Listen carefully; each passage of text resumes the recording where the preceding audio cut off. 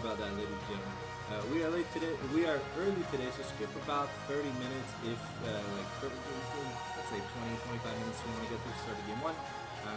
But this is AL versus T1, probably the most interesting match to watch today, because everything else, rudimentally, has just been a stomp. So here's hoping that AL can actually do something, because if they do, then it'll be the biggest upset in the history of the world. In the history of world history itself. So we'll see. What can anyone do? See you guys later.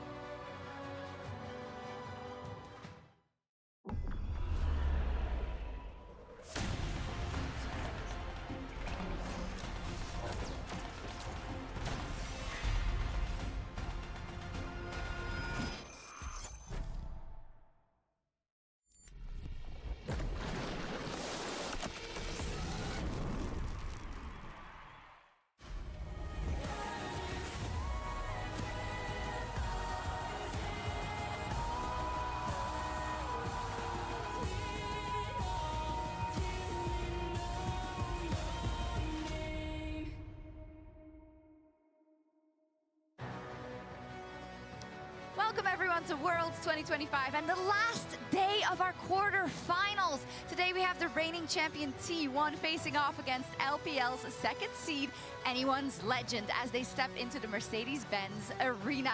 It's amazing to see this matchup. I think it's one of the most highly anticipated ones, and probably, Emily, or perhaps we hope the closest of all of the quarterfinals. Yeah, I'm thinking this is going to be pretty close between these two teams. We haven't seen AL in a while, meanwhile T1 making their lower, I guess not even lower bracket, well, I guess, it but kind yeah, of feels that way through the Swiss stage to qualify here. But yeah, I'm hoping for a really close series. And we started off really strong, you know, with Genji Hanwha, and then we had two series that were a little bit more one-sided. So I hope today we can end strong in quarterfinals and get that 5-game banger. Yes, we have T1 on the docket today with Faker, who's such a big part of League's history. And of course, Riot has been posting the bracket of the most memorable plays of the 15-year anniversary of Worlds. And today we have DRX's Last Stand versus Ruler's Varus Flash. Dead. Gonna come down to a smite fight. King of the Loop is off. Beryl has the ultimate back up. No carries on the flashes.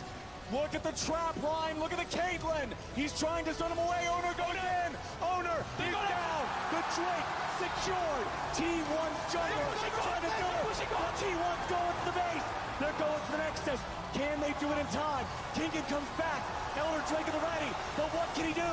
Q3. No damage just yet. Elder Drake, the execute. Sayas is down.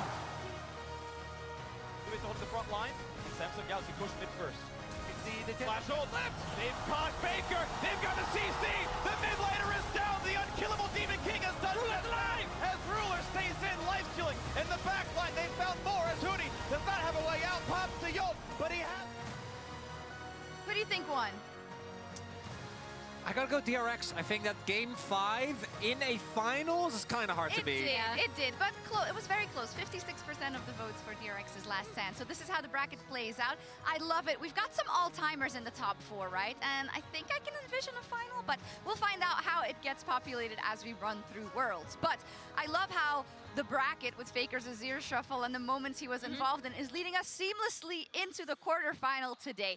T1 is up versus Anyone's Legend. And Anyone's Legend has kind of morphed into the hope of the LPL, Emily, over the time of the year. I think also because of how they burst onto the scene at MSI into the global consciousness. Yeah, I think going into MSI is really where a lot of people first heard about this team. I do want to call out when people first started getting hype for them was a little bit before this entire roster was put together when Tabe joined from BLG, and obviously Tarzan joining as well. He has been a massive difference maker for this roster. I'm super curious to see because, like I said, we haven't seen AL in a while, right?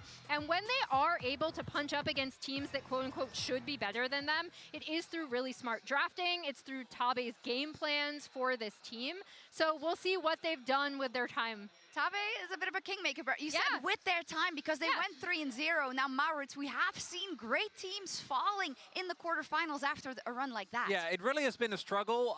The funnest part to me is still that KT somehow has looked possibly the best out of any 3-0 team that we've seen since the introduction of Swiss, which I think is funny. But we've seen this with Genji last year when they looked quite rough coming out of the break. We've seen this with LNG in 2023. And in their case, they did lose to the eventual world champion. But still, I think that the level of gameplay and keeping that momentum up and basically qualifying in what kind of feels like a different meta. It's not completely shifted, but there are some big differences between when they qualified and where we are now. That's a very interesting point we can dive into a little as we talk about T1 as well. But now it's time for a new installment of Draw My Life with Emily. Yeah, and this one is going to feature Flandra, the top laner of anyone's legend. So Lee Flandra Swanjin was the founding top laner of Snake Esports. Snake was a really fun team to watch back in 2015. He made a name for himself there for his creativity and flashy plays. His in-game name, Flandra, actually comes from Toho Project's Flandra Scarlet, if you can remember back that far. But yeah, his little weeb game right there. Flandra was and remains an LPL and global top lane pioneer. Most recently this year in the Demacia Cup, he pioneered the tank Jace build that everyone was kind of running. Flandra won his first LPL title in 2021 with EDG. He became a world champion that same year. And Flandra is also a big fan of K-pop group Idol, and his world skin recall animation is actually a nod to this with a little light stick. On every team he's been on, Flandra has been lauded by his teammates and coaches for his shot calling and game knowledge. So now on Anyone's Legend, he hopes to help them reach the championship and win his second Summoner's Cup for himself. And yeah, just talking to everyone who has played with him, they just all call out how smart he is about the game, what a stabilizing influence he can be on a team. Thank you for that wonderful episode of Draw My Life. We are so happy to have you do these, to dive into these. All right, I think WinCon-wise, what we were looking for here at T1 has been in pretty rough shape, right? Faker had to do what Knight had to do on BLG to try and get them through.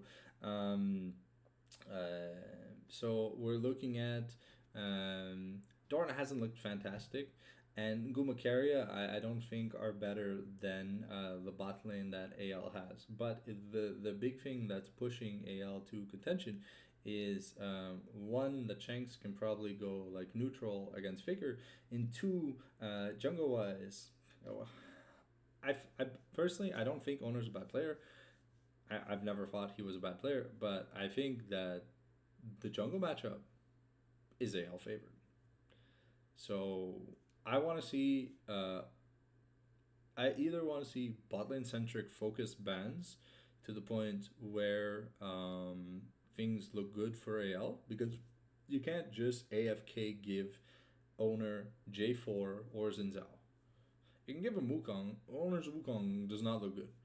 Owner's Lilia is like, okay, but like Lilia's, has she even been playing Worlds? I don't know. I don't think so.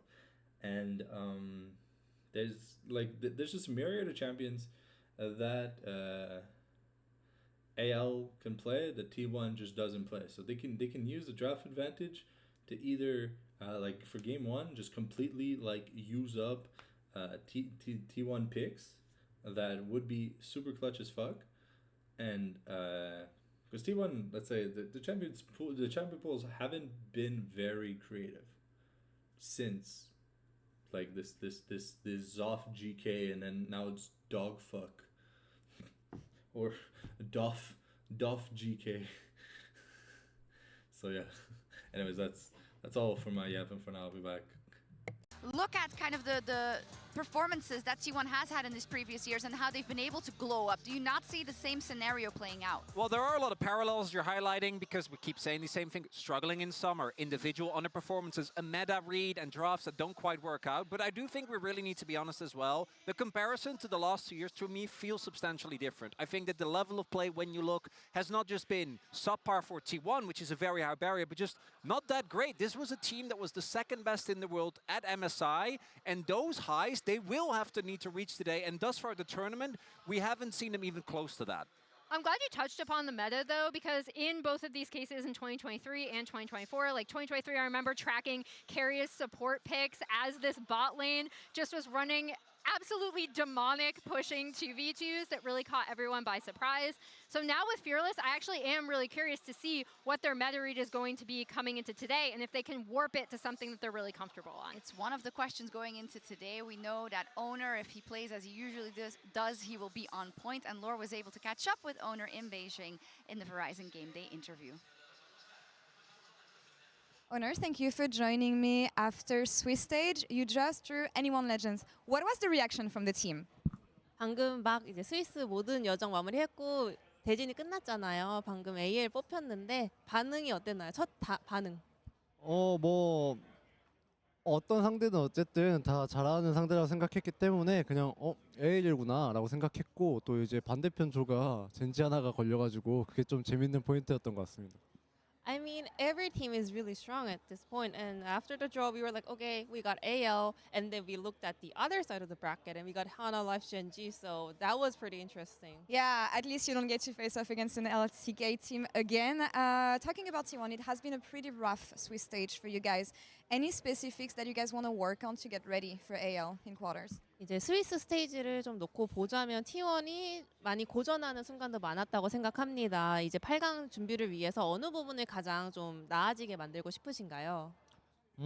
그래도 뭐 저희가 초반 뭐 설계부터 해서 나아지고 있다고 생각하지만, 그래도 중후반에서 저희의 집중력이 좀 더 올라오면 좋을 것 같다고 개인적으로 생각이 들어서 그런 점을 조금 더 보완해야 될 것 같고, 그리고 뭐 라인 수업 단계에서 더 발전할 수 있는 것들이 너무 많다고 생각하고 있기 때문에 그런 부분들을 좀 더 잘 고치면 좋은 성적이 나오지 않을까 생각합니다. Oh, I think we have been improving on the early game setups. I think we still need to focus on our mid to late game kind of focus and how we play out the map. And also, I think we still have a lot of room to improve when it comes to the lane swap meta. So yeah, we are working on those. Talking a bit more about you, something that we've been saying on the desk is that you've been pretty consistent the whole year.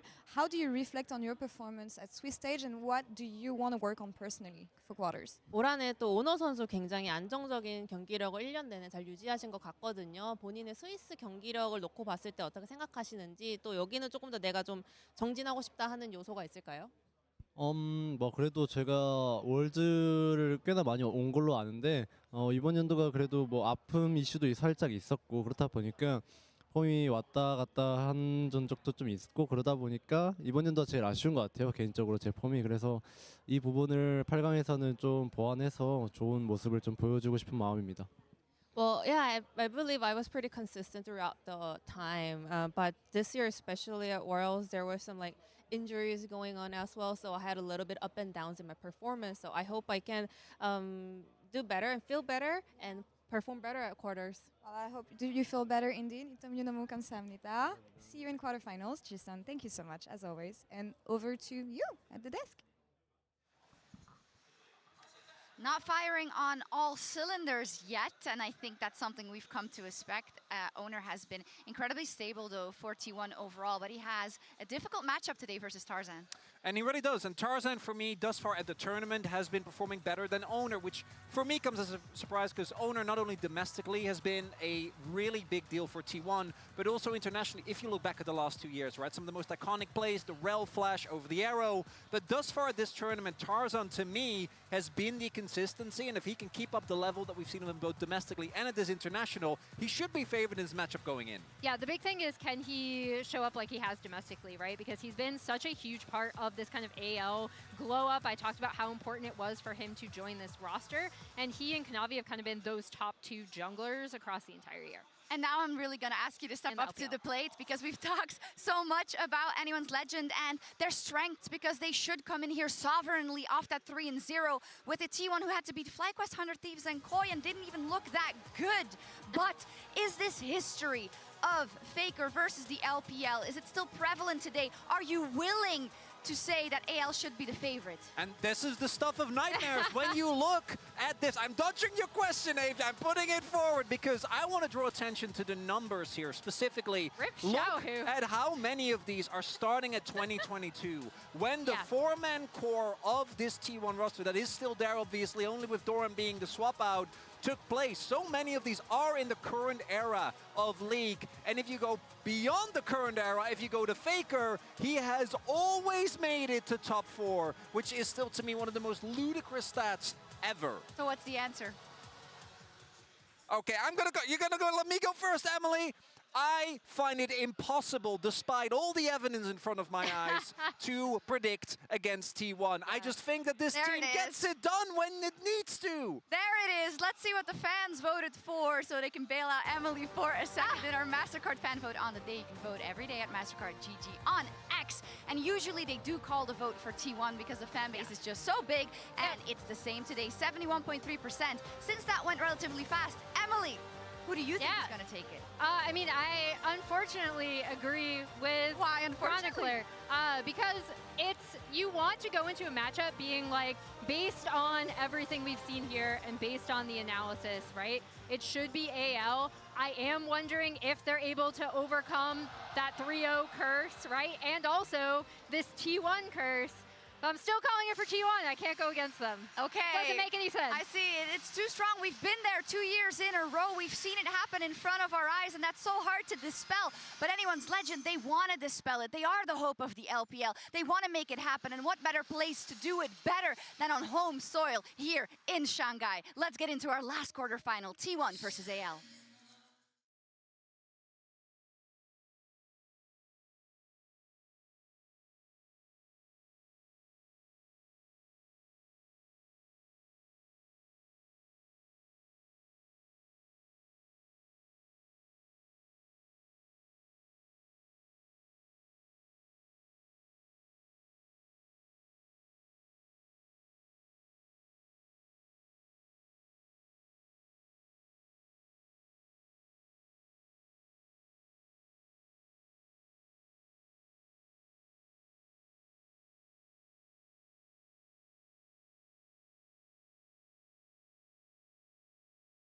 But also how kind of weird the situation is with T1. Exactly. Okay, so it wasn't. 아무래도 올해 시즌 초에 좀 힘들었던 것 같은데 이제 교체 과정이 있으면서 좀 옛날로 돌아간 듯한 기분이 들었는데. Really, for the first time since he and Teddy swapped positions back in 2021, we will be having T1 Gumayusi out. 저희가 스위스 스테이지에서 많은 고난을 겪으면서 올라왔는데. They will be pushed into that elimination situation, which is not a situation we've seen them in. 모든 것이 막다른 길처럼 보이기 시작했습니다.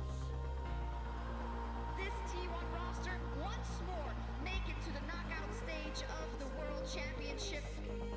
하지만 막다른 길의 끝은 항상 T1 팬들의 응원이었습니다.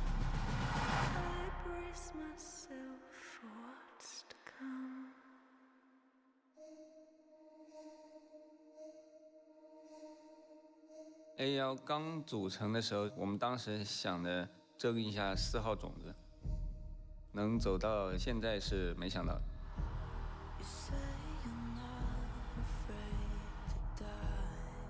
你如果一个赛段打得好的话，我觉得是黑马嘛。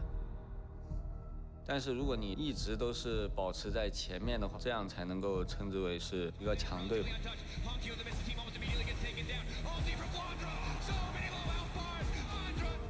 AL 为师一役，承载着 LPL 的另一半希望，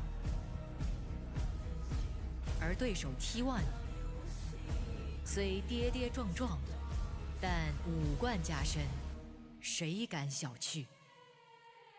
우리는 작년에도 사시드로 월드 챔피언십에 도달했었습니다. 그리고 그곳을 떠날 때는 트로피를 손에 쥐고 있었죠. 之前没有 FL 的队伍能够在世界赛的 BO5当中赢过 T1。外界的舆论不管怎么样，我们都是不会在乎的。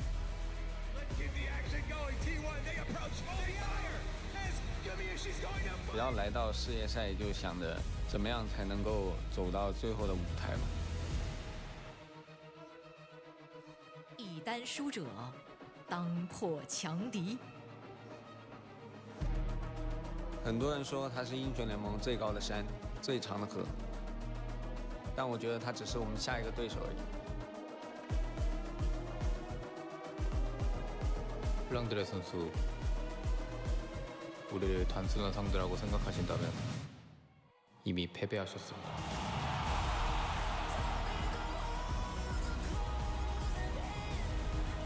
In the new T1 dynasty.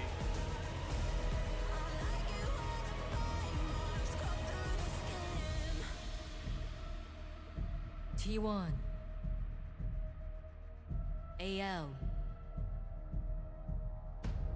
Prove your legend and earn your legacy. "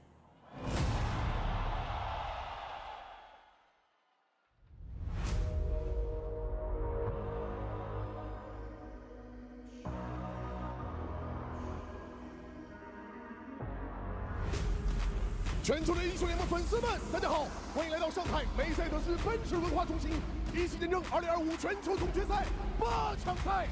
今天的2支战队将会为了半决赛的最后一个以及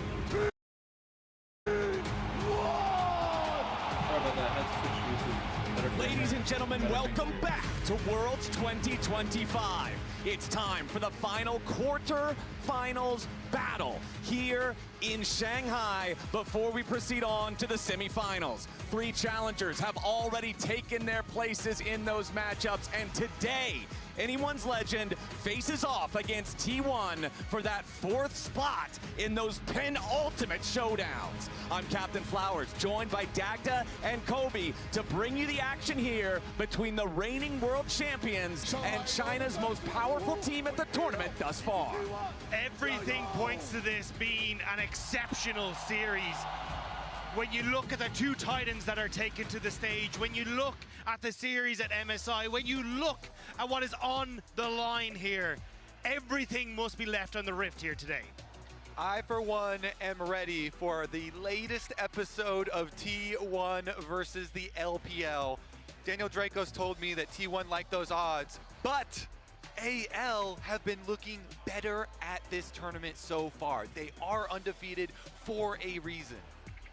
AL, the last time we saw them play was October 17th, 2 weeks ago on the dot, because they cleared out their opposition so swiftly. And let's not think that that opposition was an easy road. Remember that their best of 1 victories were against powerful opponents, were against powerful Korean teams. It's Gen.G and HLE that AL has already proven that they know how to get through. They took down CFO then after in the best of 3, dropping a single game, but still winning the series. Anyone's Legend is looking powerful coming into this quarterfinal. Whereas when you look at like T1, the fact that they end up being pushed towards those elimination games by CFO, it really does start to raise those questions. Where do T1 stand coming into this? Because they don't look as strong as they have in the past coming into these quarterfinals. They certainly don't, and a lot of people are looking at the support matchup with Kyle having that big performance, especially versus Gen.G, the Poppy putting the grounding down on Ruler, and Keria not looking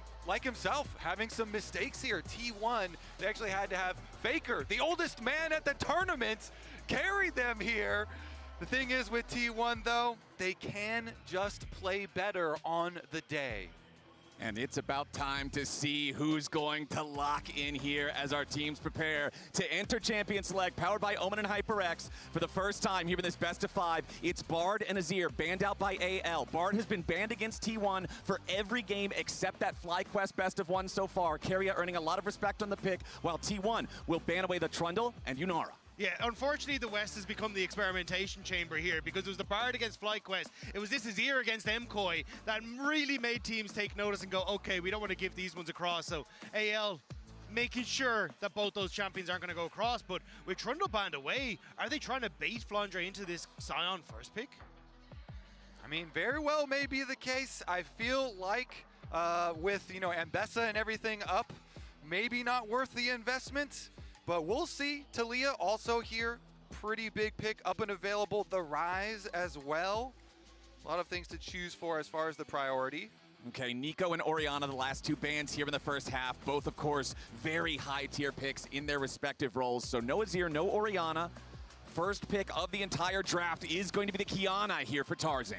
And this has been such a strong pick in the LPL. Now continuing on towards Worlds, Tarzan has already won on this champion at Worlds as well. It looks like they're going to try and focus on, okay, let's get some early aggression here, see if we can snowball off of early skirmishes and really take it in those objective fights later. Yeah, the team fight is so big for it, the execution so big. With the Trundle ban that you're looking at, though, of course the Sion does rise in priority, and T1 are happy to grab it for Doran. You know, Flandre, we'll see what the response is, but there are plenty of options for him to still go into it.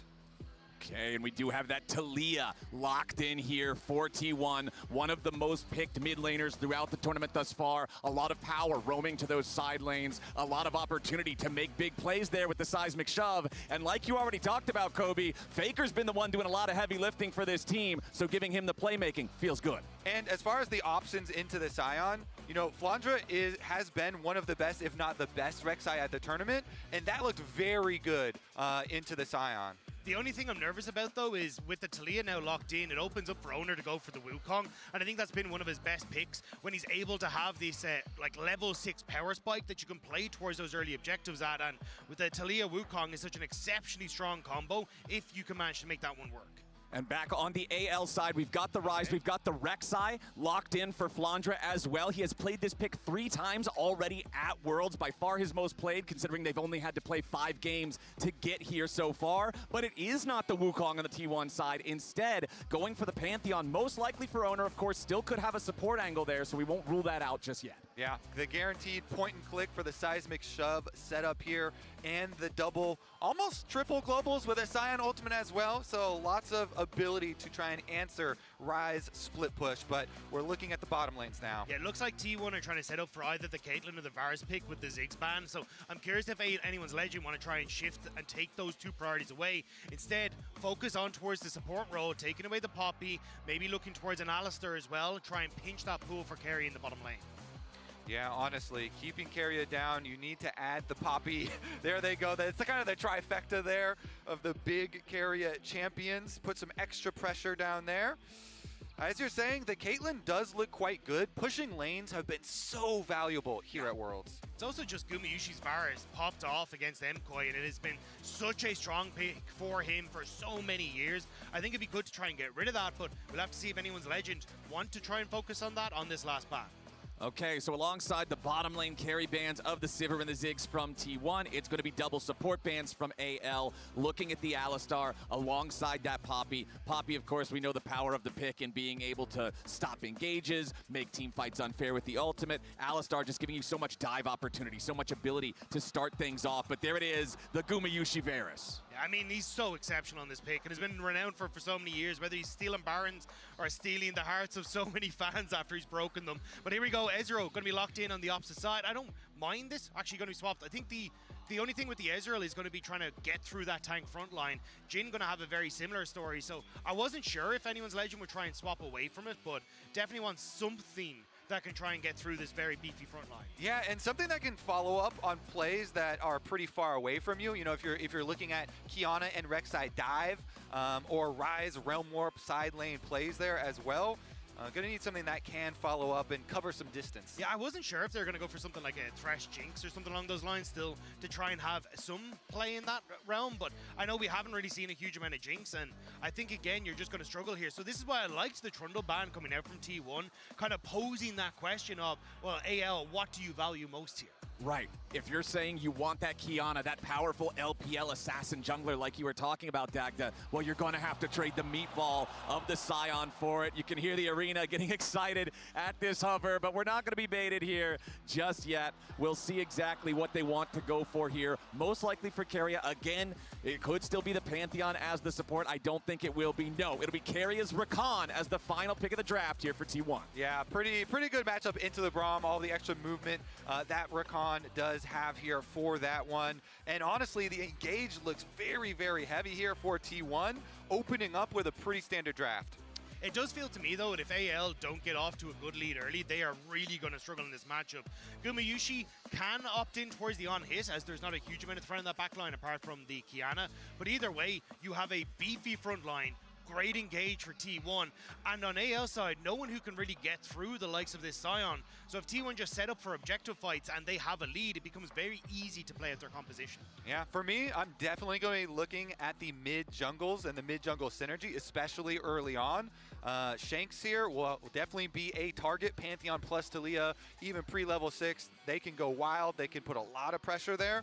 So we'll see if Tarzan can track jungle, can keep owner under wraps. And focusing on the mid lane early will feel great, and then if they can get the ball rolling, like you already mentioned, the double semi-global ultimates, any sort of lead you can get allows you to apply that pressure to the side lanes, to the objectives, to make picks, to force fights that are not fair, even if AL might originally believe they are so. So for AL, particularly if you fall behind, it's so scary when you're trying to set up these plays. Yeah, and you know how aggressive AL is going to want to play this. Like the last time we saw Tarzan play this champion, he was diving mid lane turrets to just set up a kill for himself. They really want to invest in getting this Qiyana ahead. So all eyes are going to be on Faker to make sure that he does not fall prey to it.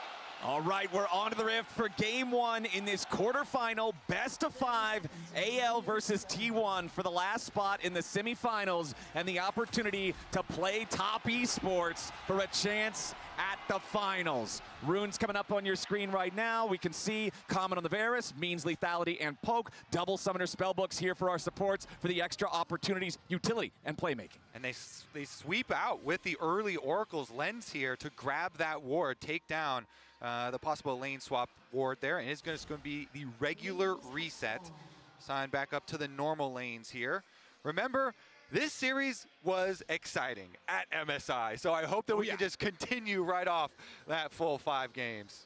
And so far throughout this tournament, 100 Thieves and Imkoi pressuring T1, I think, more than we expected them to in those best of 3s that T1 had to play, where I think a lot of people were expecting these gold graphs to be just straight up and to the right. Yeah, we expected T1 to come out all guns blazing and being able to find those early pressure, find those kills, and suddenly skyrocket in towards their objective control where they like it the most. But when it came towards, especially that series against Imkoi, there was a lot of picks going across, there was a lot of skirmishes that ended up going in favor of Imkoi, and it really relied on those late game fights for T1 where they were able to excel, at that objective setup that really made the difference. Yeah, I mean, we were seeing individual mistakes from members of T1 as well as team mistakes with, like, some fights you would have Doran engaging in a completely different direction from where Owner was going. And so it has made people a little bit worried here as to the form of T1 coming into this series.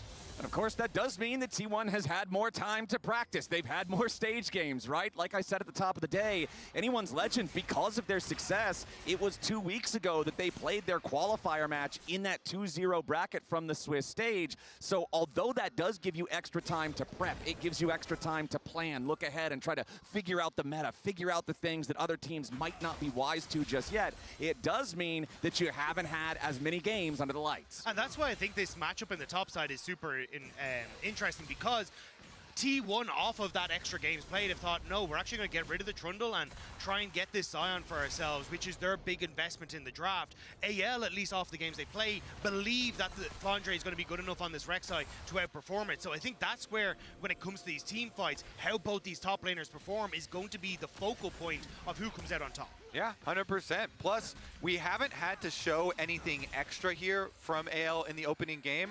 A lot of people looking forward to what AL have been able to cook, specifically Tabe, as far as the drafts, with all of the extra time that AL have had to observe the other teams. In game number 1, though, they're not showing anything new at all. You know, these are the normal priorities here with the Qiyana, with the Rek'Sai that you do mention. Okay, as we have Tarzan making a quick stop in the enemy jungle here just to place down the common ward near the enemy Raptor camp. Keep an eye on what's going on there as Owner has secured the bottom side. Scuttle Crab drops off a Raptor ward of his own. Both junglers will pass through the mid lane. Tarzan going to see Owner, who is coming around maybe for the play on to Shanks, but as soon as he knows it's a 2v2, he thinks better of it. Yeah, first clear, very easy to track for both of them. Both of them having information, and as we were looking forward to from the draft, it was going to be an early convergence towards that mid lane, because you really can snowball it either way there with the extra pressure. So far, though, just clearing out the extra ward and the slight roam up from Kael. Again, another use of this sweeper.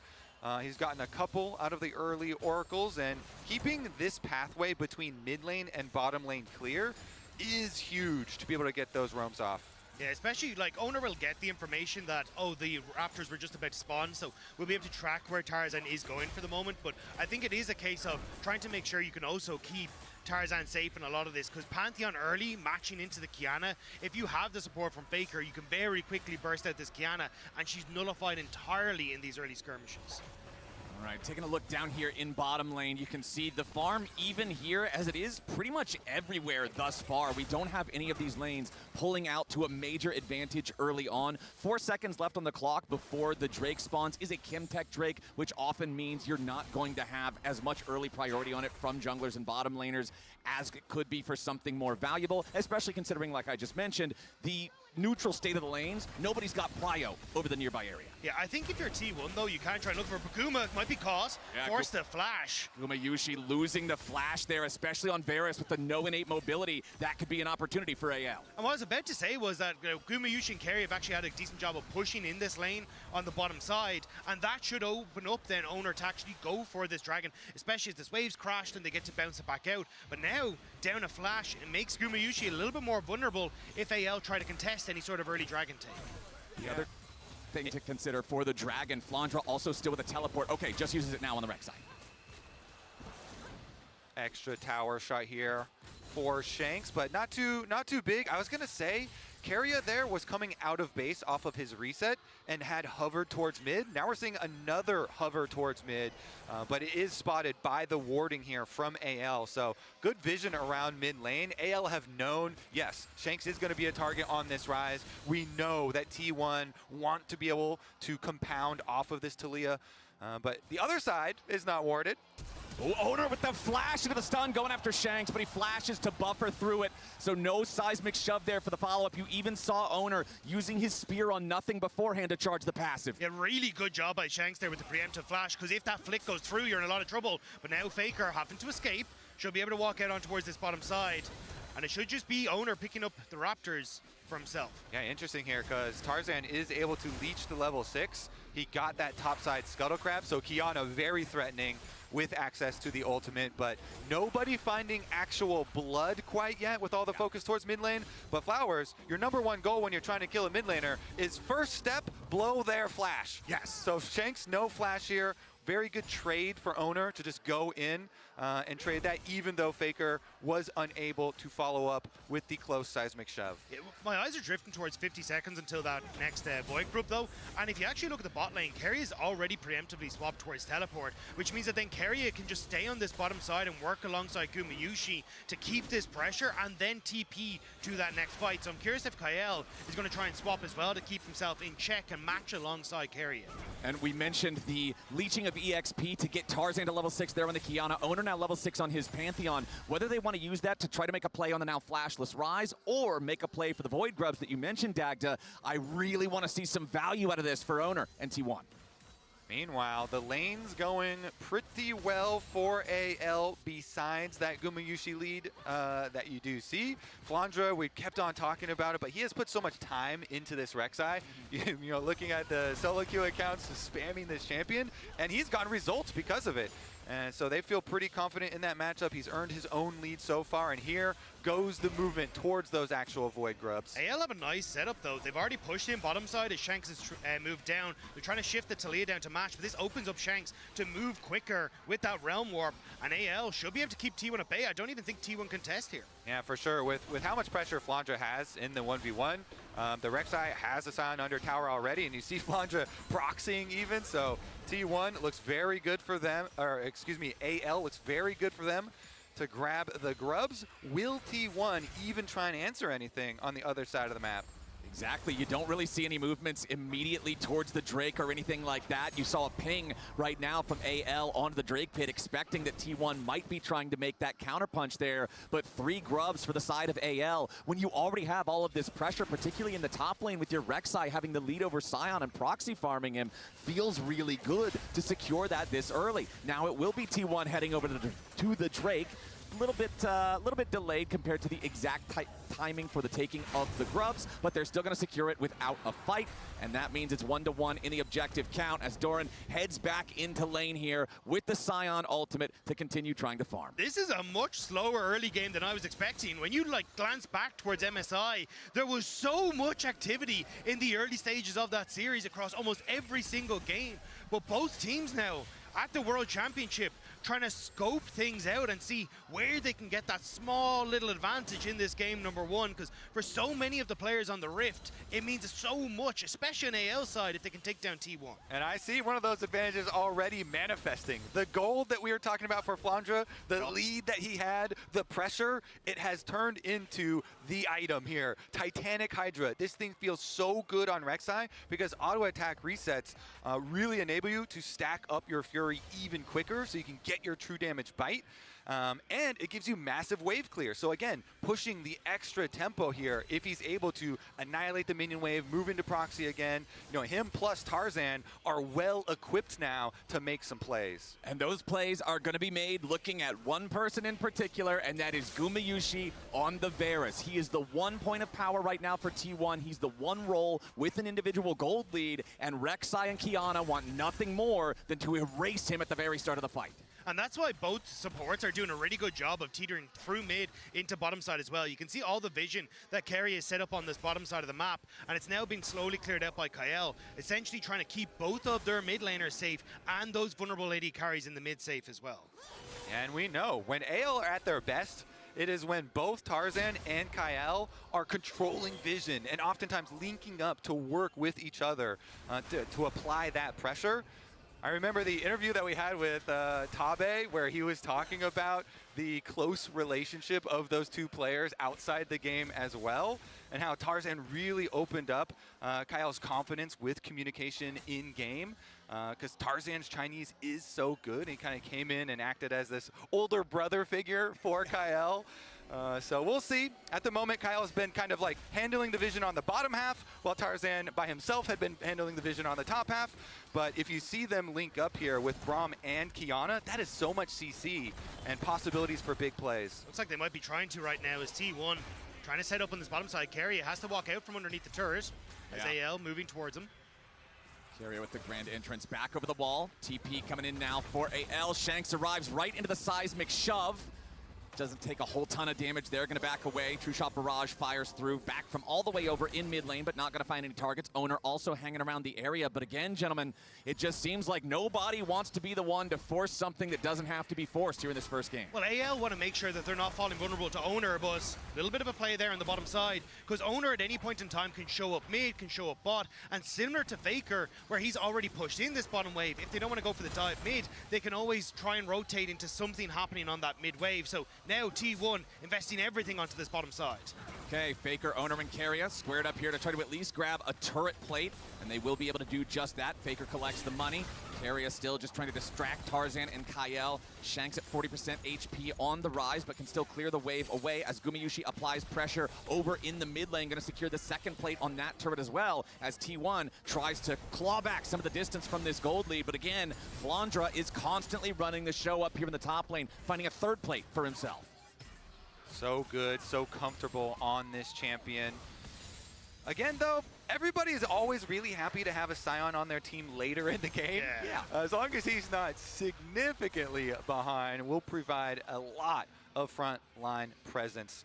Doran, though, has had a rough tournament thus far, and so people are definitely looking for him to step up as it progresses. Yeah, and I think a lot of that will be now at the next, or the Rift Herald in a minute 45, because you're going to see these first item completions, like things like the Triforce for Hope starting to come through. You've already got a lot of your top side of the map for AL in a decent spot, so I think that's where they'll be looking to try and play. And with Dragon in 40 seconds as well, you can continue to put that pressure down as well. So I think it's more on T1 to find picks with Owner and Faker right now to disrupt the opportunity for AL to hit these spikes and play for this Dragon. Yeah, let's see if they can get some early vision control. You see Keria at the moment through mid, through the control ward here, trying to go get some. And he can do this because his jungler is Pantheon. And Owner's always ready with the ultimate. But Flandre, the Flandre attacks up here is almost an entire turret already. Now Faker under tower. Tarzan has joined.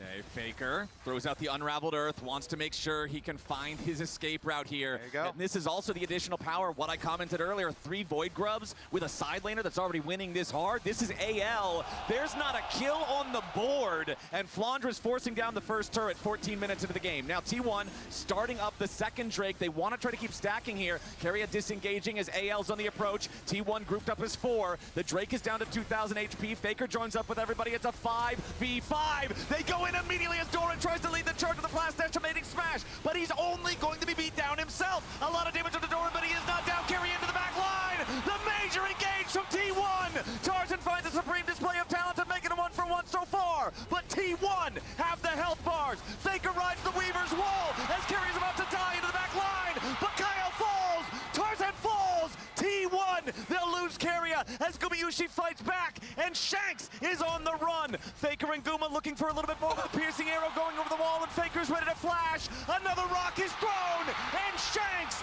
is buried. T1, 4 for 2. Once again, it's Faker in the clutch in the fight, finds the flick to send AL into everyone on T1. What a play from the T1 mid laner. The team fights, baby, and Doran's gonna go for a flash ultimate here and just start out the fight. I mean, talking about the Scion value is always gonna be there. He immediately got the Braum ult and the Braum wall out, and then Faker gets that shove into the Keria engage. Keria charms up 4 members, and even though they sacrifice the Scion, they get such a lead in the fight, they can then go for the chase. And the fact that Doran ends up forcing Tarzan to flash out of River sets up so nicely for T1, because your biggest worry is a massive Kiana ult in the middle of that fight, but you can't find your moment if you're not able to be in that fight. T1 team fighting, man. 14 minutes into the game, we're at 0-0, and now it's T1 with a 4 for 2 lead. Damage dealt to champions in the last fight. It's Guma, it's Faker, it's Shanks, it's Hope. The carries on both sides doing all the damage, but now we might have yet another one as the Rift Herald makes its way onto the river. And you just saw Guma's got some pretty good stats on Varus at Worlds. Yup. He's also stole some Barons that had a pretty big effect on some pretty important games.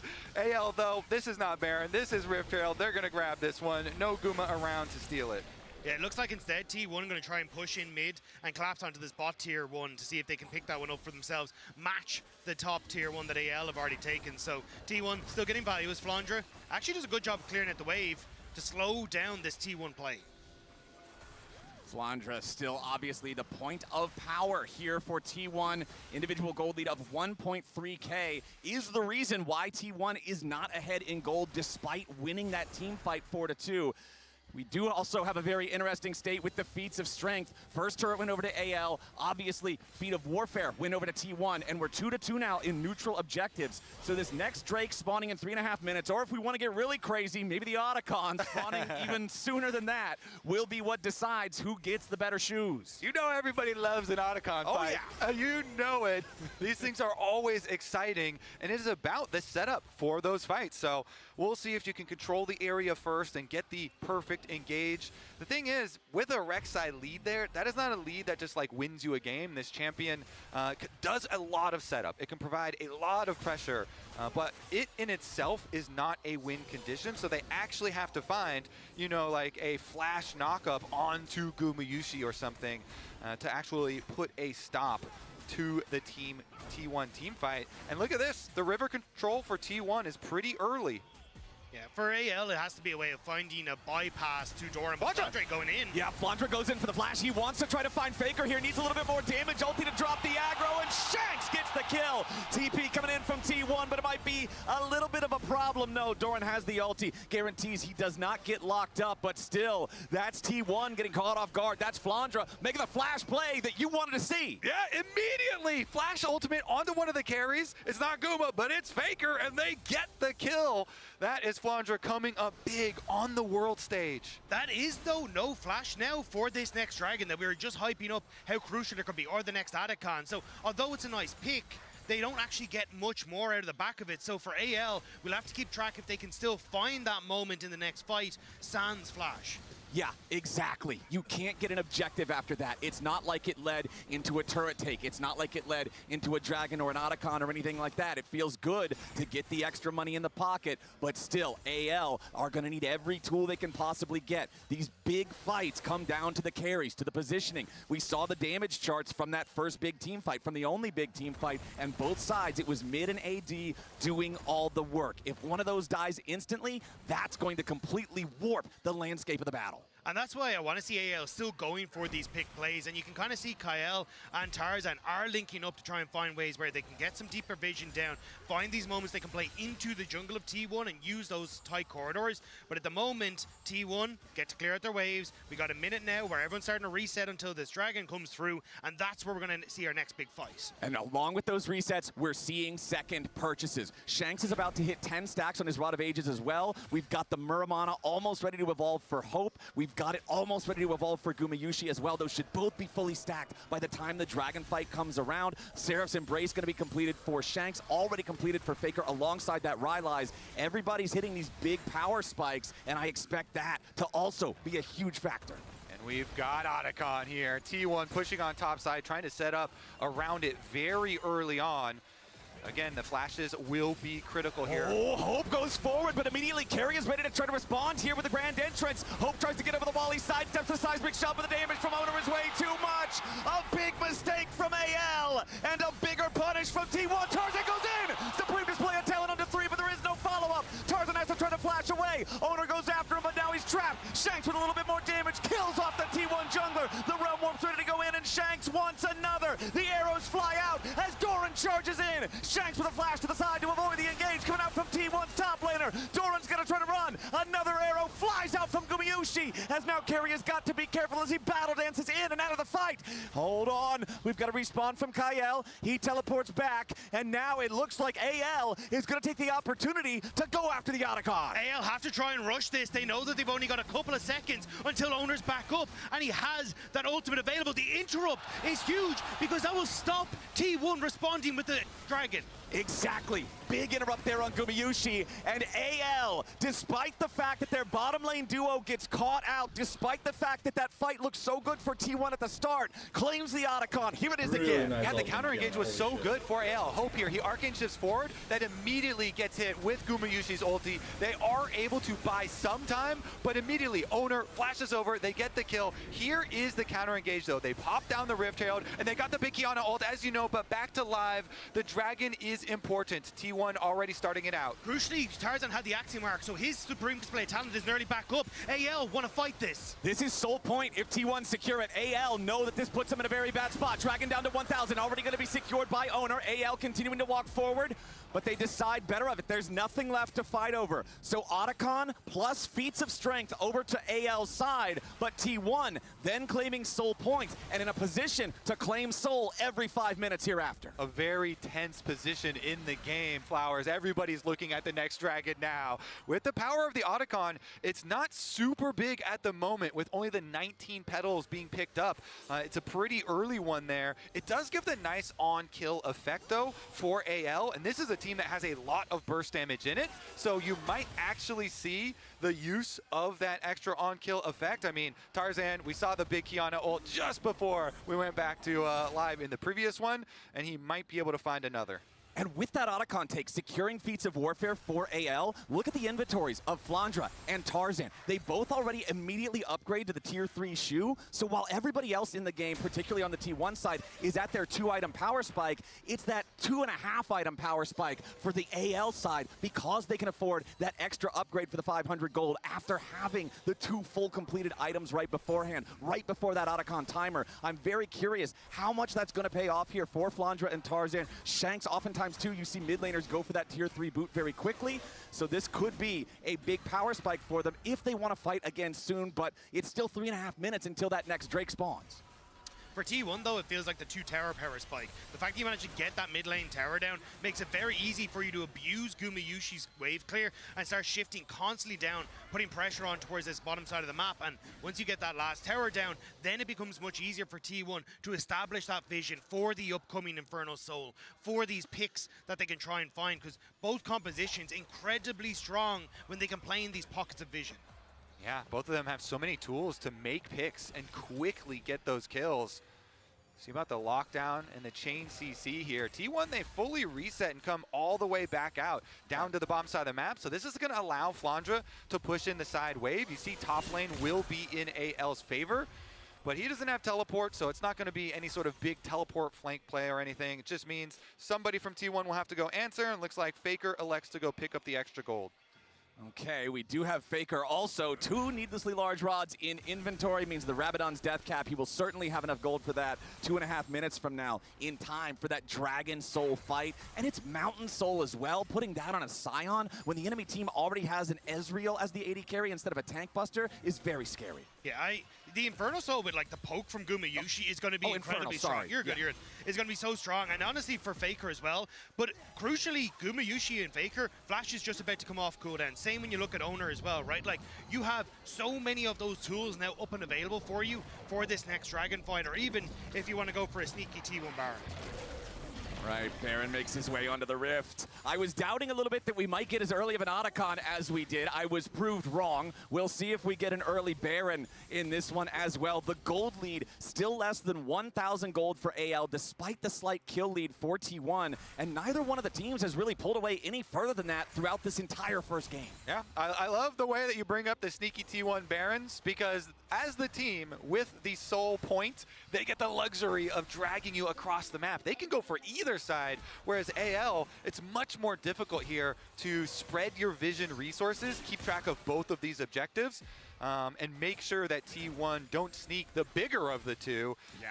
Regardless, though, T1 would still be very happy with just going over to progress here through the Dragon area. This is up in only 1 minute.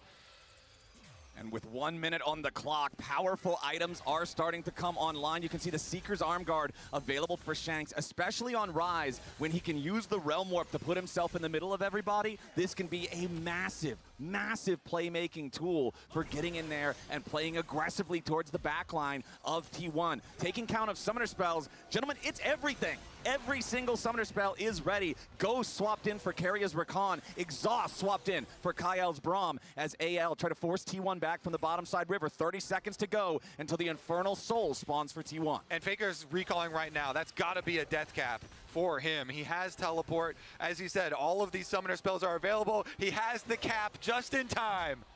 All right, Faker's got some headwear, but it's AL with control over the bot side river. Owner and Gumayusi wanting to step up a little bit here. TP coming in from Doran. He's going to be the one to try to face check. Keria takes some damage from Shanks. Has to use the Grand Entrance to get himself back away. AL with control over the river still for now. Flandra looking around in the blue buff area, but he won't find anything. Kael down to half HP already from the T1 poke. That's only going to get scarier if T1 secure this objective. Kael using the Unbreakable, blocks the piercing arrow. Poke trading back and forth still between both sides. Keep your eyes on the engage, keep your eyes on Keria. Flandra digging into the pit, putting that tunnel down, making sure he has some extra mobility for the upcoming fight as T1 want to step forward. Doran then going to crush the tunnel. Kael, half HP still, going to use Redemption early here for AL just to make sure the health bars stay topped off. Flandra marked on the side, seismic shove onto the AL top laner. Chain CC on the Flandra, he's already down. T1 have found the pick. Supreme display of talent, tries to hold the line, but into the back line goes Owner. Hope is being chased. Tarzan's being killed. Anyone's legend is being crushed as Shanks tries to fight back in a 1v4. 4, but he'll get nothing but an epitaph as T1 kill 4 and take Seoul. T1 go fishing and they find Flandra. They pick him up and they decimate AL in the team fight. Hope is trying desperately to hold on, Faker. but T1 are chasing. Faker's riding the wall in. Hope's gonna be the last to die. A delayed ace for T1, and the delay makes it even better because now, even when AL respawns, they are not gonna have everyone all at once. They will not be full strength. T1 won't just take the soul. They're gonna take the whole enemy team. They're gonna take the top lane turret. They're gonna take Baron, and they're gonna take a hell of a hold on this game. And all of it is because Kerry was doing such a good job of matching Tarzan. The Tarzan tried to move, and they sent Flandre into his death as T1 find the pick they need, and the immediate follow-up with Kerry, with Owner. They find Hope. They shut down AL's Hope as the rest of T1 clears up in the pit. Oh, Keria is back, baby. He camped on that control ward. He starts out the play onto Flandra, setting up the seismic shove, and then he continues the play, as you say, jumping over the wall, finding the rest of the members. Keria Rakan finding multiple big engages. And it feels like this is now T1's game entirely. They'll be able to push in these waves. The poke that was already so difficult at that last dragon, now only amplified thanks to the soul. And T1, they're going to start to move down here. They will spot out Hope, but do they know AL are in the bush? AL trying to set some kind of a trap. They know a fair fight doesn't favor them any longer. Kael gonna be trapped on the wrong side of the Weaver's wall. Seismic shove connects onto Shanks, who immediately goes golden. But it's gonna be a 2-for-1 deal. Supreme display of talent at least takes Kerry out in the process. But T1 have still won the fight. They're gonna keep pushing forward. They've got the Baron, they've got the Soul, they've got the enemy tier 1 turret down. They've got Owner diving into the back line. But the escape is there for the rest of AL. Flandra trying to distract, get something else back over in the mid lane here at the same time, try to get an objective bounty because AL know they are not fighting back in the bottom lane. T1 take the tier 2. Gumayushi's chains of corruptions, locking down Shanks, making sure that neither him or Kael could get out of there. T1, they are in the heads of anyone's legend. I mean, it's T1 at Worlds versus the LPL. And T1 down here, after they've already gotten so many big objectives, Flowers, you were just talking about how much they won off the previous fight, they get right back to it. Seismic shove here, gets Shanks, and they immediately get his Zonias. The response from Tarzan to try and get at least something back from AL, does get them a tiny bit, but T1 are not stopping.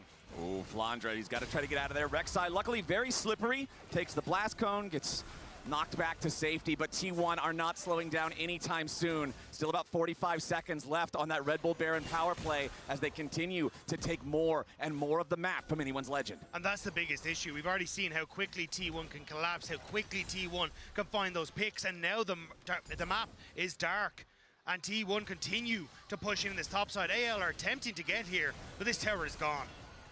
Nothing left of the tier 2 top. Another one falls, and T1's gold lead climbs back over 6,000 as the Baron, still 20 seconds left on this one. Another wave about to come towards the tier 3. And it looks like this is going to be the last wave that T1 get to push with. We'll see if they want to try to make the full break of the base. Here's your Weaver's Wall. T1 gonna summon the Redemption immediately just to make sure they can power through this. Realm Warp from Shanks just to make sure he's not caught on the wrong side of the Taliyah ulti. And that's T1 using every second of the Baron to grab their first inhibitor of the game. Getting the TP here from Kael and Tarzan. Looks like they're going to try and make some sort of sneaky play as T1 are coming back out of the map and try and find something in this, because with 2 minutes out from Elder Dragon, that is going to be the death warrant of AL signed. How powerful is T1 Aura at Worlds? They're strong, man. Yeah. Honestly, strongest thing I've ever seen. The plot armor is crazy, man. They said it themselves last year, come in as the 4th seed, and they left holding the trophy. This tournament, they came in not looking super strong, and yet coming out in this game, they win that one fight at the Dragon. They win it very heavily, but they get so many rewards. The Dragon Soul plus the Baron, and they immediately just take over the entire map. But it's not even this tournament, right? Like, you look down the roster of AL, it's Hope in 2022 lost against T1 on JDG in quarterfinals. It was Tarzan who lost against them in semifinals. And then even Flandre, the year he won Worlds, still lost to T1 0-2 in groups. It just feels like it is so difficult for LPL teams to match up against T1. They have looked a lot better at MSI, but this ain't MSI. All right, T1, let's see if they can finish the job here. Flowers, again, this is a full best of 5 as well. We are going the distance today.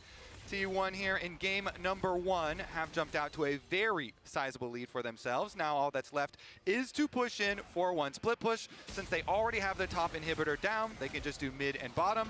Currently, though, they're actually split a little bit more, with Faker going back using his, I assume, extra teleport being at the ready here. He'll just answer the wave that Flandra's pushing and then join at the next cause. There is some vision in behind T1 though, and maybe that's what AL are looking for. You can see they're pinging that ward that's just over by the T1 blue brush, and that may be what they're trying to get Flandre onto, as Faker gonna match that push in the top side, but they need to go very quickly if they want to make this play work. Exactly. Elder spawning in 5 seconds.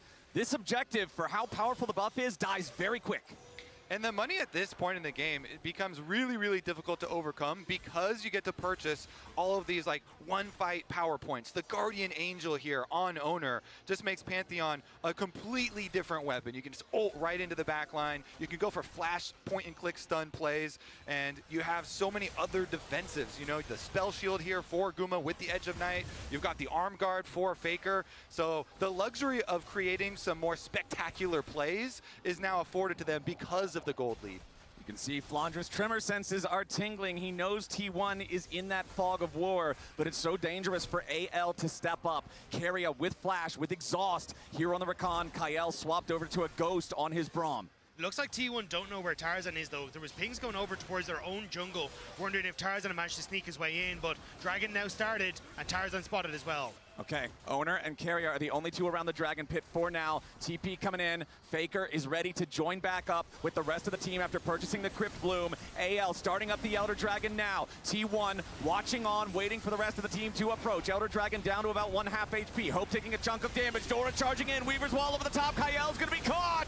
A ton of burst onto the support of anyone's legend, and he's already down. T1 charge forward. Double killing Gumayushi. Pressure onto Tarzan. Triple kill Guma. AL are cut to pieces, and T1 holds the sword.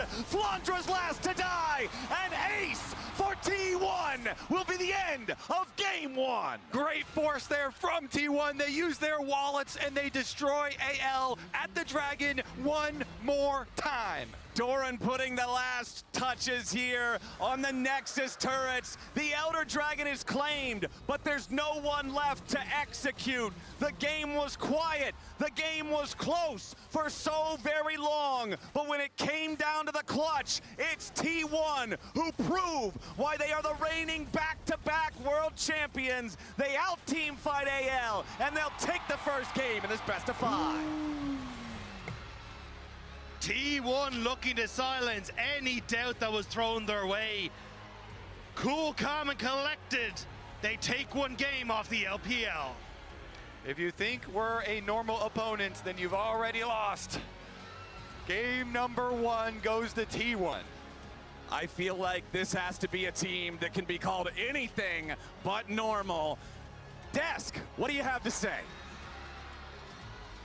Well, Captain, it's that T1 magic all over again, but at least it was only one game, so we won't parlay it into something bigger than it is. The problem is, Mao, that we set up the entire pre-show talking about how they don't look like themselves. No. They've not shown good things. Their early game isn't good. Their top players aren't playing as well. So what do you say? Yeah, we do a little check-in. Welcome to the tournament, Keria. I'm glad you're here. Let's go. Would you like to hold that? No.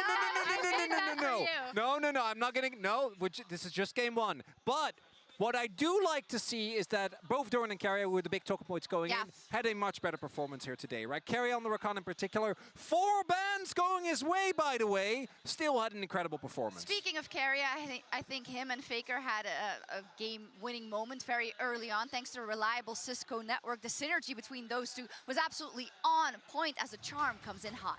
Yeah, and this was kind of the big game changer up until this point. It'd been really, really tense. Doran goes in. They blow so much on Doran, and then watch the Rakan follow-up, flick back, and it's just, it ends up destroying AL. And with this AL composition, I actually thought they did a really good job early playing around Flandra's pressure, setting up vision, getting that topside turret. There was a very clear game plan, but once you fall behind, as we saw, A, they lack damage, and B, the only initiation really is Flandra flash initiate, right? And so they kept falling further and further behind in these fights when Flandra would have to look for these flanks. And when it comes to another fight that AL really should have won about 27 minutes in around that Drake, you see that really they're looking for a way to do a pincer move, right, in terms of AL's comp, because they can't engage. Yeah, this is, obviously it's unfortunate for Flan, but this is his job. He is the one that needs to find the angle, because this comp, when you start falling behind, the actual snap engage is so minimal. Really, it's just Tarzan or Flandre, unless Shanks wants to like flash into multiple people. So what we're seeing here is the payoff for T1. They were able to navigate the early game, gave up a lot of objectives actually. They didn't go for Otacon, they were very happy to give up the grubs, and I think that they just had the knowledge that thus far I think they have been lacking of when are we strong and when can we play. And Guma, I was a little bit skeptical because the last Ferris, he recovered well, but he had a lot of early game mishaps. This game was insane, and the early game team fights on his end were what I think were so important for T1. In conclusion, they were firing on all cylinders in game one, and that's exactly the thing that we were doubting coming into the series. Now, I'm also not going to be a game one Andy or a game one if you. It's just that the history is so strong, Emily. So give me a way in for AL. How do they adapt into game two? I mean, I'm curious to see what they end up drafting, right? If they have more hard engage. You saw from that team fight, Flandre essentially has to find the flank to try to set this up and more damage, because I did think they had what this comp needed to do in mind as they were playing, and their early game was still pretty good. So it was, but maybe we just need a bloodbath in the early game from AL if they want to change it up and if they want to beat T1 in this next game. We'll be right back. Flandra marked on the side, seismic shove onto the AL top laner. Chain CC on the Flandra, he's already down. T1 have found the pick. Supreme display of talent, tries to hold the line, but into the back line goes Owner. Hope is being chased, Tarzan's being killed. Anyone's legend is being crushed as Shanks tries to fight back in a 1v4, but he'll get nothing but an epitaph as T1 kill 4 and take Soul.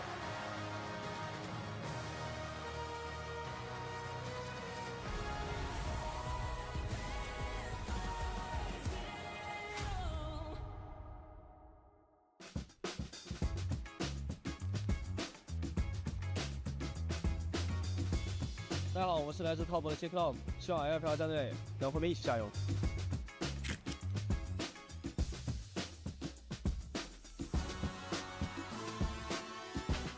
大家好，我是 TS 戴康纳比，谢谢上海粉丝们你们的支持，后边比赛不会让你们失望。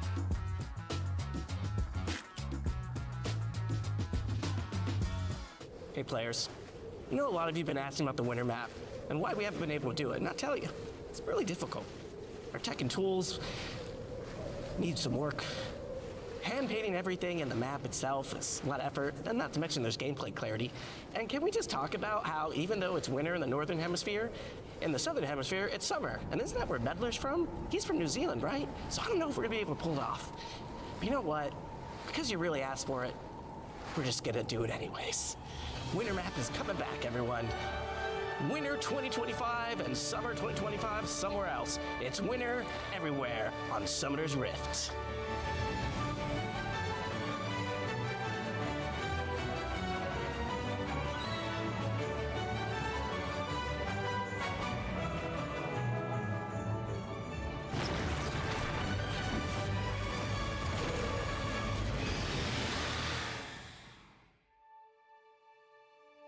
An update is required. Financial system updating.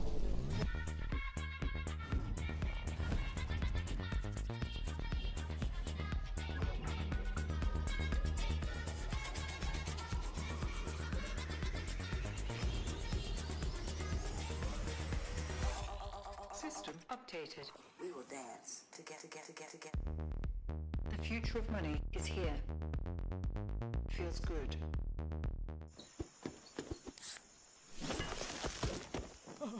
Red Bull gives you wings. So slow. I told you I was done with basic browsers.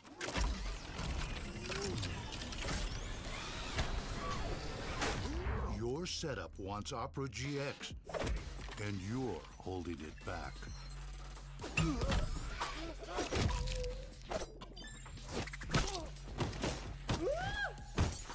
Upgrade to the gaming browser. Download Opera GX. The greatest players in the world are here. They can just burn this one down. Oh my god, he'll win by 9! You are going to see them like you've never seen them before. Rocket Will as the Arcane Storm doing so much work, and Genji! They are just going to ace them! 누굴 만나도 이길 수 있다는 자신감 정도로만 생각하고 있습니다. Genji, the EWC winners! Locking down the Drake is now Doran. Decent position. Double Break down my walls, but I won't rise again. Cause I stand tall in my environment. How could I ever close my eyes as they silence sins? They try to take me down with their violence. Oh, they go back in. Baker flashes in, and down goes Knight.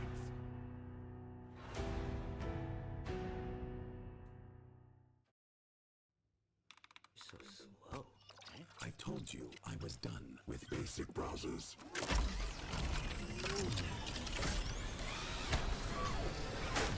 Your setup wants Opera GX, and you're holding it back.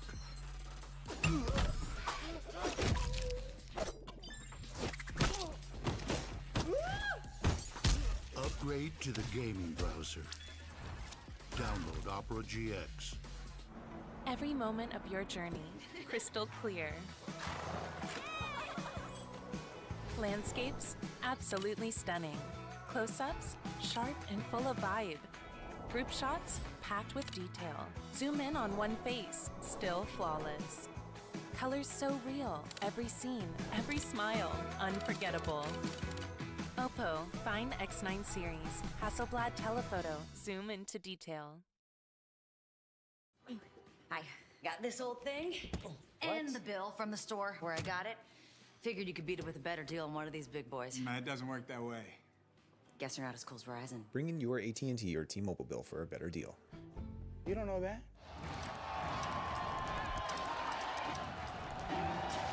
Red Bull gives you wings.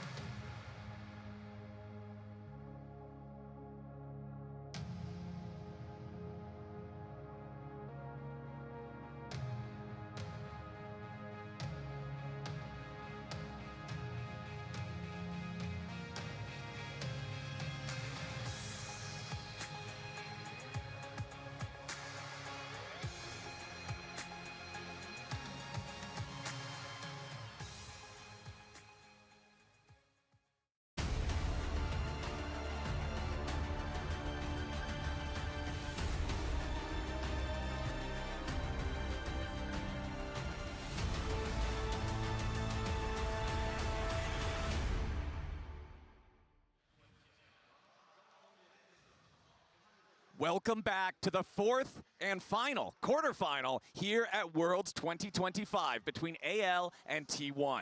Game number 1 was close for a very long time, but when push came to shove, it was all about the fight at the Dragon Soul, and T1's immaculate team fighting came out on top to secure them the win. Now we're back, jumping into Champ Select, powered by Omen and HyperX, to see if AL can bounce back after the Game 1 defeat. AL's back on the blue side. They're going to continue banning Bard and Azir, while on the T1 side, it's Yunara and Orianna taken off the table. And I want to see Tarzan on something where he can be proactive in the early game. It felt like it was a very, very quiet early game from him, and almost every time Tarzan kind of joins a team, he becomes the soul of that team in the early game. How aggressive he can be, how he can dictate how early kills are going.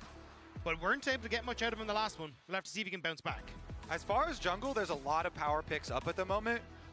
Wukong, the Jarvan as well, and Xin Zhao, all really highly prized. Personally, I'm a big fan of Wukong. I just think that team fighting on this champ is so incredible. Although, of course, your pre-6 influence isn't the biggest, but I still think the payoff is definitely there.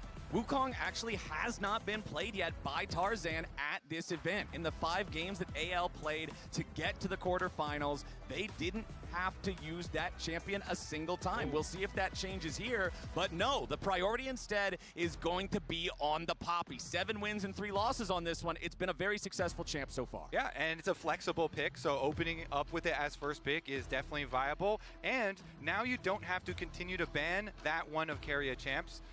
The Poppy definitely pairing well with the Bard as well as the Nico bans that usually find him. But he's just going to slam a Nautilus very quickly into it.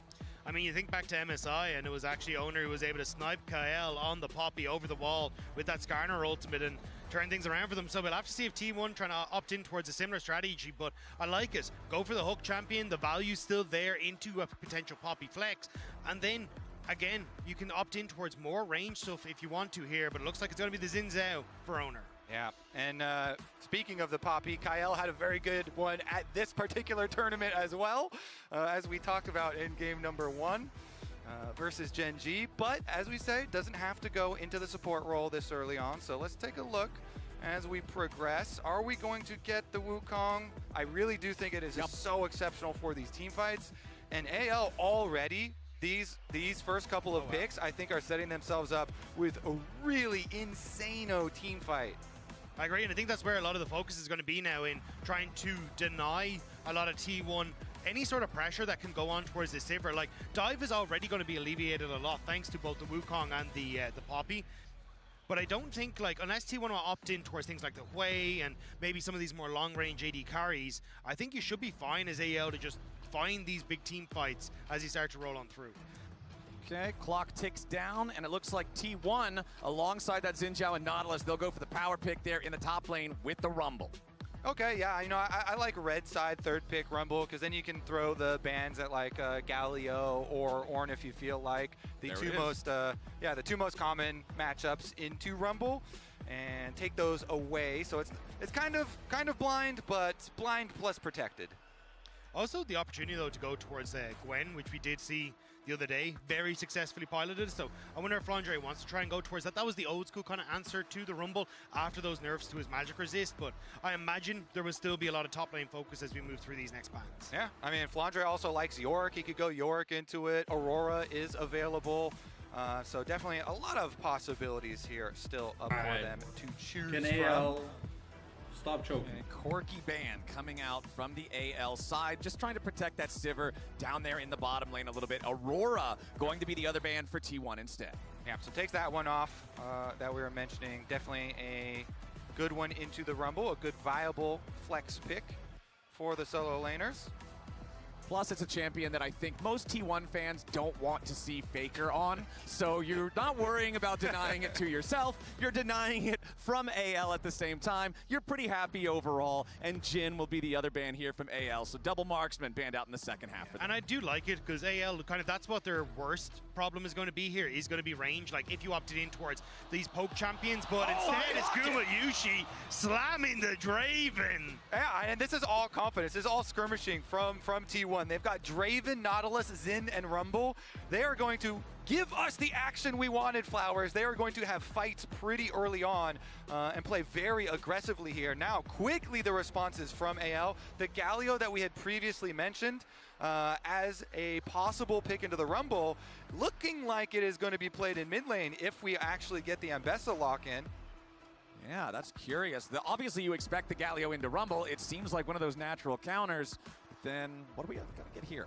I wonder if you just try and swap to an AD mid laner here for Faker. Could try and go for something like the One. You still end up in melee range with a Galio, which is not exactly great, but it's the Anivia.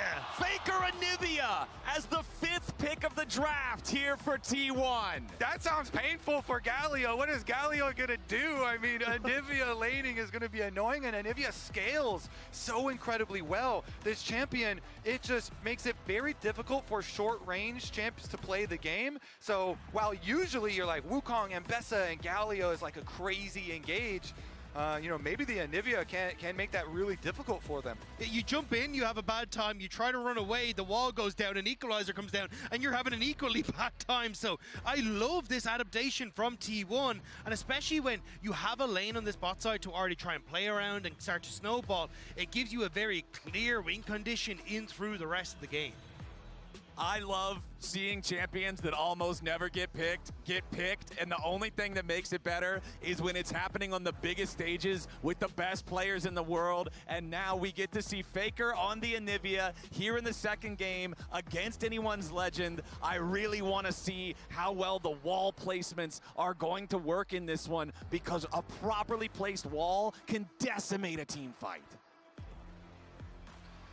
So much on the line here for AL, going down 0-2 versus T1, as the LPL second seed would not be the way that you were expecting this one to try and start off, but T1 once again looking strong in game 1 versus the LPL. We'll have to see as we get onto the Rift if they can continue that trend. Faker has a lot of good career win rates for a lot of champions, but Anivia 8-2, another very good one for him. I feel like all of his win rates are like 70 or 80% on something. It turns out if you win 5 World Championships, your win rates are pretty good. One thing I also want to point out here on these runes, a lot of times you see the Summoner Spellbook matched by supports, but not this time around. It's Keria going for the Aftershock on the Nautilus for the extra fighting power early. Also the phase rush on the Anivia. Usually you'd see things like the Comet in that because you want to try and poke out your opponent to lane. But Faker kind of realizing, well, the only way this goes south for me is if I end up getting caught out by a taunt or by that knock-up. So being able to very quickly pop that phase rush and keep out of harm's way from Tarzan and Shanks is going to be crucial in these fights. Yeah, and he's also got the Scorch there for the painful lane phase here to apply more and more damage early on onto Shanks. All right, we've still got a little bit of time before our minions make their way into the lanes to collide. So remember, if you've got a couple seconds to spare, log into your Riot account on lolesports.com and watch Worlds Live to earn some exclusive Worlds emotes, icons, and capsules. Maybe you'll get an Anivia skin in one of those capsules so you can play just like Faker does. We're looking at our junglers, both of them starting here in their red side quadrants. A little bit of a tongue twister here in the second game. Yeah, I mean, honestly, everybody's going to be thinking about this bottom lane. It is Guma, Yushi, Draven here. Into the Sivir lane, and already they are scrapping, getting some summoner spells really early. Spinning axes are finding their marks here. Popping the barrier just to extend that trade as well and make sure that he can win out as much as possible. So already with that trade and also having T1 pathing down towards that bottom side means that there is a very high chance that we see Owner trying to make something happen in this bottom lane early. Yeah, 100%, because, you know, Xin versus Wukong early, you're going to have the extra advantage. So you want to play around this passive stacking Draven and see if they can get a cash in. Okay, Faker with that early push here in the mid lane, crashing that wave into Shank's turret. As you can see, the same thing happening up there in top. Flandra crashing the wave into Doran. Flandra was the point of strength Level 3 for AL in that first game, but now we can see Tarzan coming down for the Wukong level 3 gank potential here in the bottom lane. Keria goes in with a dredge line. A lot of damage onto Kyle. He flashes away. Goyushi flashes after. One more spinning axe is going to do it, but no! Hope denies it as Keria has to flash over the wall to escape, and T1's marksman gets punished. Nice move from Tarzan early. Tarzan gets there first. You wanted to see him, Flowers, with some early aggro. Well, he does it even on Wukong. This is something you don't expect. You think this champion is going to full clear, but Tarzan gets down there. Kael does survive. That is also the critical part. You know, Guma's gonna flash forward to try and get his cash in, but Kael does gain just enough distance. Look how close that was. That terror shot came in clutch. The auto attack was winding up, but Tarzan living up to the monkey trickster name in this one, immediately going bot side off of what was a very odd path, because he did clear from his Krugs into Raptors, but now in mid lane. Yeah, Shanks has to immediately get out of there. Justice Punch clears the wall, but now the follow-up there from the Flash Frost as T1 jumps in after the AL mid laner, but Shanks barely survives with Flash. It's always what you do afterwards, after a level 3 gank, because then your opponent has the priority in jungle. And so Owner on the Xin is going to be able to grab the top side Scuttle Crab and then go into his re-clear. Raptors are respawning for him. The visit towards mid, getting Shanks' flash here is quite nice, but I think that minion probably saw Tarzan traverse over to the bottom Scuttle Crab. So they will know that he's at least going to get that one. Okay, let's see here. Down in the bottom lane, Kael and Hope. They're feeling a little bit better than they did earlier, thanks to the Gumayushi not quite being able to secure that kill. But I still feel like Guma's Draven is going to be in the driver's seat in this head-to-head.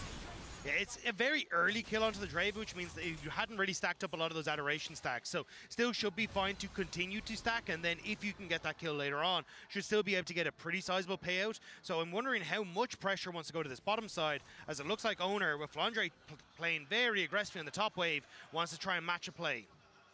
Okay, creeping around from behind, trying to time this so Owner can be in position right as the wave is ready to crash. They don't want to allow Flandre to try to clear this out. Canamini going to absorb it here with a start. Win becomes lightning. Flandre with a flash away. Doran going to burn him down, but he needs a little bit more damage with the flame spitter. The turret was so heated up, it makes it a 1-for-1. Flandre getting one back, and this trend of T1 diving and Bessa and it not working out will continue for a third time here at Worlds. Very, very critical for Flandre to get the counter kill there. As he turns around and the tower shot does deliver. He's got teleport. He's using his teleport to immediately go back to that wave since it is pushing away from him. Doesn't want to drop any more minions. Does mean that Doran will have the teleport advantage here with the Rumble, and him getting close to Rumble ultimate might have a big effect. This is a decent start here from AL. Kill on the bottom side. Now also Flandre being able to cover on the top half of the map. Also, the fact that you've invested this time as T1 into that top gank means that Tarzan has actually managed to continue to farm up and now match some of the shortcomings in the experience he had. But Flandre has hit level 6, eyeing up Faker on the Anivia in this mid-wave. He's looking for that public execution, and he finds it. Faker gets jumped on. Flandre coming in, trying to proc the rebirth, and they get it. They've scrambled the egg, and there's the feat of warfare for anyone's legend. Faker did not respect the ult combination. He tried to dodge the ultimate from Flandre, but then that Galio comes in, the ultimate layered on. He gets the knock up, and Faker flashes and dies and loses egg. Exactly. Losing the egg is so big. The rebirth has a 4-minute cooldown, and Faker is so much more vulnerable now. Flandre had to give up a lot, though, to make that play happen. Doran was able to shove in that wave topside very, very quickly. You can see it reflected in the CS difference there and the gold difference. Flandre up a kill, but bang on even when it comes to the gold. The old men on the rift fighting it out there in the Yes, mid sir. lane. Flandre makes his roam down, gets big value out of it. Let's see though, Anivia does still scale well, but you have to worry about repeat ganks. When you don't have the safety of your flash or your egg, you are definitely a vulnerable target. Exactly. That passive is such a powerful defensive tool, just at dissuading plays being made against you, and to lose it alongside the flash, like you already said, Kobe, there's now this massive target on the back of the Anivia. 35 seconds until the Void Grubs spawn. The Infernal Drake already on the Rift. You're seeing a couple pings around that bottom side river area coming out from AL right now. It is a question now of how much do T1 value AL's ultimates being down. Shanks won't have his up and available, which is such a massive tool for these fights, and maybe they think they can actually take the scrap with their own ultimates up and available. It will be a very short window of time where those Void Grubs are up, but at least at the moment, with the push on top for Gumayusi and for Keria, looks like they should be able to start up these Void Grubs on spawn and at least get one for themselves. Yeah, meanwhile, AL feel really happy that because of the early gank on bottom side from Tarzan, Hope got that cull very early on, so keeping the Sivir in mid and just farming and being content to just trade objectives. All right, my Sivir's just gonna mow down the minions in mid wave and then rotate over the dragon. We don't want this early confrontation since you've got Xin and Nautilus Draven, and so they will go for the dragon and they will continue to farm. Exactly. Remember in game number 1, it was AL securing all 3 grubs, and then T1 securing that first Drake about a minute later. This time around, we swap them around. It's T1 going for the 3 grubs, and AL immediately handshaking the Drake in trade. Yeah, and Kael even TPing up to make sure that Flandre could get that wave without having to worry about the T1 dive afterwards. And one of the nice things here for Shanks too is because you're up against double AP solo laners, he gets a very easy build path. You traditionally want to go for the Hollow Radiance anyway, but it doesn't really matter if he ends up against the Anivia or that Rumble. Realistically, he's going to get value either way out of that item, which is just great for the AL mid laner. Yeah, and we'll see about the control over the mid lane because they're keeping Faker mid to match this Sivir. Both of them have extremely good wave clear, but one of them is getting ganked. Okay, Hope? Nah, he's fine. He's Sivir. He's got a spell shield. He's okay. And during that time, where Keria does show mid going for a possible gank, it actually allows Kael to get really deep vision. Look at that jungle. He just lit it up. 3 wards left by Kael super deep. And you know that Tarzan can take advantage of that information.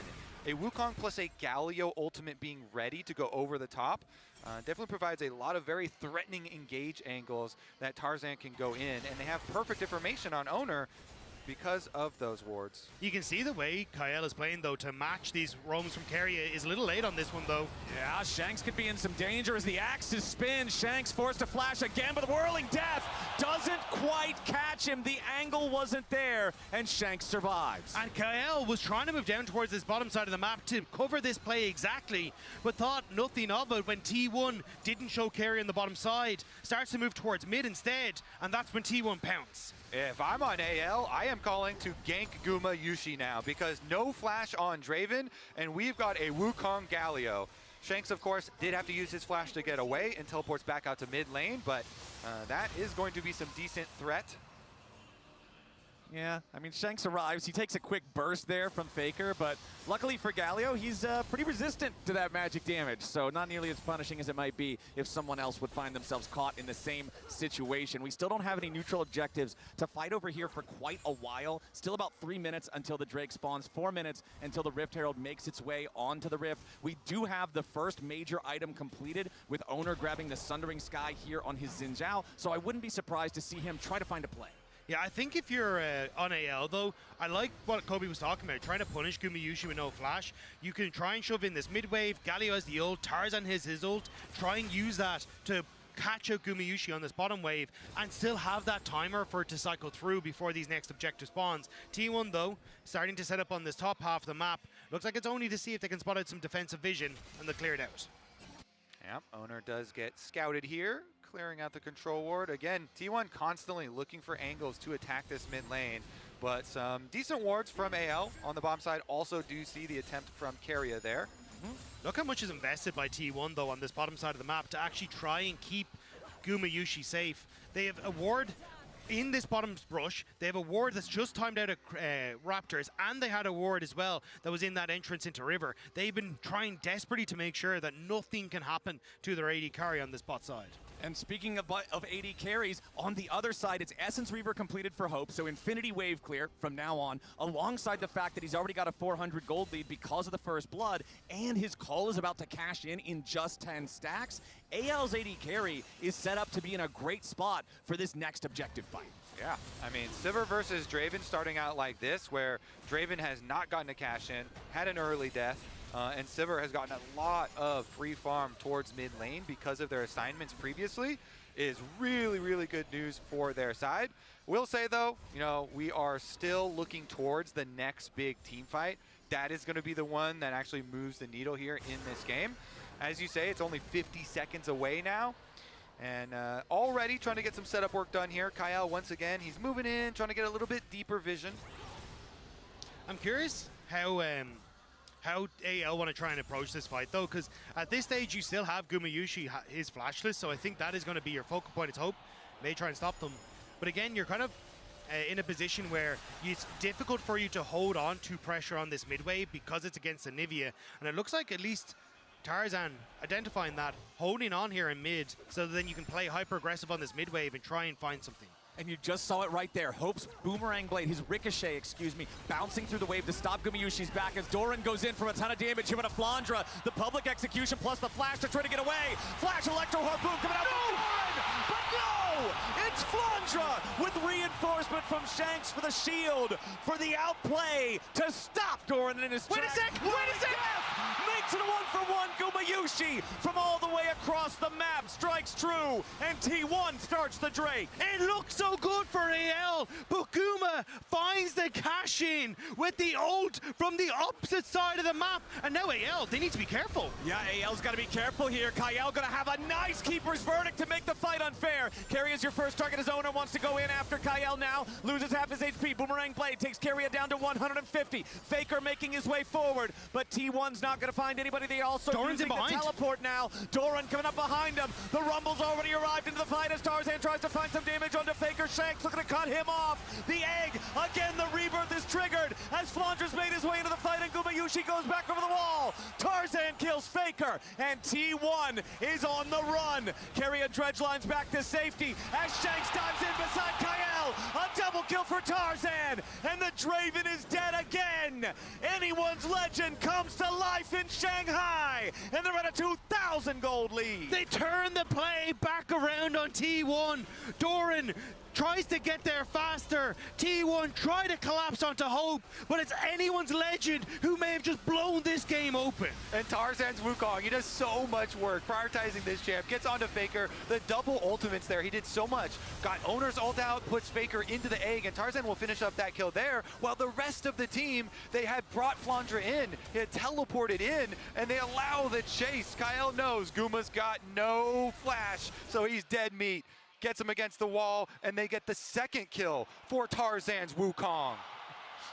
Tabe celebrating as he always does when his teams do well, and I think he's going to be very happy with that one. The fact you get bot tower off it, you got so many kills, you're accelerating key carries like the Wukong and this Ambessa in a position where with Rift Herald now up and available, you can really start to focus down people like Gumayusi in this fight who has no flash. Exactly, man. Guma is in some serious danger. He's got his Bloodthirster, so at least that's going to allow him to power through some of the chip damage. He's got his Serrated Dirk for a bit more power if he is not immediately bursted. But you know anyone's legend is looking after him. They want to make sure they can pop this Draven any chance they get. Tarzan's Wukong with his Trinity Force, with his Flash. This guy's going to be a massive threat in any fight, and right now, he's starting up the Rift Herald. Shanks is on the opposite side of the map, though. His TP is available, but they will need to bring him in if they want to try and make a play in T1, trying to scope out the area as that goes. Yeah, Carrier jumps in here with the dredge line, finds Tarzan, but to no avail. Kyle jumps in with the point-blank keeper's verdict. Shanks has arrived. They're looking at Gumayusi, and they find the taunt. Guma's already down. T1 are routed as they try to escape from the pit. Carrier now focused, forced back again by Flandra. Doran's gonna get time with this bottom lane tier 1 turret. He might be able to take that, but it's 2 more kills for anyone's legend. It's Rift Herald to anyone's legend. It's another fight for anyone's legend. As soon as T1 step into the river, AL close the trap shut. They teleport in.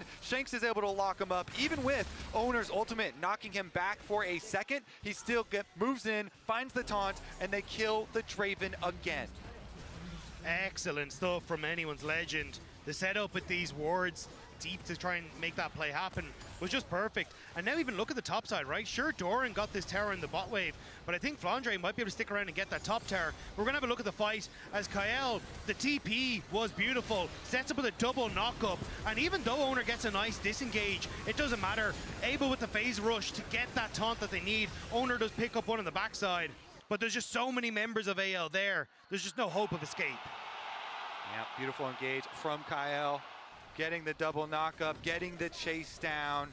And with this Rift Herald, they also are going to have the extra tool to take down these outer defenses from T1 and push that gold lead even further. And when you look at AL coming into this head-to-head against T1, this head-to-head of the LPL against a team that has never lost to them in a best-of-5 at Worlds before, I think you're looking at Tarzan and Kyle to have that synergy that they had back at the peak of this team at MSI, to be able to make plays and work together to find these opportunities to really take the fight to T1, and they did it right there. T1 are trying to find a pick onto Flandre, though. They're matching Faker into this top side with 35 seconds until Dragon. Faker has no TP. He used it to cover midwave after they lost that last fight. So AL gonna have to be a little bit careful of keeping Flandre safe before they realize exactly where T1 are on the map. And Hope's got Infinity Edge, so that means this Sivir has scaled. This Sivir does some big damage. Have to be very careful about their positioning. Faker himself a little worried about his positioning. Yeah, he's getting caught out here by Flandre. Public execution, though, not lined up TPs correctly. Now Flandre has to flash away. T1 committing to look to find the kill onto the Mbessa. Owner goes after it, needs the third talent strike, and Doran's damage is enough, but off to the side at the same time. Hope is going in. It's another kill traded back as Gumayusi dies once more. Anyone's legend, they want a second, and they'll find it. A double kill to Hope as T1 reinforcements are coming in, but they're a little too slow. Rift Herald summoned up here in the mid lane. Tarzan, Kyle, and Hope gonna knock down the tier 1 turret, and now they're gonna drive it straight into the tier 2. Tarzan at the wheel. He'll slam that one right on in. Equalizer from Doran needs to be used just to clear the wave as Hope knocks down the minion spawning for T1. Faker's gonna take the turret up there in the top lane, and it's AL with more men on the Rift looking at Drake number 3. Yeah, Hope's got an Infinity Edge and he wants to use it. He flashes over to follow Guma. He knows. He wins those. And it's such a good counterpunch because you see that play in the top side. KL again flashing over, immediately picks off Gumayusi and sets up for this play. And Keria, trying to keep his AD carry alive, only gives more money into the hands of anyone's legend. And it's at the beginning a good play from T1. We think, yes, trade Dragon, you can't really fight. But now they're on towards Atakan. Flandre, they're looking for his TP. Okay, T1 not afraid to start this up. It's a 2,500 gold lead for anyone's legend, but nobody's here just yet. Otacon already down to 5,000 HP. Tarzan goes in for the Cyclone. Shank's ready to arrive with a grand entrance. Tarzan's low, and the Whirling Death's gonna find the execution. T1 still fighting back as the Otacon is slain by Owner, but he dies in the middle of the fight. Public execution finds no target. Gumayusi on the run. Hope, Flandre, and Kyle still looking for a little bit more. It's a 2-for-1 for anyone's legend, but T1 critically takes the Otacon. Oh, the bloodbath continues, and they do get the Otacon in the scramble there because T1 focused down Tarzan. They get the kill there. 2-for-1 is a little bit of extra gold, but you would definitely rather have the Otacon and the extra experience and stats that you get from that. Afterwards, though, AL will make you pay for it even more. They get the top tower and secondary tower on bottom side. That is a lot of gold. I was going to say, I think that's third item for Hope now off the back of it, but it's a Hail Mary call for T1. They know they're in dire straits. Tarzan goes in a little bit early, and it means that there's no real follow-up for him. He falls before Anakin goes down, and it's a scramble from anyone's legend to just find these kills then after T1 get the snipe. Flandre just barely whiffing on the public execution. Could have given that little bit more over to AL, but T1 managed to get the objective.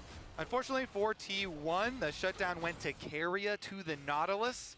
And so it did not get picked up by Guma there.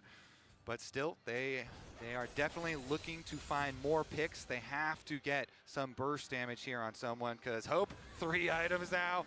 I mean, this Sivir is going to rip. You really, really would have liked to get that cash in for the Draven. It looked like the Whirling Death had him, but going over to the Nautilus is so frustrating when you consider the 3,000 individual gold lead for Hope as the 80 carry here with a Sivir. They're moving into the enemy jungle now, and Kyle again just slams Owner into the wall, but now he's in danger. Tarzan and Kyle both so low, it's 2 dead on the AL side, but Hope is still alive. Faker flashes back over the wall, but Shanks is burning. Flandre caught in the middle of everyone. Anyone's legend have overplayed their hand, and T1 is ready to punish. Hope should be next to die, and Guma cash flashes in. Only Shank still stands. That could have been the entire game. A dredge line from Keria, and Owner is ready to follow up. The wind becomes lightning and strikes Shanks down. Ace for nothing, for one, for nothing, T1. You cannot make mistakes against T1 in playoffs. This is a team that will fight you every chance they get. And a gold lead and a victory that seemed defined for AL is now slipping into T1 having a victory and a lead in this game. That was like a 3.7 or 0.8 thousand gold lead that AL had before this fight. But look at T1, they kite back through their jungle. Even though Kyle gets his ultimate off before he dies, Faker still has flash, and it buys time for the rest of T1 to join and punish the super deep invade from AL. And Shanks is basically useless in this fight. He doesn't have the ultimate up and available. He's trying to get into the fight for a lot of the time, and even the reset on the Poppy just meant that there wasn't the follow-through that they really wanted to. Oh, the jacket comes off. Oh, man. That's a leaning 4 move if I've ever seen one. They're locking in. This gold lead, gentlemen, was 4,000 gold for AL, and now T1 with the huge swing. This was AL's game for 22 minutes, and now T1 have the slight gold lead. They have the pedals in the Otacon. This game just got suplexed. Exactly, getting more pedals for these kills as they exit through the jungle, and now T1 set up with their own gold lead. It actually just fully funded the Hex Plate here for Guma as well, the bruisery, tanky Draven build where we see him pop the ult really early on. And crucially, they didn't actually have to burn a lot of Summoner's spells to make that one happen. So now with the Dragon in 25 seconds, you still have T1 in control of the area. They can fish for picks. They can make it awkward for this low-range composition to enter into River, thanks to things like the Anivia and the Rumble. I still think if AL can keep space and keep Hope auto-attacking, they do have a lot of damage potential. You know, Tarzan and Shanks here have to have a really good setup to the team fight, though. Okay, it's T1 with control over the river. They're gonna start up the Drake. They have the control ward inside the pit. They're gonna step back, group up as a clump, as 5 towards the bottom side of the river. AL looking for the approach. Tarzan wants to flank and he flashes over the wall. Now Faker's gonna try to get away. Hero's entrance, knocks up 3. T1 trying to scramble. The damage comes down and Flandra flashes back over the wall as Owner's first to die. T1 on the run. Kyle wants a wall slam, but he can't quite find it. Hope goes in for Guma, and he cuts him down. AL 2 for nothing in the fight. It's also 2 for 2 on Dragons, but the Baron is up and they're teleporting up to the top side of the map. Are AL gonna go for more? It looks like they will, understanding that this could be their moment to try and bring the game back in their favor. That fight, that flash from Tarzan, the TPs though. Faker jumping into a spot that he should not be. He doesn't get slammed to the wall, but he's far back enough that he cannot stay alive. Hope runs after Doran. The auto attacks cutting through the Rumble. A little bit more is needed, and a little bit more will be found. Keria presents himself on a silver platter, and it's AL eating good. Ace for the LPL squad. And AL find their moment to fight back. It looked like T1 had found that glimmer of hope, but the door is slammed in their face, and Shanghai comes alive for anyone's legend. T1 were worried about the Baron, but they should have been worried about their lives. Teleporting in, AL will take from them everything. The gold lead has ping-ponged right back. The gold lead returns to where it once stood for anyone's legend. Now 4,500 gold ahead again as we take a look at the fight that made it all happen. No, this is the teleport in from Faker afterwards. It was so aggressive from Faker. Could have gone towards his own tower, but not having any sort of ability to get out of here means that AL pounce immediately, and even Hope here, having the support of Kyle, means that Doran can't really go aggressive on the play and hope that he can trade something back. And even Keria, trying to again support a dying teammate, ends up giving over his life on the back of it.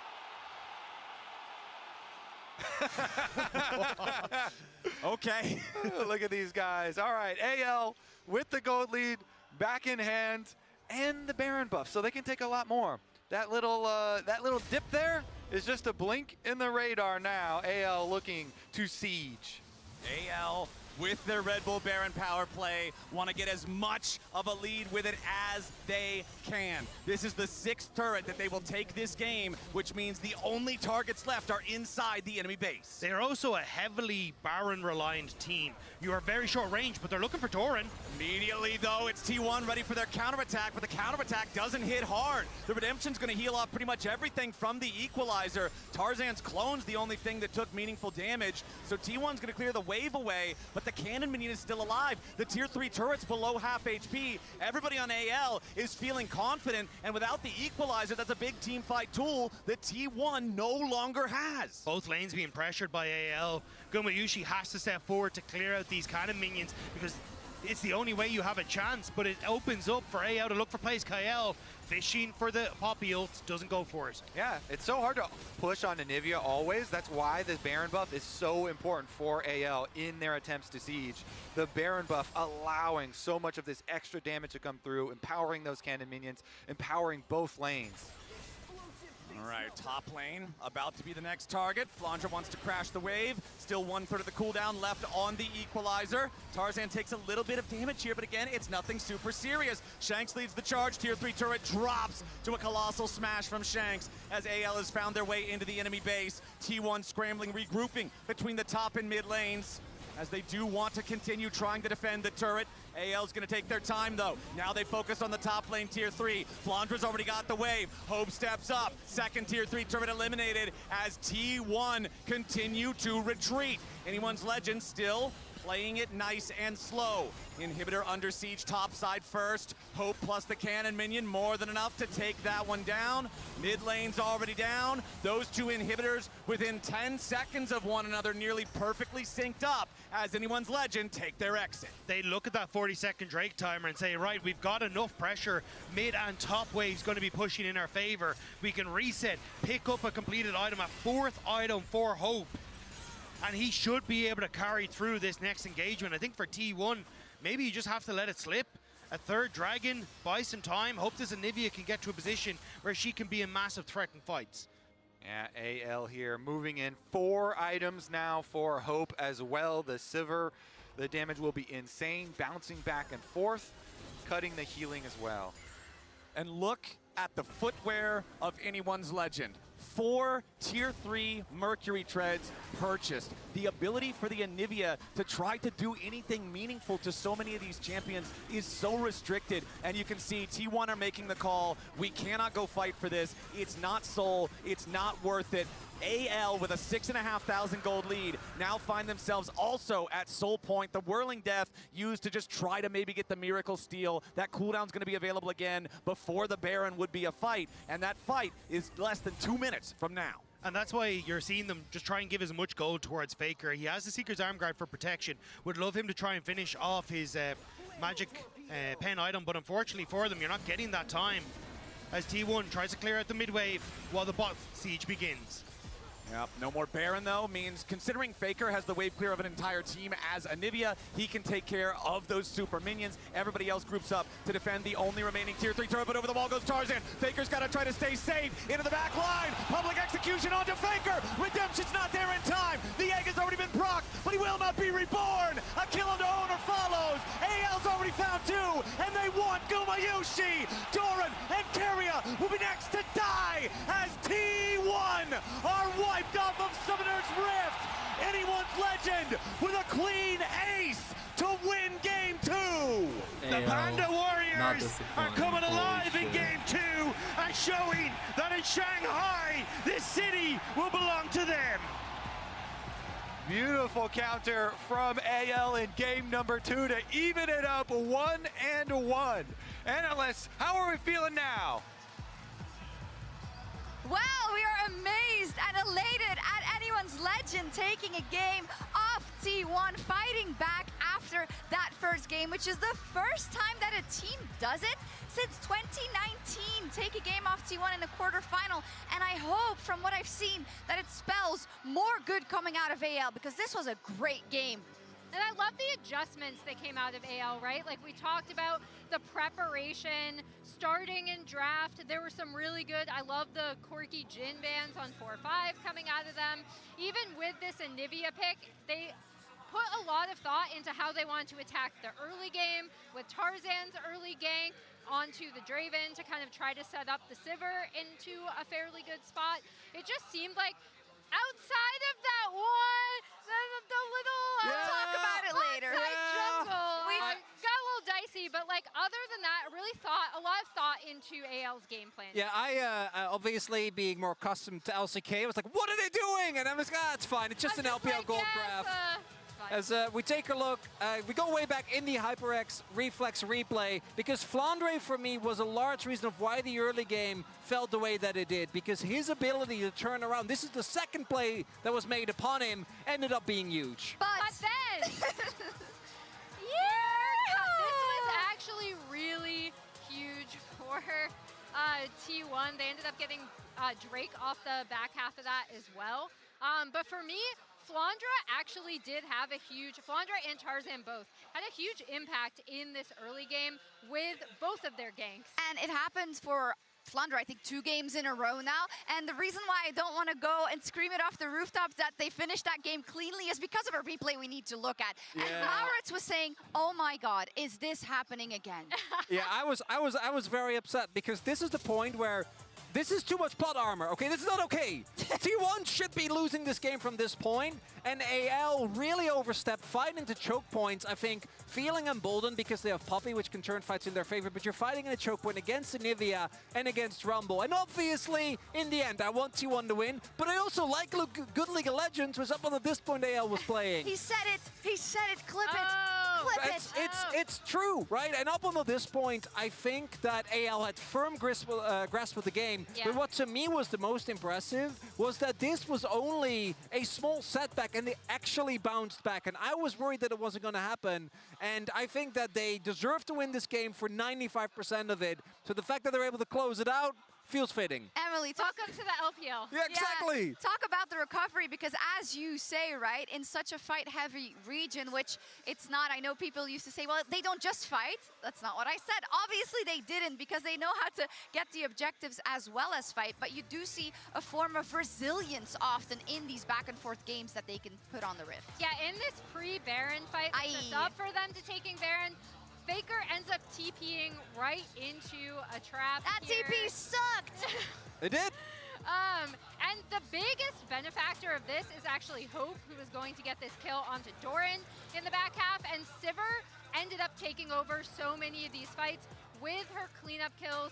This was the Baron. I'm glad Cass touched upon how important it was for them to get that Baron, and this, it isn't even a classic LPL gold graph where we have a few more of these in there, but you do see that little dip before that fight we just saw, and then into the AL win. And what I want to highlight, and what I love about these first 2 games, is that it feels like in game 1, there was a moment for every member of T1. In this game, there was a moment for every member of AL, right? It was the early gank from Tarzan, diverting his pathing. It was the team fighting from KL. It was a couple of really clutch ults coming in from Galio as well.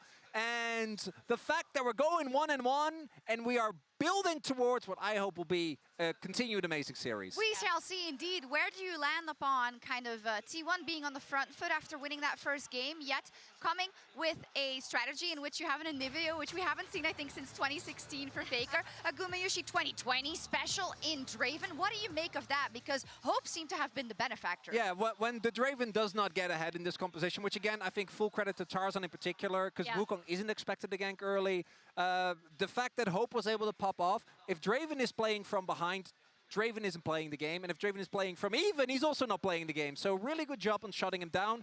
T1's draft, I think, works kind of, but the Anivia, even though it makes sense into the enemy comp, I think didn't really work together that well with the rest, and Faker, unfortunately, also didn't have the best game.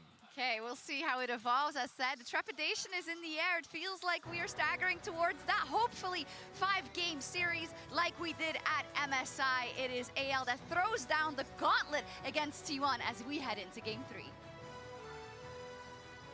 A flash from Tarzan. The TPs, though. Faker jumping into a spot that he should not be. He doesn't get slammed to the wall, but he's far back enough that he cannot stay alive. Hope runs after Doran. The auto attacks cutting through the Rumble. A little bit more is needed, and a little bit more will be found. Keria presents himself on a silver platter, and it's AL eating good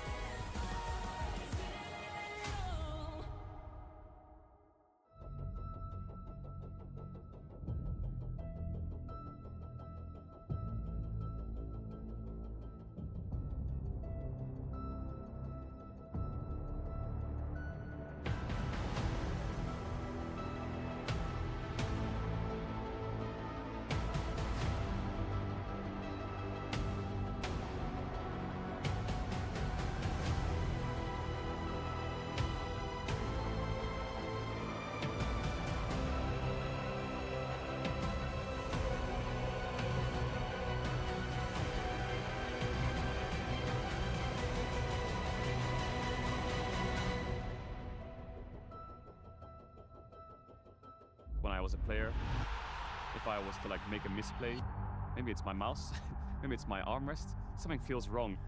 If you were at home, you wouldn't do that. The Infinite Precision Armrest is part of the larger Secret Lab on Stage standard initiative, aimed to bring your home or training room settings to the tournament stage. 이제 저뿐만 아니라 다른 선수들도 세팅을 더 원활하게 할 것 같고 가장 편안할 때 더 강력한 플레이가 자연스럽게 나옵니다.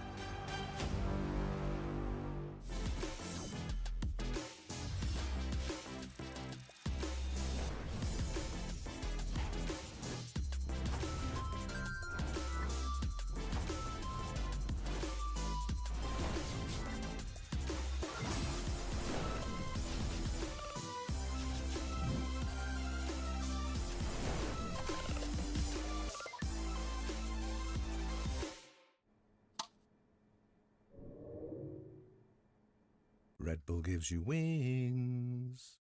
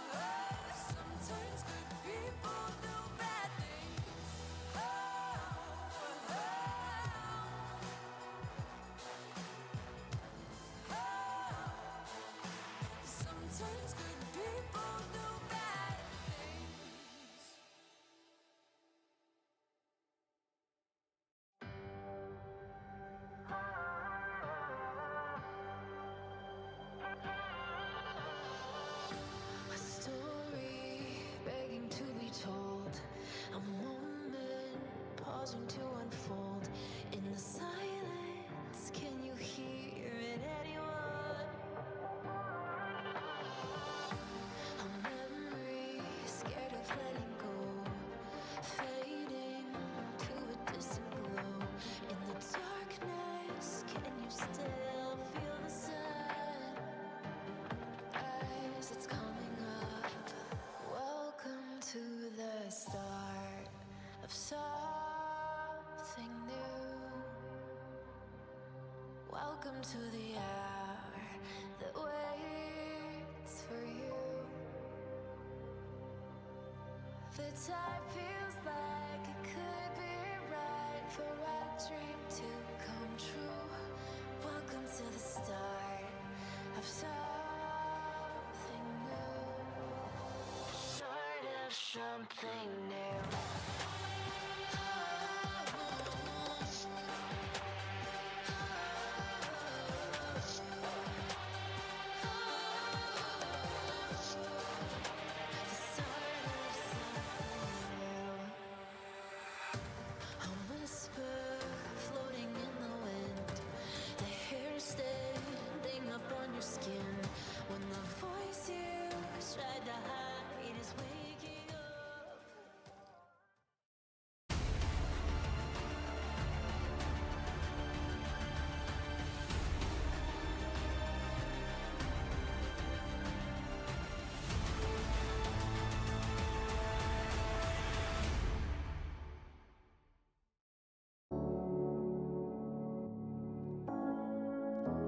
안녕하세요. 저는 AL 서포터 카일입니다.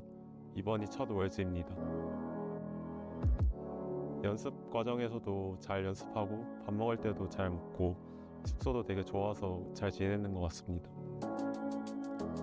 첫 월즈에 기대되는 거는 다른 리그랑 붙어볼 수 있는 거랑 여러 대회를 많이 볼 수 있다는 게 좋은 것 같습니다. 충분히 성장할 기대치는 높다고 생각하고 아직 단판제랑 BO3밖에 안 해가지고 BO5 다전제 나오면은 그때 잘하는 게 진짜 잘하는 거라고 생각해가지고 그때 좋은 모습 보여드리고 싶습니다. 지금까지 계속 응원해주셔서 감사드리고 그리고 더 좋은 경기력으로 부탁드리겠습니다. 빠이빠이.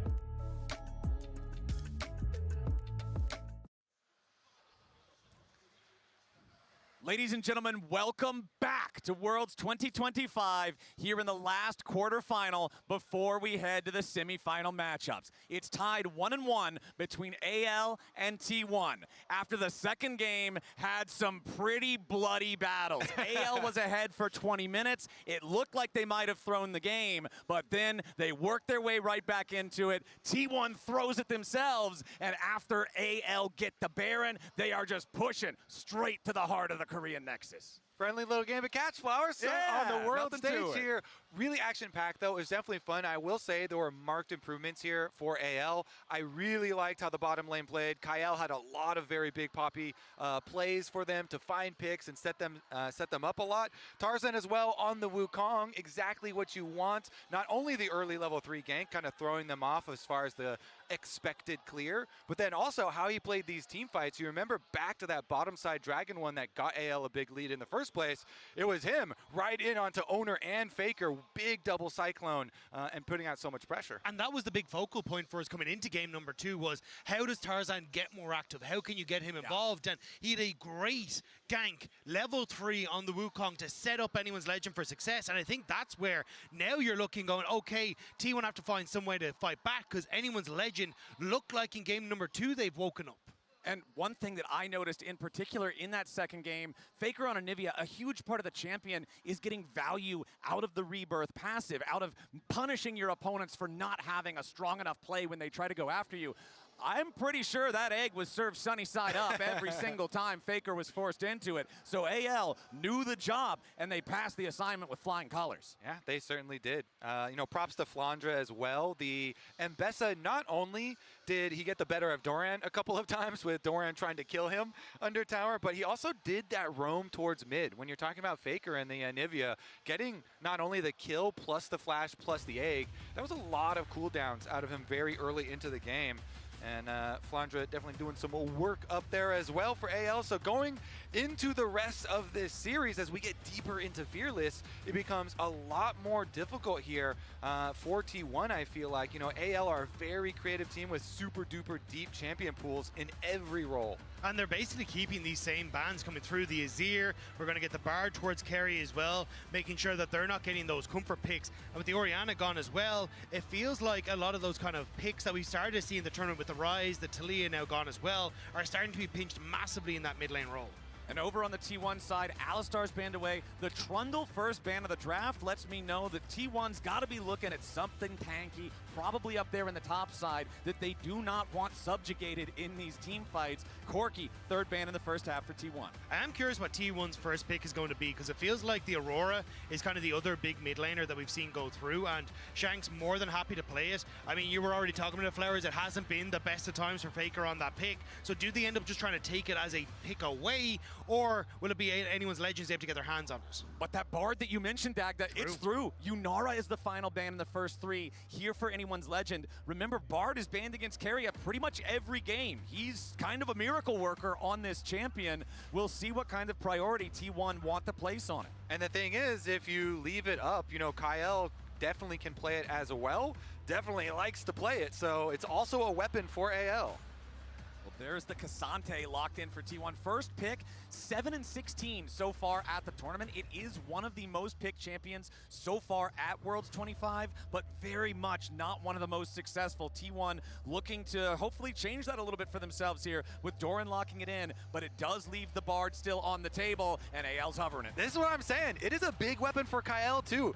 Everybody knows, yes, Keria Bard is amazing, and quite probably the best in the world, but Kyle, big Bard player too, and they're going to snatch it right up. And it felt like this was a plan from anyone's legend. This is the first time they were on red side, and this time they let it slip through, knowing that you don't really want to first pick that Bard. So instead now they get their hands on the Jarvan and the Bard, and already, you know, you're kind of looking at, well, what are the options that we have for trying to escape away from this Jarvan, where Ezreal's gone, Corki's banned, which means you have to go for something, I was going to say, like a Xayah or a Ziggs to try and keep yourself safe. But both of them relatively vulnerable to a potential pick on the Bard ahead of time before that Jarvan goes in. Yeah, interesting, because if you grab the Ziggs, then you can, pick a counter roam champion for Keria as well, and just feel comfortable. If the Ziggs does end up going to Gumayusi in the bottom, of course they could flex this still as well if it ends up being a good matchup. I think the hope as well is to open up the Yone in the mid lane for Faker as well, so then he has another pick that you can go towards, because again, I think that Aurora is going to be the last pick coming through here. Jarvan Aurora, such a very strong combo, but it's going to be the Vi that's secured. I have to see that Aurora is going to be last. And I always love that combo, Vi ultimate into Ziggs bomb. The problem is Bard can kind of counter that play if the Bard is in a good position and is, close enough. So looks like we are going to get that lock in as well that you're looking for. Yep, there it is. Dagda called it. The Aurora locked in. Assume it for Shanks here in the mid lane. And we'll see now what we want to ban. It's supports, it's mid laners that you're looking at on the Anyone's Legend side, and they'll ban away Leona first. I mean, it makes sense, right? Just try and make sure that you have a decent matchup on that bottom side. I am curious what they want to try and go for Hope here. The Xayah would be, I think, the best answer, just given what's on the opposite side. But a T1 can easily start to focus away those AD carries and just make this Ziggs Vi combo way more potent if you get rid of, like, Caitlyn Xayah. Yeah, I'm also thinking like Jhin or something like that, maybe for AL, for Hope. That's a champion that can follow up on a lot of these plays with Aurora, Jarvan, and Bard having a lot of kind of chaos threat here, multiple flank angles. Getting rid of the Cassiopeia, though, it looks like T1 not convinced that this Aurora is going to be going towards the mid lane to Shanks. I think it might be going in towards that top side to match up against Doran. It's something we used to see, but I think with the Rek'Sai gone as well, maybe they're a little bit more nervous, but I'd keep my eyes on more things like the Gwen and that. But there's that Pyke, that other roaming support that you were talking about, Kobe. Yeah, take away another one. T1 Pyke won't show up in this game. What's it going to be the last one from T1's ban, though? Because I do feel like it is actually, a good angle for Hope Jhin. Even though you're looking at K'Sante, does get very tanky, and maybe the Vi. They do have a lot of options. He's messing with us a little bit. I'm not going to react to any of these because he's jumping around to quite a few different choices. I mean, banning the Kai'Sa is good. That also is a big threat. It also has, follow-up potential for some of those dive angles. So very valid there as well. Yeah, I like something that has escape or long range. So the Jhin, the Zeri, Caitlyn, Xayah, I think you're all perfectly fine with. But obviously it is just going to be the Jhin for that long range follow-up. So again, now it's kind of on Flandre, I feel like, to have a little bit more damage coming through from that top side. So I think I would be looking at things like the Gwen or a Jax, decent matchup into that top side, and can provide enough of that DPS in fights as well.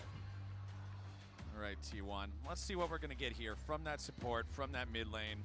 We mentioned earlier maybe wanting a Yone for Faker in the mid lane. We'll see if that comes through. Supports both targeted here in the second half of the bans, but no, it's Keria Blitzcrank. Okay, the blitz, the counter roam right here. Going to be looking to make some plays across the map, and the Sylas on top of it. So T1 will be a little bit light on attack damage, especially if Owner does not get ahead or does not get some early power. And so it looks like the Aurora is going to go try and abuse the K'Sante up in the side lane. And it is going to be Shanks here, looking to lock in one of those melee carries. I really like this adaptation here if they go towards the Yone. It gives you a really strong matchup in the mid lane that you can look to bully through, and you end up with the Aurora having this push on the top side as well. I love what Anyone's Legend have brought to the table here. Great dive, great safety for your AD carry, and it feels like T1 have to find creative ways to be disruptive in those fights. And if you want to disrupt something, one of the most disruptive champions in the game can be a Blitzcrank. We know what this champion does. The old phrase, one pull, one game. If you're not hitting hooks, you're completely useless. You might as well be a cannon minion. But the hooks can warp the entirety of any fight that you land the big one in. Yeah, and I think they're going to have to in this game, because to me, I think AL are going to have a lot of pushing power early in this game. Push out your lanes and let Tarzan get some room to work with on this Jarvan. I think AL's early game is going to be fearsome. And Flandre, 10-1 on the Aurora. Incredible performances from him on this pick, and especially if he can get that better Adoran and continue to, keep that pressure and push up. Suddenly the opportunities for Blitzcrank to try and find those hooks and find those places where you can play off pocket of visions becomes a little bit more difficult. But for Anyone's Legend here in Shanghai, what a day it would be if they could finally take down the T1, or at least continue to push themselves forward in towards that game number 4. Let's do it, man. So far, the series has delivered. We're tied up 1-1. Game number 3 as we head onto the Rift to see who moves on to match point. On these big stages, at this highest level of competition, momentum can be so very powerful. As we head out onto the river now, I always want to look out for level 1 shenanigans when Blitzcrank is in the game. Standard opening so far, so no early invades just quite yet, but we're just getting started here. Carry is spotted on the ward though, so anyone's legend at least aware of where the Blitzcrank is, which definitely alleviates a lot of the pressure. Does have the sweeper once again as well. Okay. Ooh, nice little quick trade there from Faker as he sidesteps, but Shanks gets pulled. Nice moves there from Keria, but now they got to be a little bit careful. Gumayusi going to take some pain from AL as they fire back, so both sides going to lose about half a health bar. And T1 bottom lane actually pays for that with their heal cost, and Guma's pretty chunked out. So Ziggs here starting out very low in the early stages. Shanks also, though, is going to start out a lot lower. It's going to be up to Faker to try and abuse it, and he does. Yeah, nicely done from Faker there. Just jumps in with the abscond, point-blank range to hit the abduct for the early quick trade. Yeah, that's exactly how you want to try and get ahead in this mid lane, but I think, again, as you were saying, like, anyone's legend, hoping to try and abuse on this bottom side of the map, especially as Kael has the range advantage. If he can get some auto attacks onto Gumayusi, that's where he can start to put the pressure down. But we'll have to see if it's going to be possible. Yeah, Hope was reloading.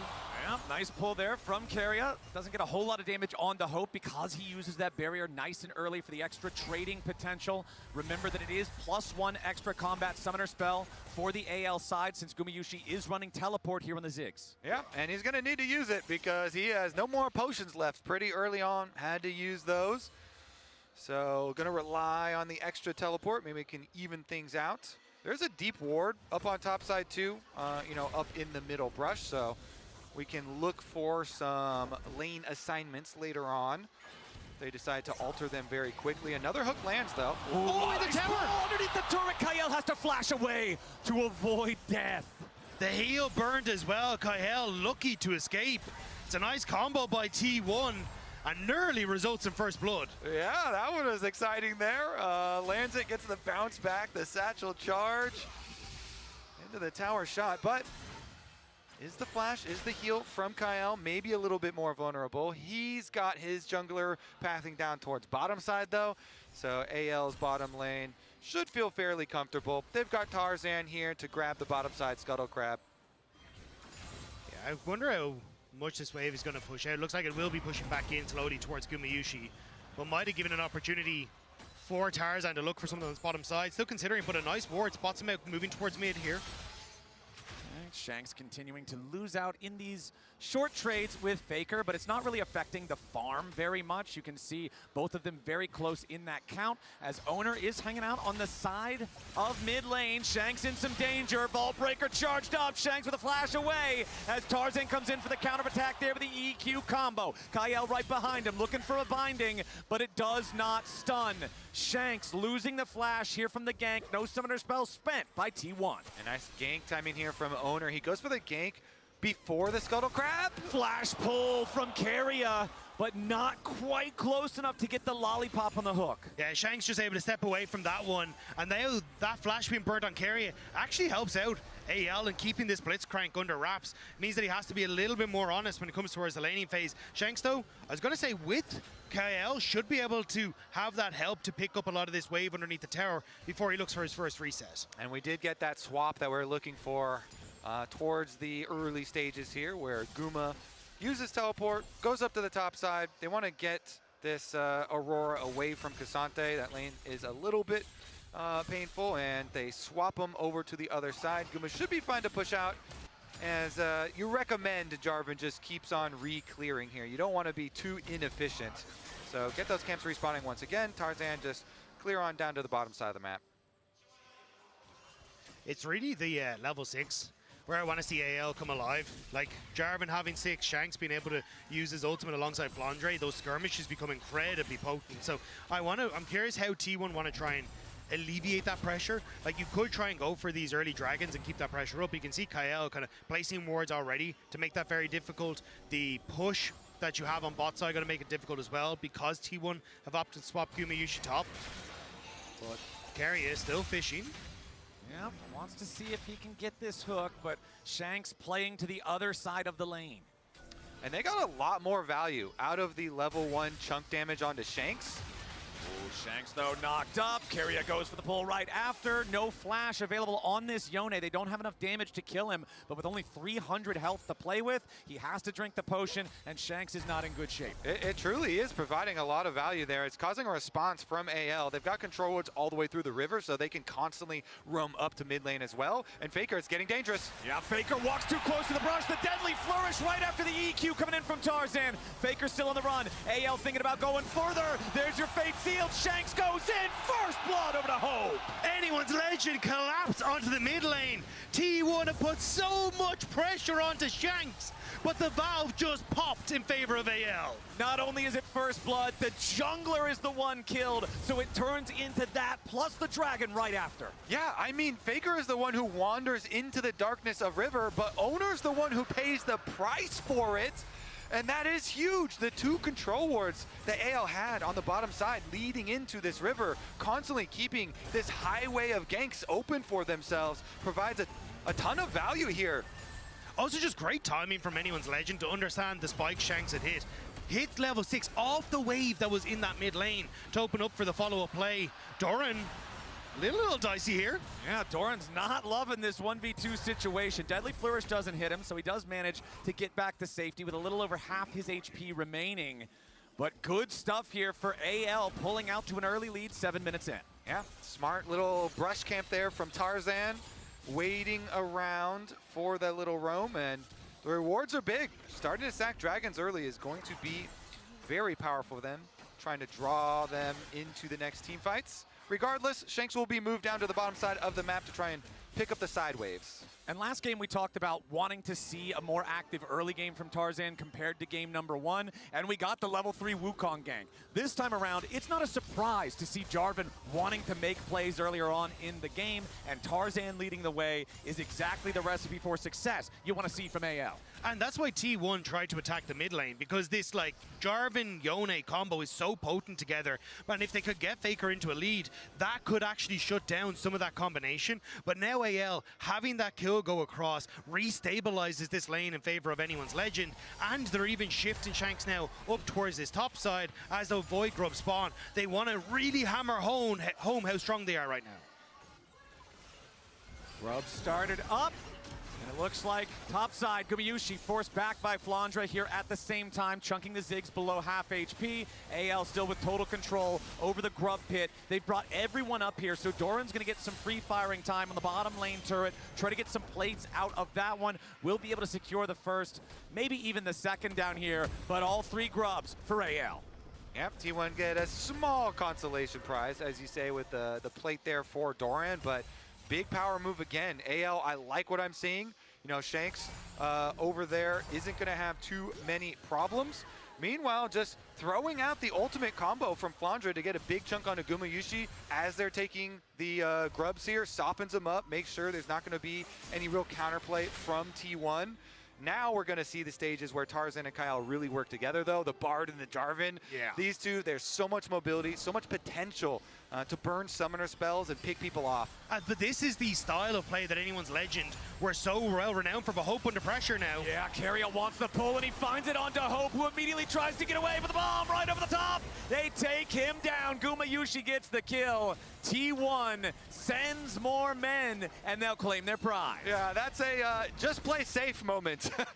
How do you survive that one? That is painful. Nice job from T1. They full send on it. Owner uses ult and flash to secure this kill.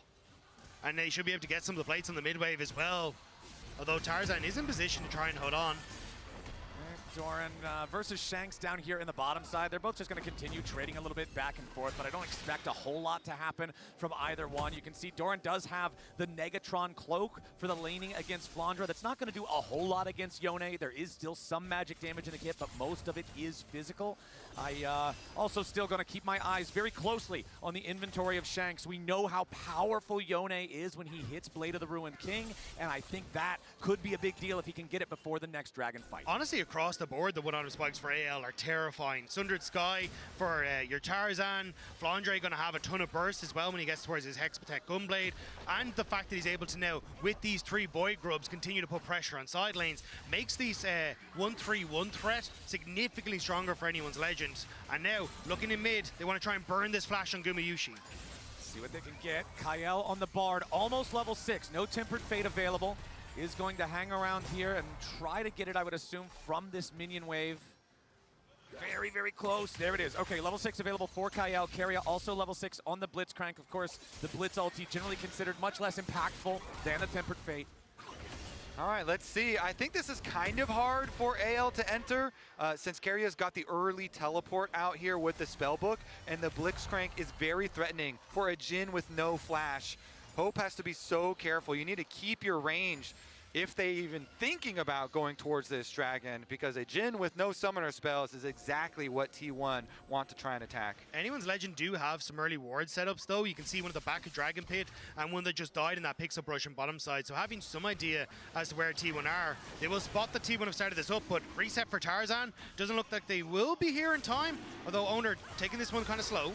Okay, both of our junglers have their Sundered Skies available. Proto Belt also completed for Faker. T1 starting up the Drake, have it down to half HP. Kael, Tempered Fate, trying to save his jungler. Tarzan survives for now, but T1 is bringing everybody to the show. Doran in the middle of the Cataclysm. The stolen Tempered Fate. Tarzan's already down. Kael's about to die. T1's found 2. Shanks is in the middle of everybody, and he has to try to get away. He wants to charge Q3. He gets over the wall for now. Anyone's Legend has already lost their jungler and their support. The 2 that they need to make the plays are dead in the dirt, and T1 takes the fight. AL make the call for the dangerous approach to this dragon. They try and flank around with the teleport behind the dragon pit, but T1, they do not hesitate. They immediately turn, and even though the Ziggs ult is immune with the Bard ult, wait a second, Kyle's getting in there. Yeah, Kael on the approach, but no, the smite is there for Owner, and T1 take the Drake. Maybe just hoping he could fish for stun off the back of the dragon and find a kill, but it will be T1 securing that second dragon.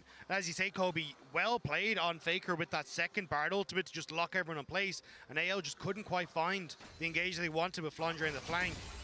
And even now, it looks like they're moving topside. Shanks will have to be careful, but we'll see it here. Tarzan approaches blind, doesn't have the support there, but in mid lane. Yep, we're right back to live, and it's Gumayushi. Already used the satchel, sidesteps the deadly flourish. Tarzan steps forward, and Hope's got the killing bullet. AL with their second kill. I tell you, mid lane is a dangerous place in this series. It is a dangerous place, especially for the carries. The walk down here, even with the fancy feet from Guma. AL, they find the kill to bring this gold lead ever so slightly back in their favor. And once again, we have such a close game state here with Dragon split as well. The kills that were giving AL the chance to get back into the map and push the waves in their favor ahead of a minute 20 or minute 30 until that Rift Herald, and that's really, you know, what that difference maker was in that last dragon fight. It was T1 setting up in the dragon, AL having to force blind. But if anyone's Legend can find picks and find the push on side lanes with both Shanks and Flandre, it is easier for them to move in towards these objectives first and not have to just brute force their way past the Blitzcrank. I'm loving this series, man. It's so This is a fun series. All of these early games feel like we're getting such a close matchup. As the turret plating falls, 3-2, gold lead only a couple hundred, less than 60 seconds until the Rift Herald spawns, and you can see T1 setting up in the area first, and it's so scary to be second to the objective when the enemy team has Blitz. 100% agree, especially when they've got all the follow-up of a Ziggs ultimate. We have seen how much damage Ziggs can do at this tournament. Owner as well on the Vi is ready to pounce, and they have the early positioning inside the pit. Control ward goes down as well to make sure that they have the possibilities of looking for these picks. L kind of needs to make his way back up towards his top side pretty quickly. Shanks using that solo bound to try and farm up the wave, but you can see they're very scared of a potential dive up towards this top side. And I think at this stage, it may be too difficult for AL to approach. Yeah, whenever Yone leaves his spirit underneath the turret and then goes up and stabs the melee minions, you know he thinks something's got to be going on. So Shanks will try to clear that out as well as he can. Biggest individual gold lead for either side is Hope for the side of AL. Doran on the Cassante for the side of T1. Doran does have his Jack show completed, so does have some resistance against both Flandre's types of in behind damage. Guma. Flandra's coming in here on the flank.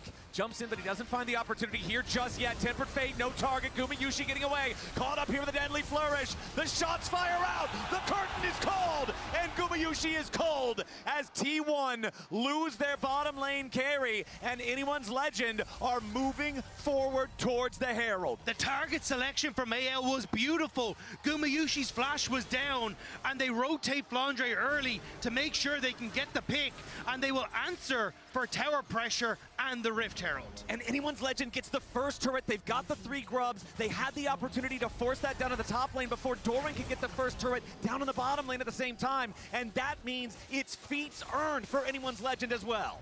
The pressure out of Kyle's Bard is huge. The ultimate forces Guma to dodge backwards into the rest of the team. And AL, they find the pick, they find the objective.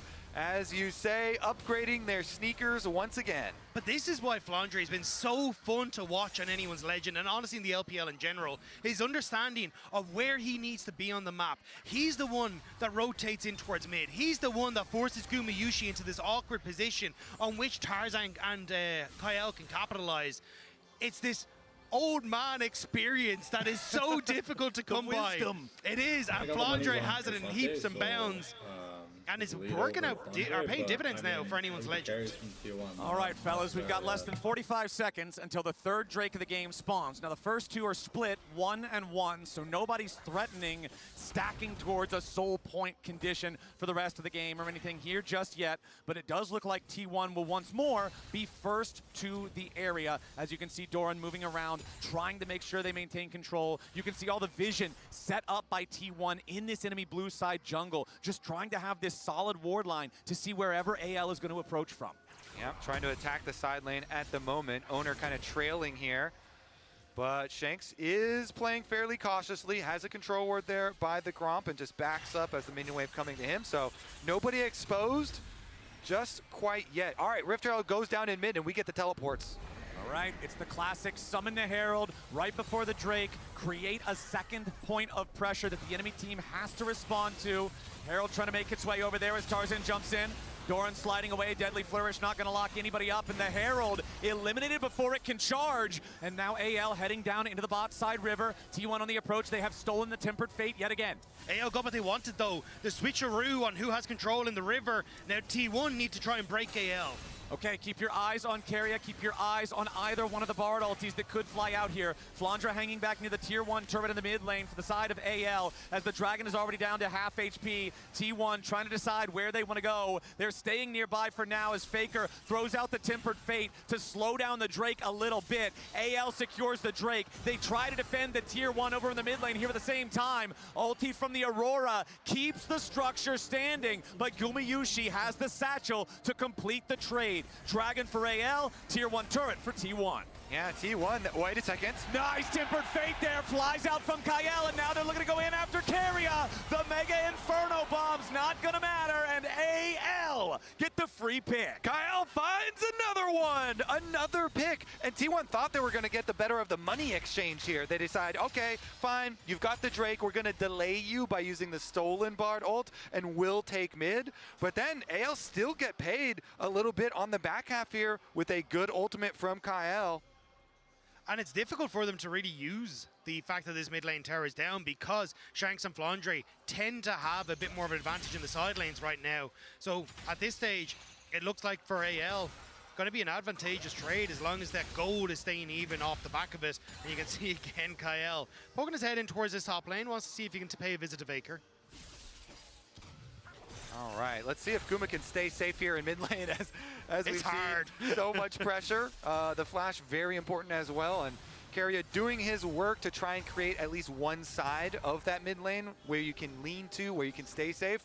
But the wards are hard to keep up. As soon as you put them down, either Tarzan or Kael move in, and it feels like they're clearing out a lot of this vision, opening up avenues for AL to try and create these picks. And we're getting closer to those second item power spikes. The first man there is Hope on the Jhin. It's one advantage that Jhin has over a lot of other AD carries. His itemization is cheaper early on, and it makes it so he hits these spots faster. So Hope with a rapid fire plus the Yumu's Ghostblade, he could go for the upgraded tier 3 boots now if he wants to as well, but we'll see how they want to navigate that. Otacon has made its way onto the Rift, and it's bottom side this game. AL would like a little bit of time though before that Otacon is started up, because you've almost got the Immortal Shield Bow completed towards Shanks. Flandra's very close to his second item as well, so I think if they can wait for that spike, it should be significantly stronger for them. And the only worry obviously is that Faker will have completed his, has the Seeker's Arm Guard. Actually, I thought he was going for the full Sonya's Hourglass, but he's going to stop off for a pit stop. So looks like, at least I think that 2-item spike is what AL can play for. Okay, Keria and Gumayusi trying to maintain some control over the Otacon pit. There's nothing else on the Rift to fight for another 2.5 minutes, and even then, that's the Drake. It's right next door to Otacon's house. Everybody's still going to be on the same part of the map. As AL decide to make their way forward, Tarzan will use the flag just to try to get some vision as they clear out some of these wards from T1. And everybody knows Otacon throws the best house parties. Oh, he really does. Everybody shows up. Yeah, Kael gonna try and look for the reset though, because he's completely out of wards. Kerry's been doing a great job of keeping that pressure there, and off the back of a T1 looking to invade, knowing that Kael is going to be lacking on the vision. Doran going in, wants the 1v1 against Shanks. The Cassante is all out. Shanks fighting back, sidesteps the third and Tofo strike. Got a little dicey there at the end, gives him the Team Liquid thumbs up and walks away. Shanks barely surviving there. Still though, putting out this extra pressure. Interesting that Shanks is now gonna have ultimate advantage because he just used his flash and his E to survive. And so if AL can actually create a fight where Cassante has no ult, maybe they can actually set up a big Yone ult and find something there. As you see though, a lot of the vision over towards Otacon's house is T1 blue. So they're the ones with the setup over towards the big objective. Still though, I think this is a Mortal Shield Bow on reset here for Shanks, so he's going to be hitting a very strong point. There it is, alongside the 2-item spikes across the board. So if I'm AL, this is kind of the window that I want to try and play off of, as we just pressed into that position with item spikes and also that ult advantage. Yeah, it's the 2-item power spike on everybody that's not a support, for everybody except for Faker. Tempered Fate, no target connection there, but AL is going all the way in. They want Gumayusi, who already gets away, so they're going to switch over to Keria now instead. Owner trying to fight back as Shanks is in the middle of everybody. He snaps back. Keria dies first. Immortal Shield Bow keeps Shanks alive as AL are now continuing to retreat. Kael and Shanks very low. T1 goes forward. Tarzan with a dunk, but he's only going to steal his own fate. Gumayusi barely holding on, but he burns down. Faker with a kill on Tarzan. Owner chases Hope. The Jhin getting away for now as T1 have lost their bottom lane, but they've killed 3 in response. Faker after Flandra, who has to flash away. Owner flashes to try to catch him with a ball breaker. Flandra needs more distance, but he cannot find it. Abscond, abduct. Goodbye to the Aurora, and it's a 4-for-2 trade favoring T1. Great flash from Owner to secure this last kill to chase down the Aurora and ensure that T1 will claim the objectives in the aftermath. Here's a look at how it started. Kael uses that ultimate but doesn't actually catch Keria, who's able to sidestep. And as everyone on AL comes in, watch the hook. Keria denies Flandre that instant to burst out Gumayusi, and Shanks tries to follow but ends up getting caught out. Can't snap back to the soul, and T1 keep the carry safe and find a way then afterwards to follow through as anyone's legend overextend to make the pick happen. Yeah, Guma was barely able to waddle away from that Yone ult, and that was key. Keria is looking as they take Dragon. I think Owner's staying on the red though, so they're probably just going to sacrifice this. This will be soul point. Not the actual soul itself. Exactly, and that missed Yone ult that you're talking about, that's why they forced the fight. Because Yone, like you said, still had it and Cassante didn't. But if you whiff the thing, you might as well already have it on cooldown. Anyone's legend, they pick their fight and T1's ready. Now it's a T1 2,000 gold lead. It also shows, though, for anyone's legend, like, they have a very strong wombo combo, but the pieces kind of need to be put into place correctly for it to work. Like, you want that slow from the Aurora, or you want that lockup from the Jarvan to enable Shanks to hit his ultimate, but you're not really seeing that setup, especially as Kael had also burnt that Bard ult early. So, ult economy, incredibly important for anyone's legend in these upcoming fights, because if they can get a Mountain Soul for themselves, it makes things so much easier in these upcoming fights. It certainly does. Adds so much durability to your team, allowing them to actually finally get on to Gumayusi. Guma, though, so far has been able to waddle away from a lot of the engage, and it does look comical, and it is successful. It's the Otacon plus 2,500 gold lead versus that soul point threat that you're talking about for AL. And remember, Dragon Souls are worth about 4,000 golds worth of stats. So if you then manage to take that after winning a fight, all of a sudden, things feel largely catapulted the other direction. So T1 is going to try to continue building this gold lead as much as they can for the next 3.5 minutes. They'll take down the tier 1 there in the top lane. That is the final tier 1 turret that was left standing for AL. And honestly, AL, yes, they got first turret of the game. That earned them feats. It was that top lane tier 1. They have not taken another turret for the rest of the game. Yeah, so much is riding on this Dragon Soul fight that is going to come very quickly. We've already got 3 minutes on the clock. T1 immediately getting some super deep vision down. Keria here trying to find some sort of pocket of Fog of War to find a very big hook. Maybe get an early summoner spell.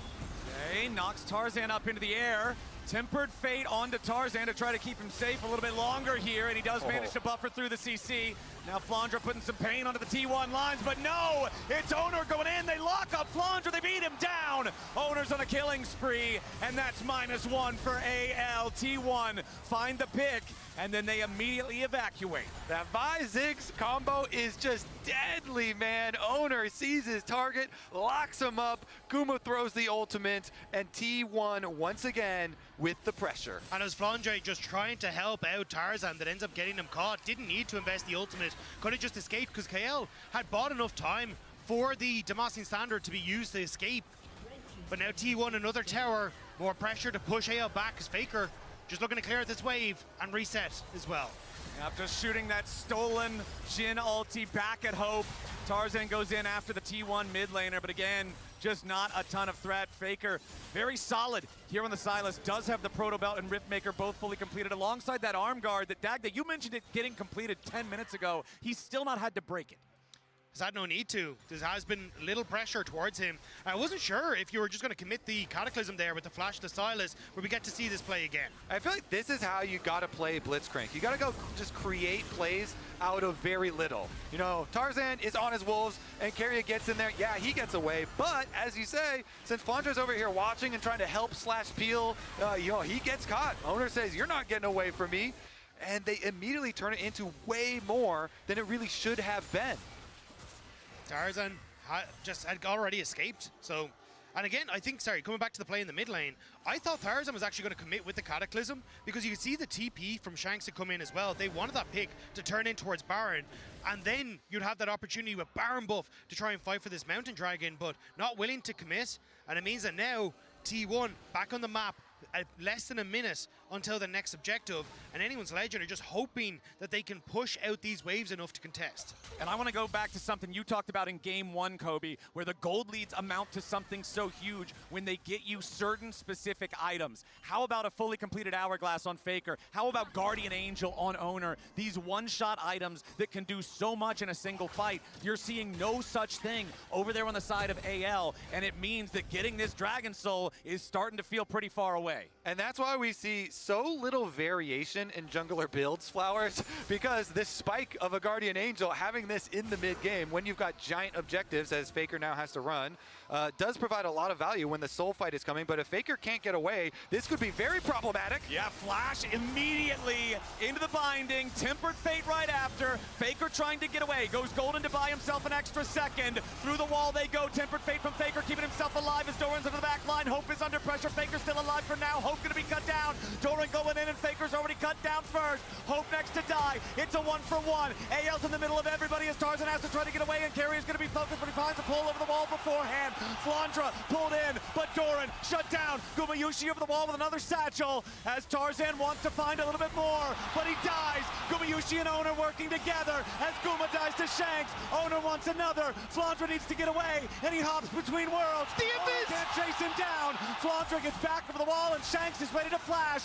Owner will get knocked into the Guardian Angel. Carry is the only one left alive, and that Guardian Angel will not hear the prayers of T1. It's a 4-for-2, and Anyone's Legend call their fight. What an insane fight for Anyone's Legend. I thought this was the mistake. The ult from Kael stops Shanks from following up, and T1 trying to collapse, but Vi and Ziggs take so long to get here that you end up in a position where Anyone's Legend can deal a ton of damage to Faker before Gumayushi really gets into the fight. Hope stays alive for so long, dodging away from Doran, that they manage to make a play, and then here, Tarzan flashing away, keeping himself alive, continues to get value as this fight moves on. Anyone's Legend barely managed to scrap their way around, and that is the soul for Anyone's Legend. Yeah, Owner's still dead for another 5 seconds. Unless you have some sort of a miracle blunder from the side of AL, there's no way. AL, off the back of a pick, will claim the Mountain Soul. And it's a MasterCard priceless moment for Anyone's Legend. For LPL fans that have waited over 12 years to try and take down T1. For AL to be in a position now where they can push themselves to 2-game advantage, or a game up, would be absolutely insane. And the way that AL did it, they set their sights on the man who has caused them so many problems, the thorn in their side, on Faker.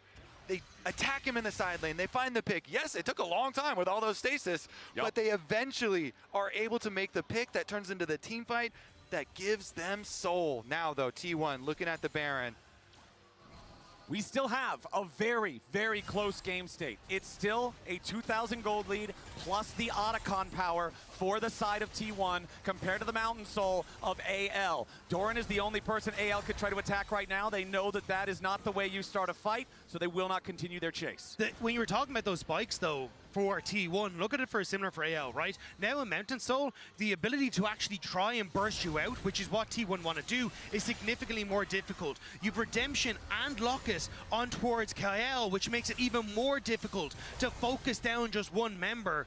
For Anyone's Legends, they now have the safety nets they need, and with T1, they're looking for picks. Yeah, Doran eats about 1,000 damage as he tries to approach that brush, and now Tarzan jumps over the wall. Tempered Fate fired out. It's the stolen one there from Faker, but the reel from Kael does not hit either. Doran continuing to try to get away. Shanks on the Yone also has his Infinity Edge now. If he can find that Fate Seal that we were talking about earlier, combo it with the rest of the team, it could seriously end the team fight right there. Doran has lost half his HP, but he's still feeling confident enough right now. As you can see, T1 moving over to the Baron. It's a real ultimate used by Anyone's Legend, but Faker still has the opportunity to steal away another one. So T1 starting to move in towards this Baron. Looks like they don't want to fully commit. Just seeing what they can do as Flandre, at least pushing on the side now, going to be able to get finally another tower for Anyone's Legend. Turret of the game for AL. 33 minutes in. They got those 3 Void Grubs early, but just have not been able to find a way to effectively use them thus far. Flandra has his teleport to join the rest of the team whenever he needs to. I would have to think that he's very close to his 3rd fully completed item here as well. And you can see he recalls to base now and purchases the Crypt Bloom. And honestly, the longer this game goes, I feel like it is good for AL. They've got this permanent power of the Dragon Soul that they will retain, and they have so many damage sources that they can scale on their team with so many threats that they can apply to T1. They also now have the Tier 3 boots purchased on everybody that is not Kyle. Probably once the Bard has enough money, he'll be upgrading those as well, but a little bit hard to do that with a support budget right now. T1 starting up the Baron. It will be spotted out by the Scryer Trinket from Anyone's Legend. Gumayusi just trying to play defense. It's a bit of a fake bluff though, because their Baron take is not very quick on T1's side, and Anyone's Legend know it. You can see it there. They've been on it for a while, only half HP now. Yep, but they are not backing off just yet. Kyle fires out the Tempered Fate, but he won't find a target. Keria wanted to pull, but he misses everybody. T1 backs away from the objective now as the Tier 1 turret also dies here in the mid lane. That's all 3 outer turrets now dead on the T1 side. AL gonna be happy about that as they continue. Wait, not that turret, that one in the bottom lane didn't actually die. Flandra had to back off before it could. Owner looking for an opportunity. Shanks jumps in, finds the Q3, immediately resets. Doran's nearly killed at the very start of the fight. Owner having to get away now as well with a curtain call firing out. Faker sidesteps deadly flourish. Doran and Owner seriously injured as AL head over to Baron. Now that is some good defense. AL got exactly what they want. They stall the Baron, they get you off, they then get the mid tower, and now they're gonna force T1 to come to them. And T1 are ready to answer the challenge. Faker with a teleport ready to join up as immediately the engage comes out from Tarzan. The target is Keria. The Shanks seal finds everybody. Thanks in the back line as Gumayusi tries to get away. He's scattered, but he's knocked down by Tarzan. Faker scrambling as Kyle and Hope chase after him. Doran's gonna be the next target, and Anyone's Legend have forced the world champions back. What an engage from Anyone's Legend! Tarzan does not hesitate. He pulls the trigger onto Keria as he approaches the pit, and it is Baron for Anyone's Legend. AL no, T1 are feeling the pressure. The entire stadium has erupted here in Shanghai. And the gold lead now back under the command of AL. They've got the Dragon Soul, the Elder spawning in less than 1 minute. The binding into the wall does not connect to Kyle, but now T1 is overextended. Owner's in the middle of everyone. That's your jungler right before Elder, but the TP is a mistake from Flandra. He's shut down already. Owner's Guardian Angel will not save him. It's a 1-for-1. Tempered Fate collides onto Doran, but he's unstoppable because of Pathmaker, so he gets away. It's 4v4 on the map for the next 50 seconds, but one team doesn't have a jungler. And one team doesn't have the GA. Tarzan just bought his off the reset, and Kyle makes T1 overextend as they manage to get this pick. The TP from Flandre was way too deep, ends up getting caught. But your life for the junglers with Elder Dragon arriving so soon is huge. It certainly is. AL, they will be holding all of the cards in this game. It comes down to clutch moments. Yeah. Guardian Angels, though, are up for Tarzan. They are up for Shanks. AL, such an advantage. T1 trying to approach. Doran's gonna be the point man, trying to make his way in there as Gumayusi continues to throw bouncing bombs. Elder Dragon down to 3,000. Fate Seal cuts through, but the stasis gonna lock everybody up. Tarzan's gonna be your focus. Mega Inferno Bomb over the top of the Elder is secured by Anyone's Legend, and they're continuing the fight. Faker is about to be executed as Doran falls too. Anyone's Legend is murdering T1. Curtain call fires out. Most of the bullets won't find their target, but they won't need to. The final shot in Gumayusi is the victory shot for Anyone's Legend. And they will head towards that T1 Nexus, taking this game, getting themselves to just 1 game away from what no other LPL team has ever been able to do. They will put T1 to series point here.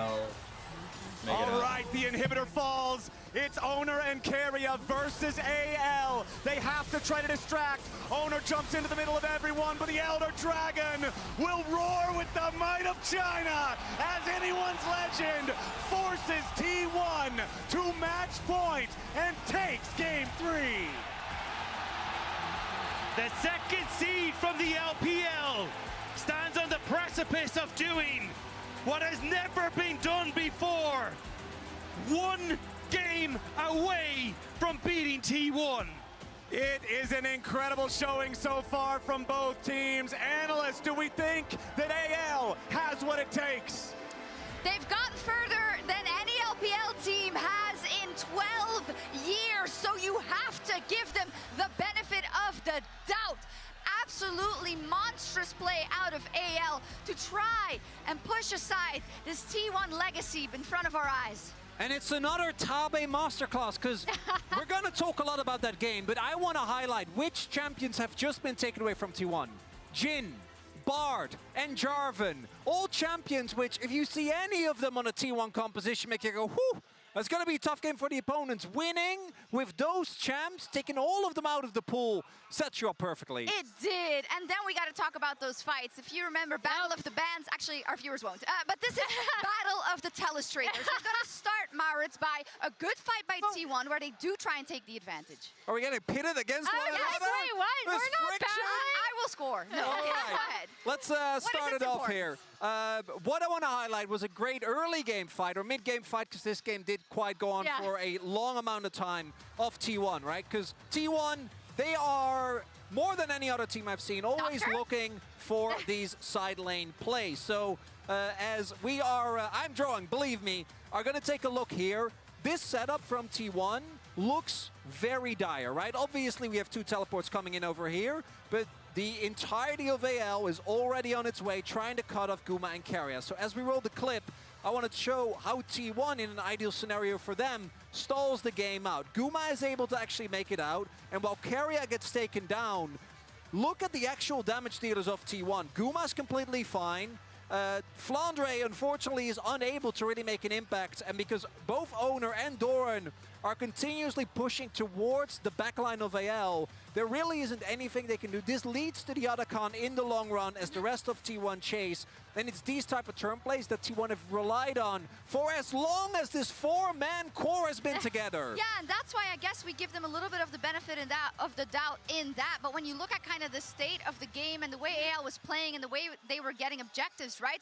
You need to be able to repeat that over and over and over. And Emily, can you now explain why it becomes so difficult for T1 to repeat that against this AL comp? Yeah, I mean, I'm just going to go through another team fight on the top side where they're looking to get a pick onto Faker, right? And you and I were like, I don't know about this. I don't know about this. So Faker is up here. He was pushing up. AL see what they think is a good opportunity to come in and collapse, right? The big thing to take note here is we are going to have TPs coming in from the bot side, but I really, really want to highlight where Guma is because he is not going to be able to join this fight as quickly. So as we run through, they're going to try to get this catch onto Faker. We are going to see both Bard ults come out. First from Kyle.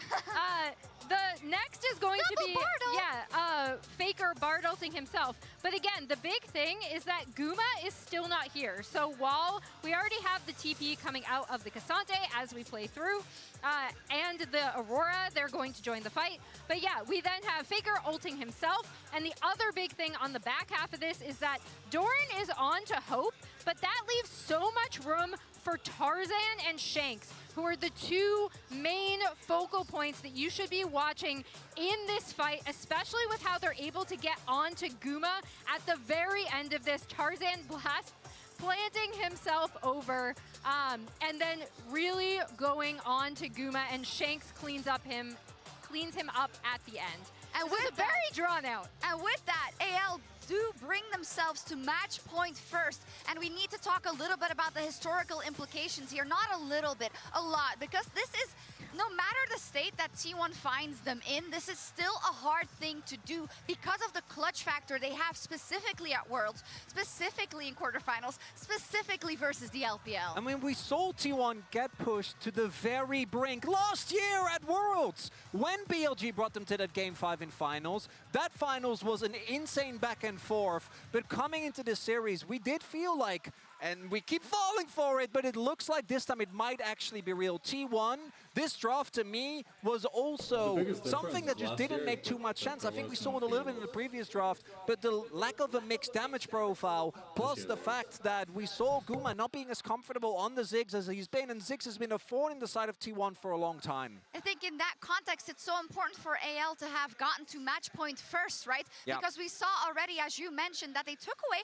a lot of comfort picks for T1. I'm not saying they don't have any other, but the ones like the Bard that you usually equate with Keria and equate with a win for T1. And the fact that you're giving yourselves a 2-game possibility to close it out with that might and with the Tabe tabulations, Emily, that does instill me with some hope.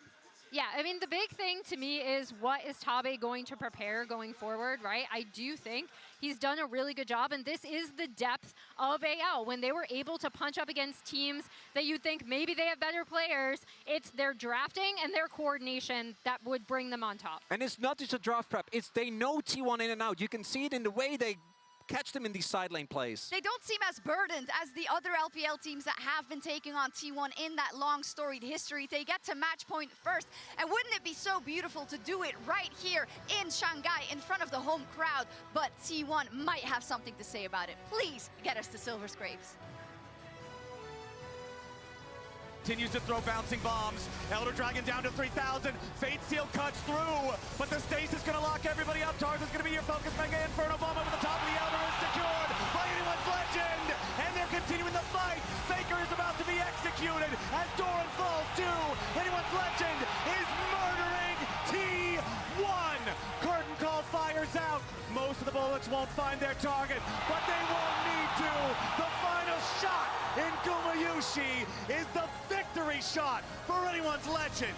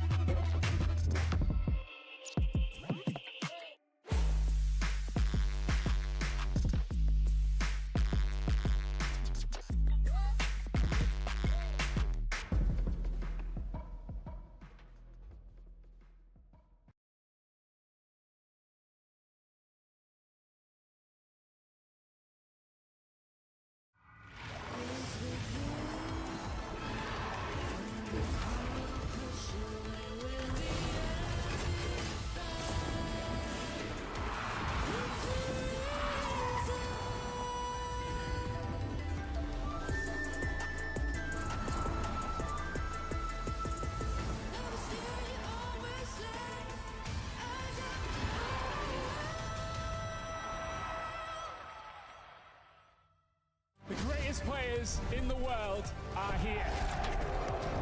They can just burn this one down. Oh my god, forward by 9! You are going to see them like you've never seen them before. Rocked at will as the Arcane Storm doing so much work, and Gen.G, they are just going to ace them.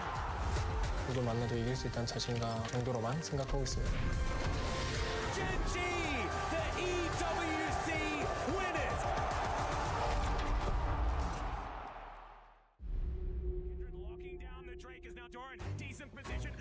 Break down my walls, but I won't rise again. Cause I stand tall in my environment. How could I ever close my eyes and stay silent since they try to take me down with their violence? Oh, they go back in! Bishop flashes in, and down goes Knight!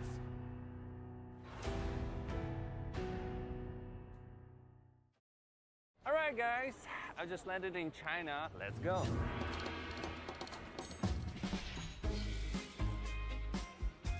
Play the local way, pay your way. Have you ever seen the Great Wall at night? Play the local way, pay your way.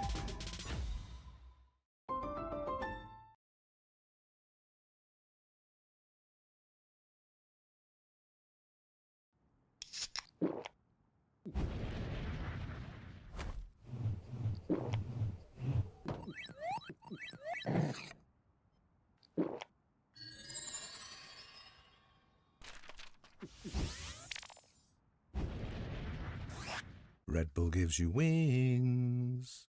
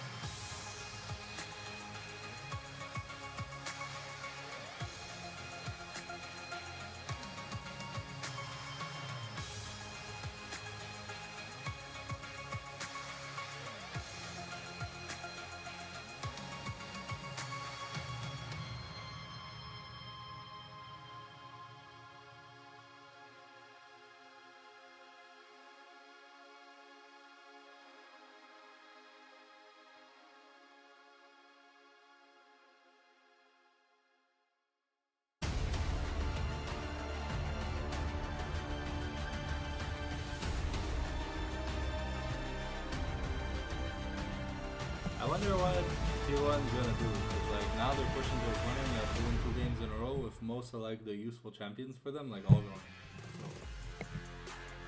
Ladies and gentlemen, welcome back to Worlds 2025 here in the quarterfinals. It's a best of 5 between AL and T1 to determine who gets that last coveted semi-final spot. It's 2-1 as AL have moved on to match point against the reigning world champions, and T1 is now in a must-win situation. All right, super excited for Deep Fearless Flowers. This is where you really put the pressure on what champions are T1 going to have left here. You have to start digging very deep. Faker's not going to have access to Azir or Orianna the whole series. I can guarantee that. Those will remain permabanned. AL have no reason to change any of these bans. And so we're looking, once again, it's down to like, you know, the Cassios and Akali and LeBlanc's sort of tier of champions. Well, there's also the Nico, this absolutely oppressive support champion with so much unique opportunity. The engages from stealth, the clone and the vision that it gives, the ability to tank turrets with the cannon minion. Nico does so much of what other champions cannot do. T1's gonna draft that first. They ban out Alistar, Trundle, and Smolder. Yunara banned out next to those 2 mid laners that you already said, Kobe. And it's Skarner and Corki drafted by AL. I like the Corki pick up early here, making sure that you have that safety tool for your AD carry when it comes to these fights, plus something that can help to neutralize a strong bot lane. And with the Skarner already taken, T1 hovering the Nocturne. I don't know if you, like, going further into dive is exactly what you want to do here. I mean, better than going halfway, I feel like, maybe. Because looking like some full dive here. Yeah, they lock it in. They're going to get the Kai'Sa. So I would assume they want to get Nocturne before the next round of bans come in, because Nocturne just pairs so well with a Nico. The engage just becomes insane. Yeah, Corki does have Valkyrie, but if you turn out the lights and you allow Nico an easier time to get in there, then the dive can just be devastating. That combo is a nasty one. The Nico ulti can already be so hard to react to from stealth, but when that vision is so restricted, it gives you such an insane engage. And speaking of engage, it looks like the final pick of the first half of the draft is going to be some engage in the bottom lane. Leona for Kael.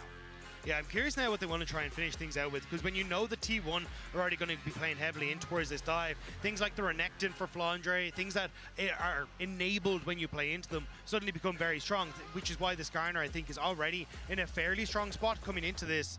We'll have to see, though, as the bans start to come through, what is the priority for anyone's Legend? Again, I'm really wondering what the mid lane is going to look like between these two, because it is getting fairly shallow there, and you know that you need something that's going to be able to survive some of this onslaught, because both sides have pretty good engages. You know, obviously T1's going deep dive, but Skarner and Leona as well is going to put a lot of pressure there. I do like the Cassiopeia brought up early, though. Like, that could definitely be something for Shanks in the mid lane, but taken away. Does too. Yeah, I was going to say also the pick he kind of made his name on coming up from the LDL, but now going to be taken away. But Hui, still a very strong pick that we haven't really seen come up too much in this draft phase, but also something that is very susceptible to the dive. Okay, so Cassio, Twisted Fate, mid lane, the focus for both teams, but 2 very different types of mid laners. Obviously, the Twisted Fate can work well with things like the Nocturne, catching you by surprise, and the Hui is exactly the type of read that AL has, but not for themselves. They're looking at it for the other side, just removing one of those strong, stalling control mages. Exactly, the big damage, the big AoE. What's going to be the response here from T1? Because I'm assuming that mid lane is actually going to be the one getting the counter pick rather than the top lane. There are some extra utility picks here still left up. I was wondering if they're going to try and ban the Victor, something that can kind of play off that zone of control and opt in towards an early Zhonya's and try and keep yourself safe, but not going to be the case. Going to ban away the Aatrox instead, which to me says they would like to try and bait Flandre into an early Renekton pick, but you still have things like Doran that can go back towards the Gnar, so I think they'd rather keep that Aura 5 for Flandre. These are all the ones that we're talking about, sifting through the options here. I'm just waiting. So it's funny because he started out with a Vex hover, and Vex is a viable counter pick into LeBlanc. You also think about Malzahar, you think about Lissandra as far as these deep dive combinations. Well, it's the 4-0 LeBlanc so far at Worlds, locked in for Shanks here. And instead, they're just going to pick a very standard control mage of Victor into this. There could be some serious potential there for AL to try to abuse this, as Ornn will be the last pick of the draft for T1. Yeah, you're setting up T1 basically to have a very strong front to back, honestly. Like, yes, you have some dive components that are in it, but the ability to just try and keep your backline safe while putting a lot of threat down with the Ornn, having that zone control with the Victor, then actually opens up for the utility of the ultimate of the Nocturne to shine more so, as you were talking about, to enable the Nico in fights. All right, we are in an elimination game for T1 at Worlds. They're putting Gumayushi on the controversial Kai'Sa pick for him. They have a lot of dive to set him up. Ornn ult with Nocturne, with the Nico. Lots of aggressive opportunities there. For Faker's pick, as you say, with the Victor, it is something that definitely can be attacked, especially if you get roams from the Leona to go up to this LeBlanc lane and put some extra pressure there. So very interesting stuff. And with Flandre getting that counter pick, I do like the Mordekaiser into Ornn having priority up there. AL, it just feels like they are on the attack. Even when you get in towards fights, Doran trying to call in the Ornn horn gets brought into the Shadow Realm. Yeah. Same when you look at the Nocturne as he tries to dive onto people. There's a lot of ways to disrupt the game plan from T1, which I really like from anyone's Legends composition. Yeah, Mordekaiser is a great combo breaker, taking someone to the death realm. I'm excited for this, man. We get to see the Mordekaiser slammed in response to the big team fight meatball. We get to see Faker saying that he's got the confidence to play Victor into LeBlanc, which can be a very, very scary situation. You're already talking about the dive potential on the T1 side, but with Skarner and Leona also drafted for AL, there's some serious engage there too. With how the first 3 games in this series have gone, I'm expecting nothing less here in this 4th one. Ooh, the tension could not be higher here. AL are 1 game away from making history. Faker is undefeated for 12 years at Worlds versus the LPL. And it would guarantee an LPL team in finals as well if anyone's Legends were to do it, which for every fan in China would mean a huge amount as they move off towards Chengdu next week. All right, let's take a look here. On your screen, you can see the history of what we're talking about with Faker against the LPL. All of these best of 5s, 11 of them as of the IG series this year in play-ins. Of those 11, 5 were 3-0s, 4 were 3-1s, only 2 went the distance of 3-2, and AL is demanding that at the minimum. And I want to highlight the very first one that it showed there, all the way back in 2013, when Faker won his world championship. That was over the coach of AL. It was over Tabe when Tabe was still a player. And when Tabe became a coach, BLG was up 2-1 last year in the final. Didn't quite work out. RNG was up 2-1 in 2017. Tabe played for them. And now AL up 2-1. Having to hope that Tabe can actually finally get a team that can take down T1. T1 have a lot of good stats at Worlds, by the way. They're also 5-1 when they're in this situation, down in a series. Have been very successful, so we'll see about the actual gameplay, because it all comes down to these big moments when all of the pressure is on. Can they survive? Can they pull it out and push us to a 5th game, to a Silver Scrapes? AL, I do like the attack that they have gone on in draft. They attack the entire series here where they're whittling away at T1 champions. But Keria did get his hands on the Nico, a very dangerous one. Yeah, Nico is such a powerful champion in the meta. I feel like this champion has just been all over everywhere the entire year long for the playmaking, for the utility that it provides. Both junglers now on to their 2nd buffs. Both did start into the top side, so we'll see if they want to try to get involved with this bottom lane. I think for Tarzan, he's just going for more of a defensive clear here, trying to clear out the camps that are at the front, knowing that T1 have that push on the bottom side and making sure that no sort of made. But Guma! Yeah, immediately Guma under some pressure. As Kyle and Hope trying to push back against the T1 duo who have been shoving them in so far in this lane. And that's meaningful with both junglers pathing down there. Skarner now is actually wrapping back to Wolves and looking towards most probably the topside Scuttle Crab. So Owner is here. Ward does go down in Tribrush from AL though. They know they are at risk. And so they're gonna play safe, or at least try to under tower. Exactly, this is so dangerous though. Hope only at 150 HP. He doesn't have any potions left in inventory. The heal was already used by Kyle. As Owner now paths through the mid lane, he already secured the bottom lane Scuttle Crab for himself, and Faker has priority and control over the mid lane with the topside Scuttle not yet claimed. Tarzan has to use Ishtal's impact to just dig through the wall backwards towards his own side of the map, and it means Owner should have total control over both Scuttle Crabs. Nice adaptation from T1, even though that trade looked decent for anyone's Legend on the bottom side, but Tarzan snuck his way back in. Can he manage to get on towards Faker here? Let's see. Wants to move towards him there with the Ishtal's impact, forces the flash. Faker stays safe, but now Summoner Spell down. Patience there from Tarzan and a sneaky play. We talked about how vulnerable this Victor can be. Now no flash in the early game. You constantly have to respect each distortion from the LeBlanc, looking for these trades.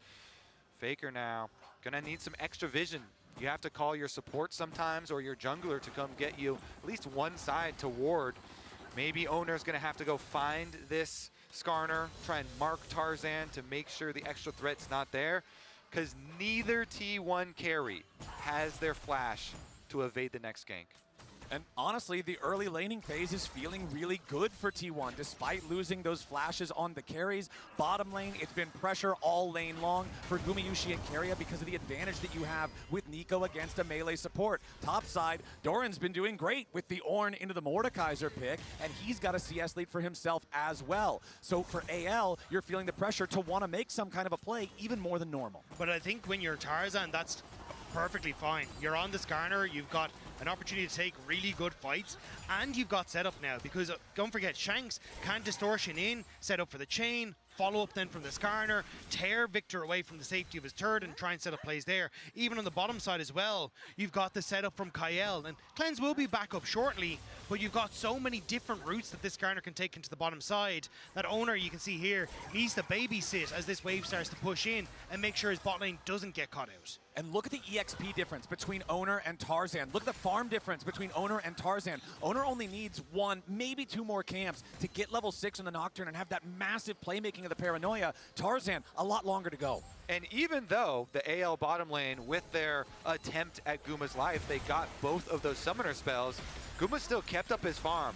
Good farm for the Kaisa, especially with that Nocturne providing the jungle pressure and securing the bottom side Scuttle Crab. And Owner once again patrolling between mid and bottom. Those two T1 carries relying on the extra presence there, and it has rewarded them. Yeah, Doran also level 6 was teetering down towards the mid lane in case anything kicked off, but going to make his way back up towards that top side. So T1 trying to shift to control Tarzan, which was the big focal point for the game wins that anyone Legend were able to take. I like what Guma did there, you know, going through, grouping up the minions to try and focus fire and deny one of them during the recall. It is going to be a reset after that recall, by the way. Hope going for the swap first into the top side. Landra with his level 6 on Mordekaiser comes down into the river, and that means that Owner does not have the chance to try to contest this Scuttle Crab at all. So Tarzan's going to claim that one, and now the EXP advantage that Owner had in the jungle pretty much entirely alleviated, as Tarzan will also hit level 6 as soon as he clears these Crocs. They also lost the wave on bot lane as Flandre had late reset, now TP'd into the bottom wave. So this was in the hopes that they could actually set up their Corki for success in anyone's Legend, but there's so many members on the top side of the map for T1, and they don't know Doran's here. Yeah, Doran's still there, the call of the Forge God, the Paranoia over the top. Hope tries to get away with the flash, but he's still caught up in the fear. He waits to use the cleanse. Hope locked up by the Ornn, but he gets enough distance. AL staying alive for now. Kyle and Hope both get away. T1 goes in. Gumayusi with a killer instinct, but Hope still lives underneath the turret. Doran's going in with a bellows breath, and it's first blood over to Keria. Kyle tries to counterattack with Zenith Blade, but he does not have what he needs. Doran now the target. Shanks doesn't hit him with a chain. He's got to try to get away as as Tarzan wants to kill Doran. Shanks still in the back part of the fight. Tarzan with a 3-man impale. T1 still trying to fight as Faker arrives in. Shanks down to 150, and the blooming burst from Keria gets him. It's a 4-2 game, 8 minutes in, and T1 take the fight. And the only thing they have to pay for is the bottom side. Mordekaiser did get left alone with this tower, but it is so good for T1. It is Guma that does not give up on the play. Even though Hope was able to escape from the Ornn ultimate, Guma says nobody's getting out of this. He ults in, he continues to play for T1, and all of T1 commit to the top side. And it nets them so much. The extra kills, the Void Grubs, and it's a great call from Doran to stick around to find this pick. Owner and managing to get the lockdown as well, and Kyle gets hit by Keria, so can't actually get underneath this tower to protect Hope.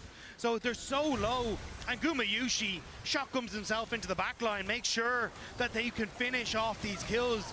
And Tarzan tries his best with Shanks to bring back this play, but there's just not enough consistent DPS.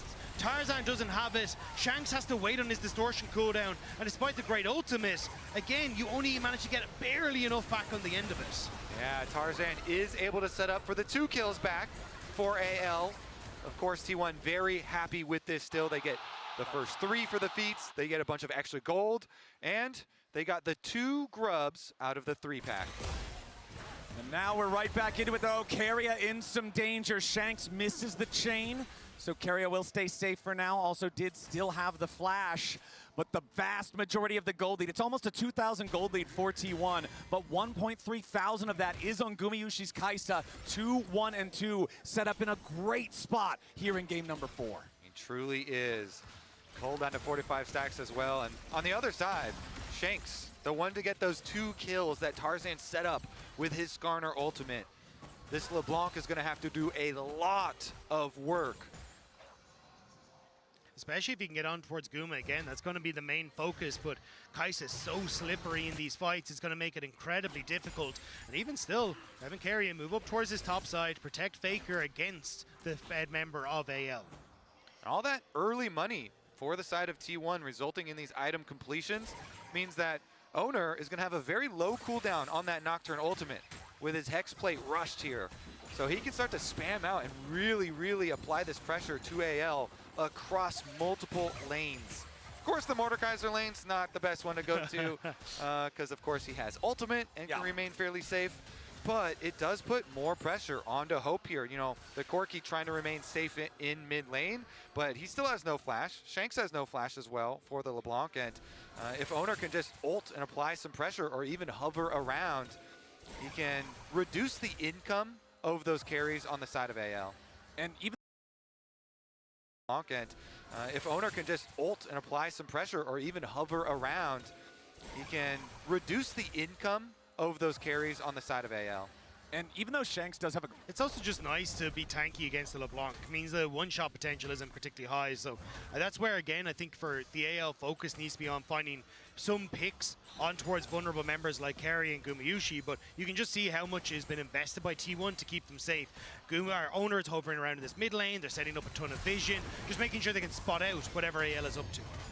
And there's the Kanik Rookern for Doran as well. This is the most annoying item in the game for these AP top laners to have to deal with against a tank like Ornn. It makes his trades so much more effective into the Mordekaiser. So Flandra having to deal with that now makes it that much harder to find an opportunity to get anything against this guy. And we'll see if Flandra can get any big death rounds in the middle of a huge fight. Because not just taking out a carry or something like that, if you can remove Nico from having a Pop Blossom, if you can ult Ornn before he can use the second half of the Ornn Horn, there's a lot of playmaking opportunities there, and I think Flandra has been a core part of the wins so far for AL. Yeah, definitely going to have to at least take out one of those big engaged components. Yeah. Because if you let T1 use them all, you will get destroyed. 2.4K, the gold lead here. And they just have pressure in all of their lanes. You were talking about Doran. He's just going to keep on pushing with that Kanik Rookern. Gets the pressure on top side, bottom side as well here for Faker, shoving in on the LeBlanc. Even though the LeBlanc is this champion that can go in for some scary moments, it does not have great wave clear unless you are forced to use everything on the wave itself, and then that takes away from the attack mode that you're supposed to be in. So should allow Victor easier wave control as long as you've got a Nocturne to cover you. Yeah, Owner is just providing so much safety for the lanes, for the team. Yeah, and you got 50 seconds until that Dragon, so resets coming through, first items completed. Like T1 feeling in a good spot. They just continue that pressure to the lanes and then move that over into some vision control that's already been established and continue to make it difficult for AL to set up on the objective and look for plays with Shanks or, Tarzan finding a good angle of attack, and making it easier to just find picks of your own for T1. 25 seconds until the next Drake spawns. I don't think since he's purchased the Koenig Rookern, I have seen the shield break on Doran's health bar. He just goes up, he gets bonked a little bit, but now Tarzan is looking to change that around. Nice use of the Bellows Breath, but he is pulled back by the claw from Flandra. He tries to get underneath the turret. Doran flashes away. Flandra does secure the kill, but now he's got to get away from the turret. His teammates coming up to guarantee he survives. It's AL overloading the top side, and T1 are bringing in backup, but they've already lost their top laner. It's a nice timing window from AL. Right as Dragon spawns, they go for the play, they get the kill, and sure, Faker will get some damage on the bot tower, but now they can actually reset and get back out onto the map and look to contest the Dragon. Well, I don't think it's just going to be damage on this bottom tower. It looks like it's going to be the entire turret, but that means they could try to have a teleport punish here. Flandra coming around. He did not have to use the Death Realm to get the kill onto Doran, so he still has it, but Faker backs away in time, and critically for AL, they keep that turret alive, so no feats of strength for T1. Faker trying to now move in to recontest onto the position. Dragon was started by Flandra, but will end up just being pulled out for a little second. Still waiting to see now if they can move in with no Ornhorn and no Nocturne ultimate, though. It's a little spooky for T1 to contest onto the objective. Well, looks like they are going to go ahead, seize control over the area, start this one up. AL is nearby, but the Dragon dropping down to half HP already, and AL looks to be saying that they have no interest in contesting this one. Flandra's just staying top. He has no teleport. So 1-1 now. Split Drakes between the two teams. Yeah, T1, they've got the luxury of pushing in on bottom side, and they do have the ability to dive here. Be careful. Yep, Tarzan's coming in. They want to try to stop this T1 force onto the first turret of the game. Keria over the wall is going to be pushed back as Tarzan throws a rock over there towards him. Meanwhile, topside is Flandra putting the work in on this turret to take the first one. Nice deny there on the feats of strength. Yeah, and the fact that you get to use this wave push to move over towards the Rift Herald is going to be super nice as well. So it means T1 will have to overforce on that bottom side again, whereas Shanks can look for his reset. He has the teleport to move into position, and there's some deep wards as well on anyone Legend side, which is perfect for Shanks if he wants to TP into the fight. Okay, Rift Herald alive. This could also be feats of strength for T1 because they have already secured a single Dragon and 2 out of 3 of the grubs. AL are going to get themselves at least the Scuttle Crab beforehand. Tarzan grabs that one, but T1 has multiple men in the area. Taking stock of everything on the map, you can see Faker and Shanks, both in the bottom lane, both have their teleports ready to join a Rift Herald fight. No teleport available on either one of the top laners on either team. And we're starting to hit level 11 in a lot of different roles. Owner critically still only level 10 here on his Nocturne. Faker still needs another 4 minutes before his Rod of Ages hits full stack, so that's not going to happen anytime soon. Tarzan over the wall here with the Blast Cone. Kyle and Hope approaching from mid. T1 forced back away from the Herald. Yeah, I like that. You immediately just drop it. Just immediately leash the Herald for T1 because Faker can finish this bottom tower and then teleport in, and they do. Yeah, Keria's going to be the target here from Kyle, but he's not going to go in any further. Blast Cone gets Kyle back away as Doran tries to escape. Tarzan punches him a couple times, but again, that's a very tanky Ornn. Herald's going to lose all patience, and we can see Faker using the teleport to make his way over to the fight now after claiming that tier 1 turret in the bottom lane. Shanks still has a TP, but he's held in mid by Faker because of the wave clear of the Victor. Faker winning the trade against Shanks as Tarzan trades with Keria and Gumayusi. T1 with control over the Herald as AL approach. Flandra's going to look for a target, potentially here for the Death Realm. Herald down to 4K. Claw hits 2, but Flandra can't get any closer. Owner wants to take the objective. Paranoia's already gone out. Herald secured by Owner as the Ornhorn comes in, but only finds one. Carrier locks up Hope. Gumayushi into the back line, and the AL AD carries already down. Owner tries to flash away. Doran in the middle of everybody, but Flandra barely stays alive. He should surely die right after the shield falls, and Owner kills him. Kael's on the run. T1's on the hunt. Everybody on AL's dropping. And T1 are absolutely demolishing the LPL team. Tarzan tries to dig through the wall. He'll barely escape, but it's Rift Herald plus 4 kills. The side of T1. Even Guma lived. Shanks tried to go back in to kill him, but he couldn't get the vision. He couldn't get the damage. T1 have taken control of this game. Tarzan wants to see if he can get Faker on the way out. May get the damage down, but AL are so far away. Carry is still in the vicinity. And T1, this composition from this position is so difficult to fight against as AL. And we see it as they come in. So you end up with Shanks trying to get access to the backline, but it doesn't really work. Doran ends up getting good value, but it's Carry's ultimate here onto both the carries that sets up perfectly for the play, as Tarzan and Flandra just can't do enough with Shanks to carry a fight like this. Exactly. The other side of the fight, the Mordekaiser that just ulted this Nocturne, Owner had already gotten the objective, and then Owner still lived as well. It's just T1 dismantling AL on both sides of the team fight. That gold lead that they already had gets more than doubled, and adding the extra objective here, T1 seem like they are going to be able to push us to a Game 5. This early game lead is just so big, so quickly, Captain Flowers. Exactly. This is so much larger of a lead than we've seen at this point in the game in any of the previous 3. Nearly 6,000 gold ahead for T1. The Drakes are even, so it's not like AL has this sole comeback condition. And now, Otacon's gonna spawn here in 20 seconds. Remember what I said about that Rod of Ages? Faker's at 9 stacks, so the lead is about to become an even larger problem. T1 just continuing to build this advantage, keep this pressure on. They're going to try to take the tier 1 turret, but not quite enough damage thus far. But you can see everybody's up here. They've got Doran down in the bottom lane. He's the one answering Flandra. He has his teleport to join up for this Otacon fight whenever they need him. It's just so difficult if you're AL. Those item creation points just aren't there. And now with the push on top side, how do you try and enter in towards River? How do you try and spot that Otacon has already been started by T1? AL charged with a nearly impossible task. They are going to walk forward. They are going to see the Otacon started. They're bringing in the teleport.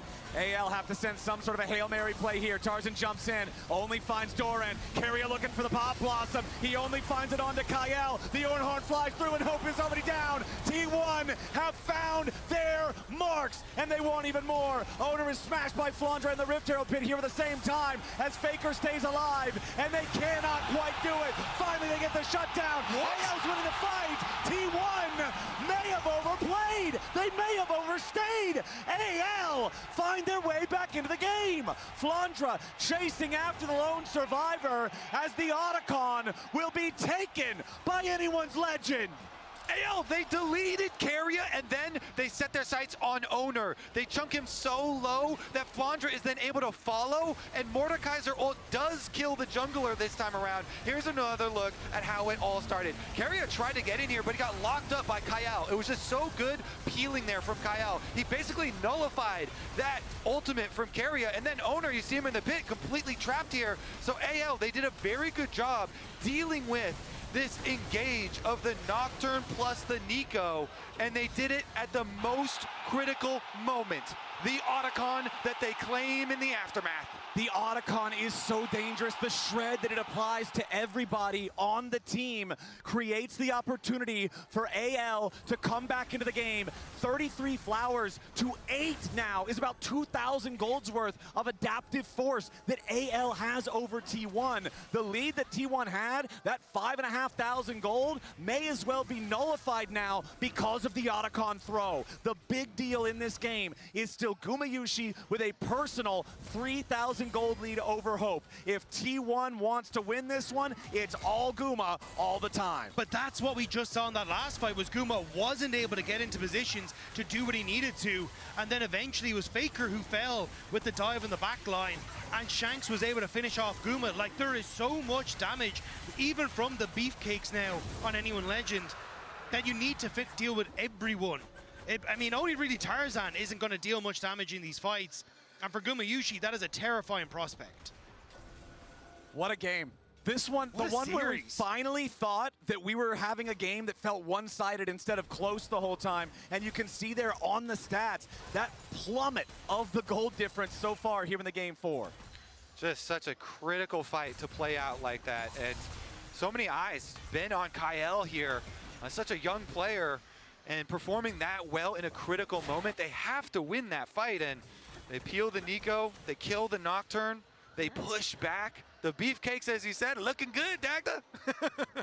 I have to see if they can continue it, because still, even though AL won the fight, T1 still finding their pressure in the lane, still pushing the waves in. Yeah. And it's anyone's legend trying to hold and bunker down in towards these choke points to deny T1 any sort of deeper access in towards the vision control that they need. Also, flashes starting to come up crucially for people like Keria, making him a little bit more vulnerable in these upcoming fights. Taking a stock of where we are with levels, Flandra about a level up over Doran, Tarzan 2 levels up over Owner, about to just be 1 because Owner nearly level 13. Faker 1 level up over Shanks because of that Rod of Ages we were already talking about. Hope almost has his Muramana fully stacked up here on the Corki. 24 minutes in, that feels very, very late, and it has been a very tough game for Hope. 0-3-2 on the Corki. Gumayusi has been going after him nonstop. Yeah, certainly has. All right, let's take another look at this, though. Top tower so low. Ale trying to use it. Okay, they go in. The solar flare from Kyle. Tarzan wants to swoop around, but the Impale misses. AL threw a lot out there. The Arcane Storm from Faker going to fully push back anyone's legend. Shanks all the way down in the bottom lane. Not going to teleport up for this. AL wanted to defend their tier 1, but when they swing and miss, it's easy for T1 to finish the job. AL ever so slightly desynced on the play. The stun lands, but Tarzan not there to follow up. It means that T1 able to step away, don't have to burn any of those crucial summoner spells. And now T1 going to continue, reset, move back out onto the map. Especially when I look at, like, Faker being a target is so hard with this build that he's gone for. He is so tanky. Yeah, I mean, most of this game, he has been just standing and trading with the LeBlanc. He's not flinching at all, and he has been able to trade quite effectively. We'll see if they're able to create another pick, because T1 still have the cover of darkness here with this Nocturne ultimate, and that with all of the engaged threat that they do have, should basically guarantee applying plasma to somebody for Guma to come in and kill. He's 3-item Kaisa, 3-item plus some, to only the 2 of Hope at the moment. So this Kaisa really should be able to shred, and they do have the Baron in their sights. They're trying to draw AL to them. This is going to be a turn from T1. Watch out for the engage. Yup, keep your eyes on Keria specifically here with the Nico. Teleport coming in from the AL side. Also T1 ready to reinforce. Ornhorn sounds off. Doran goes in. They're going to knock up Kyle here at the very start, but into the back line. T1, Faker under pressure. The burst over the mid laner. They found him, but Hope is also already down. Shanks next to die. The Arcane Storm is a typhoon, but AL is fighting back. More damage to Gumayusi. Flandra wants him. Flandra can't find him. The mace will not connect over the wall. And now Tarzan goes on a killing spree. AL are winning another fight. Doran locked up. He gets away with a teleport to stay alive. 3 for 3. A bloodbath at Baron. Flandra and Tarzan survive. Flandra's doing so much on this Mordekaiser. The one of 3 non-Korean top laners to ever win Worlds, and Tarzan and Flandra are doing so much work in this fight. They turn on towards Faker, and even though Keria goes to the Pop Blossom, it only hits onto Flandra, it hits nobody, and Gumayusi goes into the backline, but the lockup, and Flandra holding on to this ultimate for so long to focus onto Gumayusi to make sure he can't continue in the fight. And again, it's this front line from AL that stays alive and deals the damage, and just when you think Hope is gone, it is still there for the LPL. Yeah, it's actually crazy because this fight, we just watched Hope get deleted, and Guma also then killed off Shanks right at the beginning. Those are the 2 main carries for this team. You thought, nope, the main carry is the Mordekaiser, and Tarzan got a triple ultimate with the Skarner to buy the necessary time for the Mordekaiser to destroy them. Hope did 100 more damage than Kyle did in that team fight, and full tank Skarner did over 4,000. The Mordekaiser cracking 5,000 damage as AL now moving into this topside river yet again. Solar Flare used by Kyle does not find anything meaningful here. Taking a look at summoner spells, there are no flashes available on T1. There are none available on AL except for Kyle on this Leona, so keep your eyes on him. AL are trying desperately to pull T1 away from the Dragon, but T1 just going to walk down the mid lane, keep this pressure up, and AL, they're looking at a little split. Yeah, Gumayushi's going to take down the tier 2 turret. Keep your eyes open for the paranoia. That's the sign that T1's going to look for something, but they don't want to use it here. Instead, it's Gumayushi off on a solo mission looking to take the Drake. It's not Soul Point just yet, but if he can secure this one, it's going to put AL in a very difficult spot. The Kaisa clears this very effectively, just as a lone unit, and it looks like they're going to grab it here. The Scryer's Trinket used to see what T1 is doing. Shanks goes after Keria, chunks him out, but doesn't chunk him super low. T1 takes the Drake, and now they're ready for the 5v5. Doran summons up the Ornhorn. They're going in after Flandra. They want to focus the Mordekaiser. They've got him locked up in the CC, and Faker strikes him down. AL have lost their strongest player. Tarzan with the impale, and Owner continues moving forward. AL in a 4v5 have got to be mindful now. T1 may try to go for the Baron as they clear out mid-wave. Flandra's still dead for 35 seconds. T1 found the thorn on their side and they yanked it out immediately. Now anyone's legend have to defend the Baron. 4 versus 5. T1 going after the big objective. Tarzan wants to step forward here, try to find a little bit of poke. Kyle and Hope now. A nice catch from Doran. Hope is already down. Tarzan has to retreat. Ishtal's impact through the wall. They can't slow him down. They can't lock him up. T1 back onto the Baron yet again. Owner down to 25% HP. AL, they're going to have their top laner back up here in 5 seconds. So it may have cost them hope, but it buys them enough time to stop the Baron. Ooh, Doran gets the double knock up there to grab another kill for T1, but as you say, the Baron goes unkilled here, still on the map, so we have to get the reset and the return to the objective. T1 though, they did such a good job at the beginning keeping this Mordekaiser at distance and actually chunking him down, then going for the full commit there. Owner goes in, they remove the biggest threat from them in the previous fights. See about round 2 though. That was the thing, as long as they remove Flandre before he gets that ultimate off, they're in a good spot. And even there, you can see Flandre didn't want to pull the trigger on the ultimate, thought he could maybe survive and then find a higher value target. But if T1 continue to focus Flandre, it becomes a little bit more difficult for anyone's legend. And good lord, Gumayushi, man, 5,000 gold ahead. He has almost 2 fully completed items up over Hope. He only has 1 slot left to build into, while Hope doesn't even have 3 fully finished big items. You can see Seeker's Arm Guard also fully completed now for Faker, in case he is the one who's attempted to be focused down with the big burst like we saw in the previous big team fight. This one is way closer than I thought it was ever going to be when we saw a 5,000 gold lead at 19 minutes. And we are also at Soul Point, 2.5 minutes here for T1. T1 returning to the Baron though once again. They're looking to draw AL in. All right, AL ready to try to stop him, but Gumayushi kills this objective very, very quickly. TP coming in from AL. Keria on the flank, off to the right, ready for the pincer attack. T1 gonna pull off the Baron. They do not want to allow it to get low enough for Tarzan to try to steal. Doran jumps in, knocks Kyle up into the air. Shanks going in after Keria, wants to stop him. Ornhorn through the middle of the fight, and once again, Flandra's gonna get focused, but he is not dead. Big impale from Tarzan. A lot of damage comes through. Keria dies before the Pop Blossom. Flandra in a little bit of trouble now, but he's still fighting. The shield keeps him alive, but T1 is too strong. AL running now. They've lost 2. T1 have only lost their support. It's both supports down. Flandra, the extra man dead, means T1 win the fight. Yeah, they melt the front line. Shanks is actually creeping around, but there's not much he can get. He's looking for an angle onto Guma. If he can find Gumayushi, that's the angle. That's the only way to win it, and there he goes! Shanks with the hero play as Hope tries to escape from Doran, but the Bellows Breath takes him down. Tarzan wants to get away from Owner, from Faker. He can't quite get there. He's feared up. Shanks nearly kills off Owner, but a beautiful spell shield keeps him alive. Shanks is trapped inside the gravity field, and Faker takes him down. Tarzan on the run. He's the only one left alive from the original fight. Kyle has finally respawned. Faker and Doran are going to continue the chase now.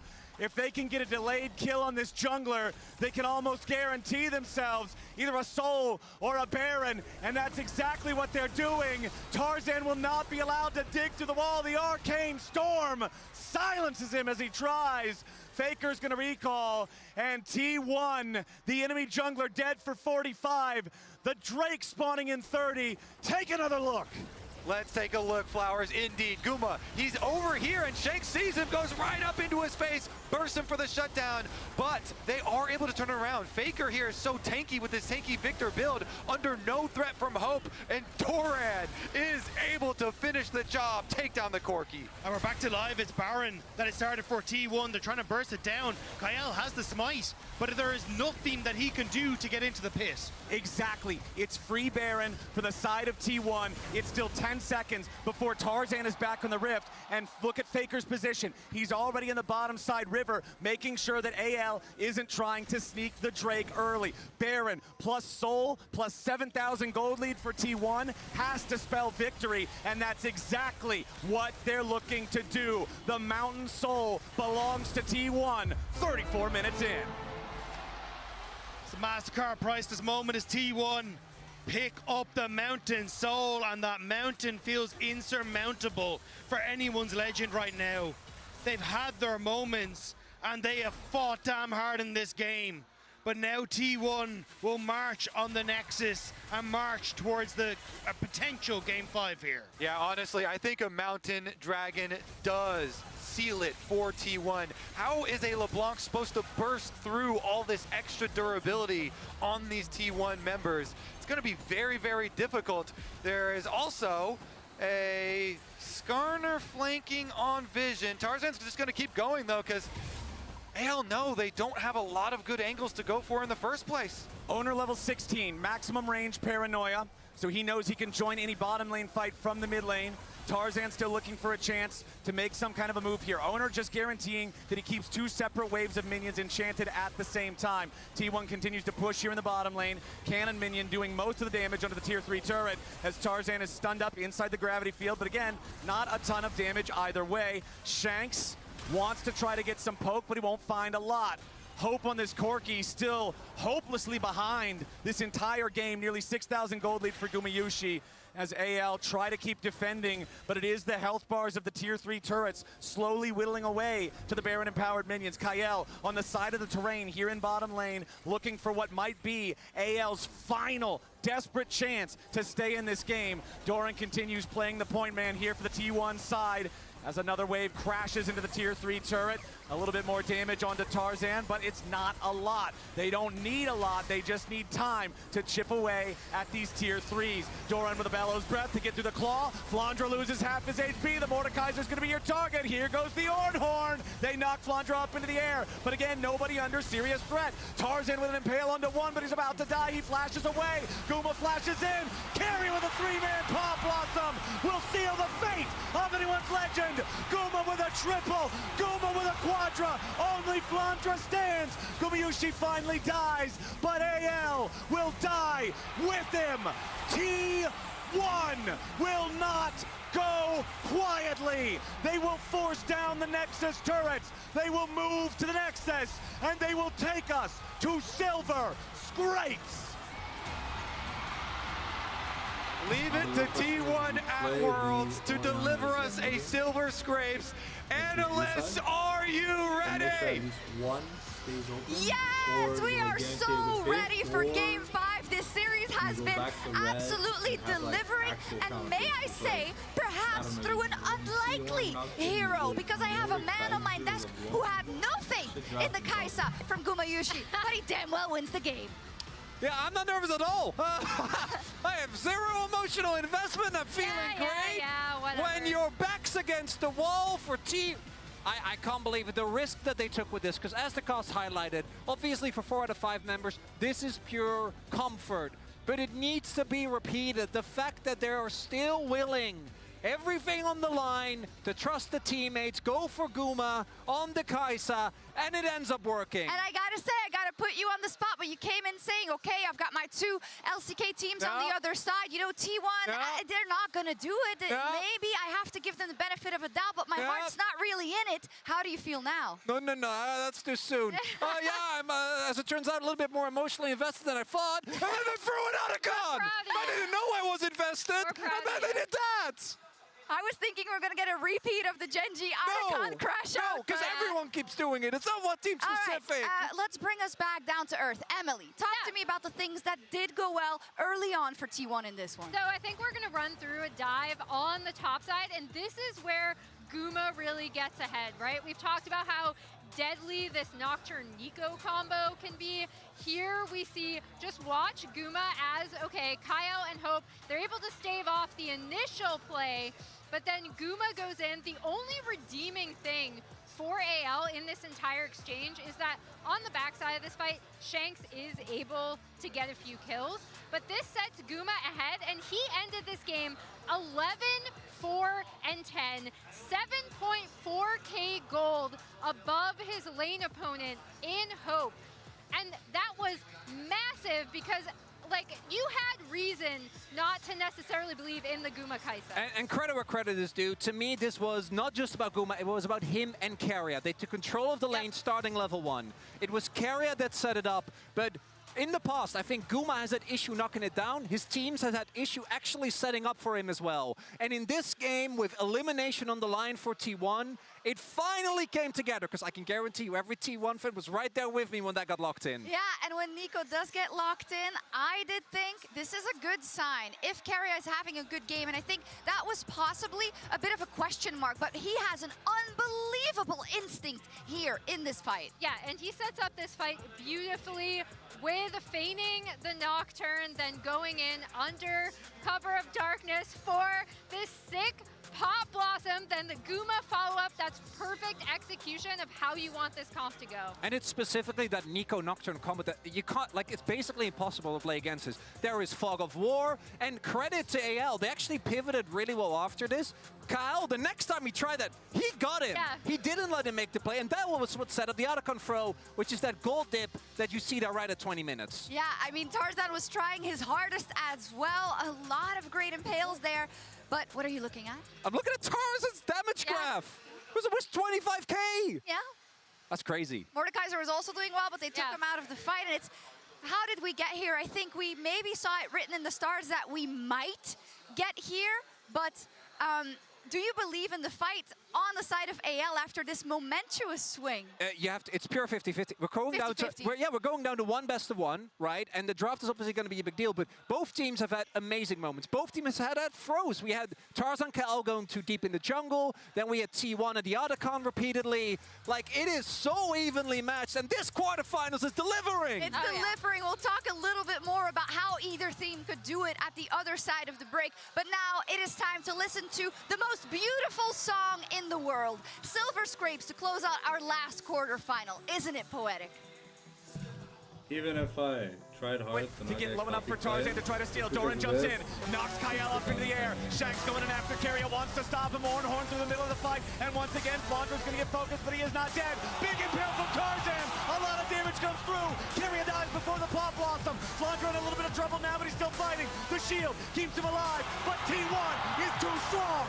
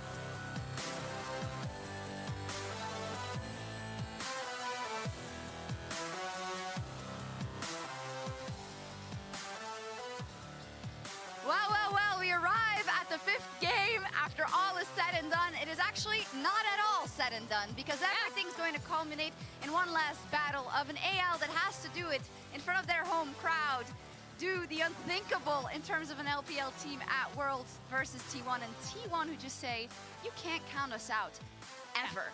And as we talked about, the Nico Nocturne composition, they ran incredibly well, something they're super comfortable on. Previously, we'd seen Nico banned out. I want to take a look at the support picks throughout this series, because I feel like we talked going into this about Karia's performance, how he has really stepped it up in this matchup.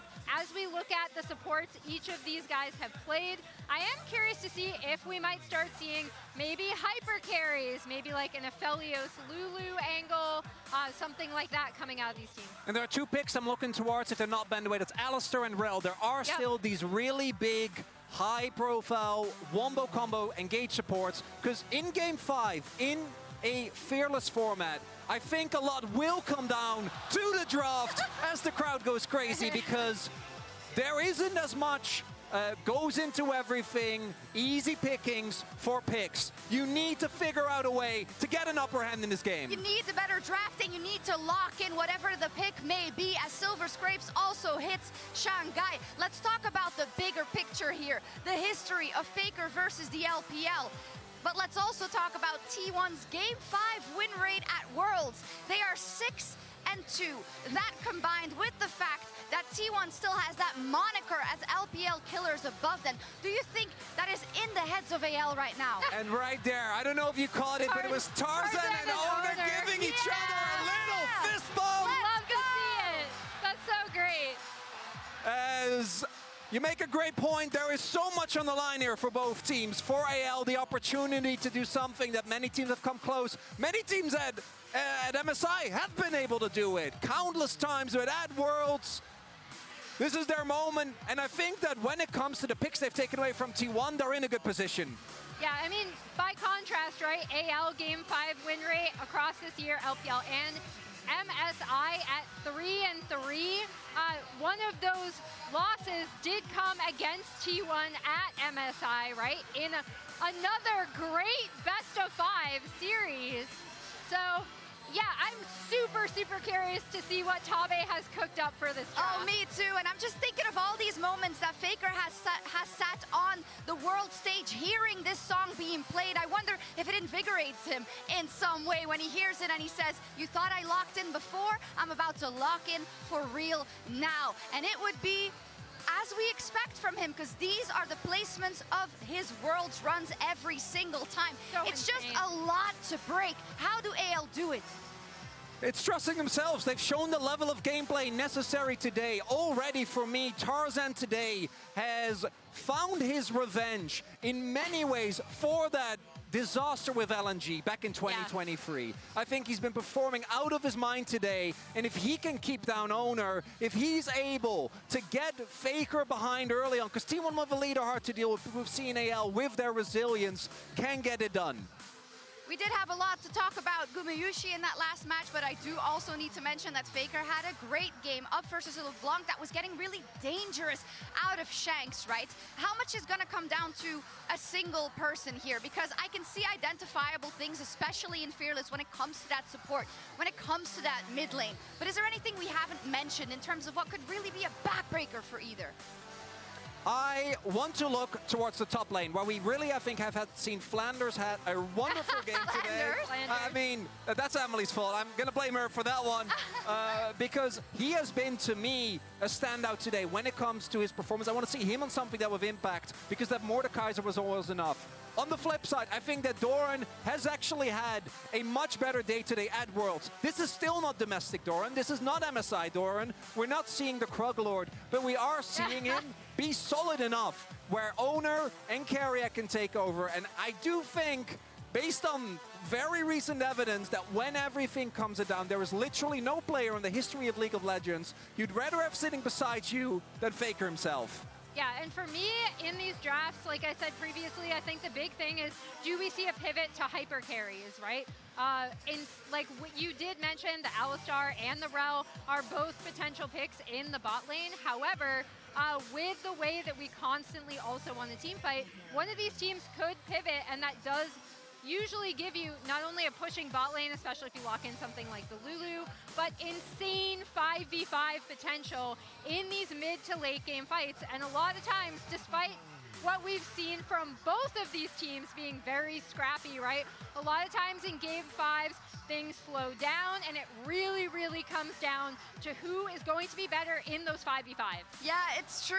And in games like this, Maurits, I know it becomes stressful to watch if you have any type of investment. But the way these games have been playing out, we haven't seen a game-winning early game fight. There has always been a throw. There has always been a rebuttal. And that's where the presence of mind really comes into play. It's the tenacity of both these teams, right? No matter what the game state is, both in a positive sense, because sometimes they should be a little bit more respectful, particularly towards Otacon, because again, a reminder, teams, your resistances are going to be gone. You need to be a little more mindful, because neither team has gotten, I think, in any of these games to a point where a deficit is so big that you can't contest. And for me, going into this final draft, I'm looking at jungle, I'm looking at support. I think Tarzan and Kael, as well as Owner and Keria, have been what have mostly been the game deciders to me, because this series has come down to team fights. We've seen so many of them, but when it comes to actually setting up your team fight, we saw it in the Bard game from Kael, we saw it with the Nico in this game. That is what, for me, has been one of the big deciding factors, and what I think is going to decide this game 5. Oh, amazing. I love we see team fights from start to finish. You can't be allowed to make any mistakes, because the other team will slam you down. We will see if Faker has it in the tank, if it's Shanks who can take over from him and bring LPL to the semifinal to give us a guaranteed LPL LCK final. We just moved away from him, but that man on your screen, Tabe, is who I'm looking at also, because I know Kobe called it out in cast, but during Faker's first Worlds, right? It was against this man playing support for Royal Club. So it'd be incredibly poetic if he was the one to finally step up coaching this AL team and potentially move on past T1 in this bracket. We've been going to a Zenith a couple of times, but I just got the word we still have a little delay before getting to the stage. Obviously, you want to make sure that the teams are in their best capabilities going into that game 5 indeed. I'm wondering, Maurits, if the doubts that you had coming into this best of 5 being, right, can they attack that early game? Can Keria have a standout performance? Can the top lane have a stable performance? How many of that has been shored up? Well, I mean, we've gotten to game 5, right? I want to echo what I said earlier. It really does feel like these teams are insanely evenly matched. A lot of the questions that we had for T1, I think for me were answered after game 1 already, because I knew that if, and that was by no means a guarantee, but if T1 played the way they have done at MSI, they have played domestically for a large part of the year, particularly towards the main part of summer, I knew this was going to be a close series. And the fact that we're actually getting to 5 again, the only quarterfinal that actually go the distance, is a beauty to watch. As watch party back home for you. Well, kind of. Sorry, I don't want to bring it up. No. Still in spirit, and I can't wait to see what we're gonna get in this game 5. We'll see indeed as we get into this draft in just a second. But Emily, real quick. Anyone's legend jumping up as an unexpected hope for the LPL from Rogue Warriors to today. And I feel like so many. Oh, wow. Wow. Oh, I just want to give it to the crowd. Absolutely colossal energy out of the crowd. AL and T1 chance. I almost said A1. The big thing for me is every single player on this team kind of was seeking to make their name or kind of strike out and get revenge for being passed over, right? Like Hope replaced for Viper, replaced for Ruler, Kael trying to make a name for himself on a different team, Tarzan seeking redemption from some of his international performances, as we talked about, Shanks being on WE for so long, being stuck there, coming to this team, and then Flandra, I feel like Flandra's always just kind of vibing, but he's proving still that he is a top LPL top laner. Oh my gosh, the energy is absolutely electric. You know, this is the thing that when you get to a World Championship, these are the unquantifiables. When you step into an arena like this, and I'm so glad that we had hoped that it would come to this for this specific matchup between the hope of the LPL and the LPL killers on the side of T1. It's absolutely beautiful. I'm trying to see if we get an update on when we're going to the stage. I think we still have a small delay, so let us ask the casters a question. We've been talking so much. Is there anything we missed? What are you looking out for in Game 5? Thank you very much, Shocks. I am looking for this game to be the best one yet. Game number 4 looked like it might have been more one-sided than our first 3, but even then, we had the hero moment from Flandra up in that topside river to turn a fight that looked like it should have been the end of the game back to a pretty close game state, but ultimately it was Gumayushi having probably the biggest individual player gap so far in the series that carried it home for T1. We've had an amazing series, and I want Game 5 to be the best game yet. I tell you what I'm looking for. I'm looking for a Game 5 jinx. That's what we got. That's what we got at MSI. And Taba has gone on record talking about the power of Game 5 jinx for AL as well, and them being able to pick it and find, you know, wins in those must-win games. You know, Deep Fearless is where a lot of people have doubted this T1 team. Not thinking that they'll be able to survive in this world where we're constantly in Fearless, but pushing them to game number 5 in the first place is such a big feat. I mean, Hope is looking for revenge, got eliminated by T1 in 2022. Of course, Tarzan is, because him and Scout had a really, really embarrassing 2023 elimination at the hands of T1, so it would mean so much to return the favor here in 2025. So a lot of revenge is on the table for the taking, but it's not easy. There's a reason no one else has been able to do it to T1 at Worlds. I mean, it's been 12 years since the LPL has ever been able to take down T1 in a best of 5. They haven't been able to do it 11-0. And now anyone's legend has that opportunity to finally put one on the board for the LPL. And I mean, Emily started into it a little bit, like, what was a roster that was just a band of rookies. When you look back at like ZDZ and Xiaohao, they're on anyone's legend, a team that would essentially would finish at the bottom of the pack for so long, and then they add in Tabe, and so suddenly they start to pick it up, where they have Hope, they have Shanks, and they have this core with Kael that they can build around. Adding in Tarzan and Flandre this year, finally, not only did they make playoffs for the first time, they didn't drop out of top 3 all year long, thanks to the play that they had, thanks to the coaching staff that they have. And now they stand on the precipice of finally being able to do what no LPL team has done, but they're not the first LPL team to ever stood in this position. But we have to believe that maybe, just maybe, the LPL can get one. And then there's T1 and Faker at Worlds. The aura is strong. When they walked back into this arena, the crowd was deafening. You heard it, we heard it. Let's get into Champion Select for our final and deciding game. I am so ready for this, and Azir and Orianna throughout the entire series have not been allowed. That will not change in Game 5. The Trundle remains banned as well. AL, having lost Game 4, are choosing to play from the blue side here in our 5th and final game. Caitlyn and Misfortune, double marksman bans in the first half of the draft from AL. When you're already on Game 5 in Fearless, that AD carry pool is shrinking to a puddle. Also, potentially setting up for something like a Lucian first pick, which is the other AD carry that we've seen at in this meta that is still rising up in priority. Something that you can have that flexibility with, especially as the desk was already talking about, like both the Alistair and the Rel still up and available if they want to try and go for it. Annie, also a mid laner that you have to keep your eyes on, has drifted out of the meta, but certainly still a very strong pick. But it's the Jinx immediately, Kobe. You called it. You gotta feel that it is coming because AL, they know, they remember last time T1, they got the jinx and they beat them in the 5th game at MSI. And you know how much success AL have had in their 5-game jinxes. They get it, first pick, it's worthy. Now you have to protect it though, okay? Jinx in itself is not a team comp. You have to be able to keep that jinx up. You have to be able to get the first kill, to get excited, and stay alive.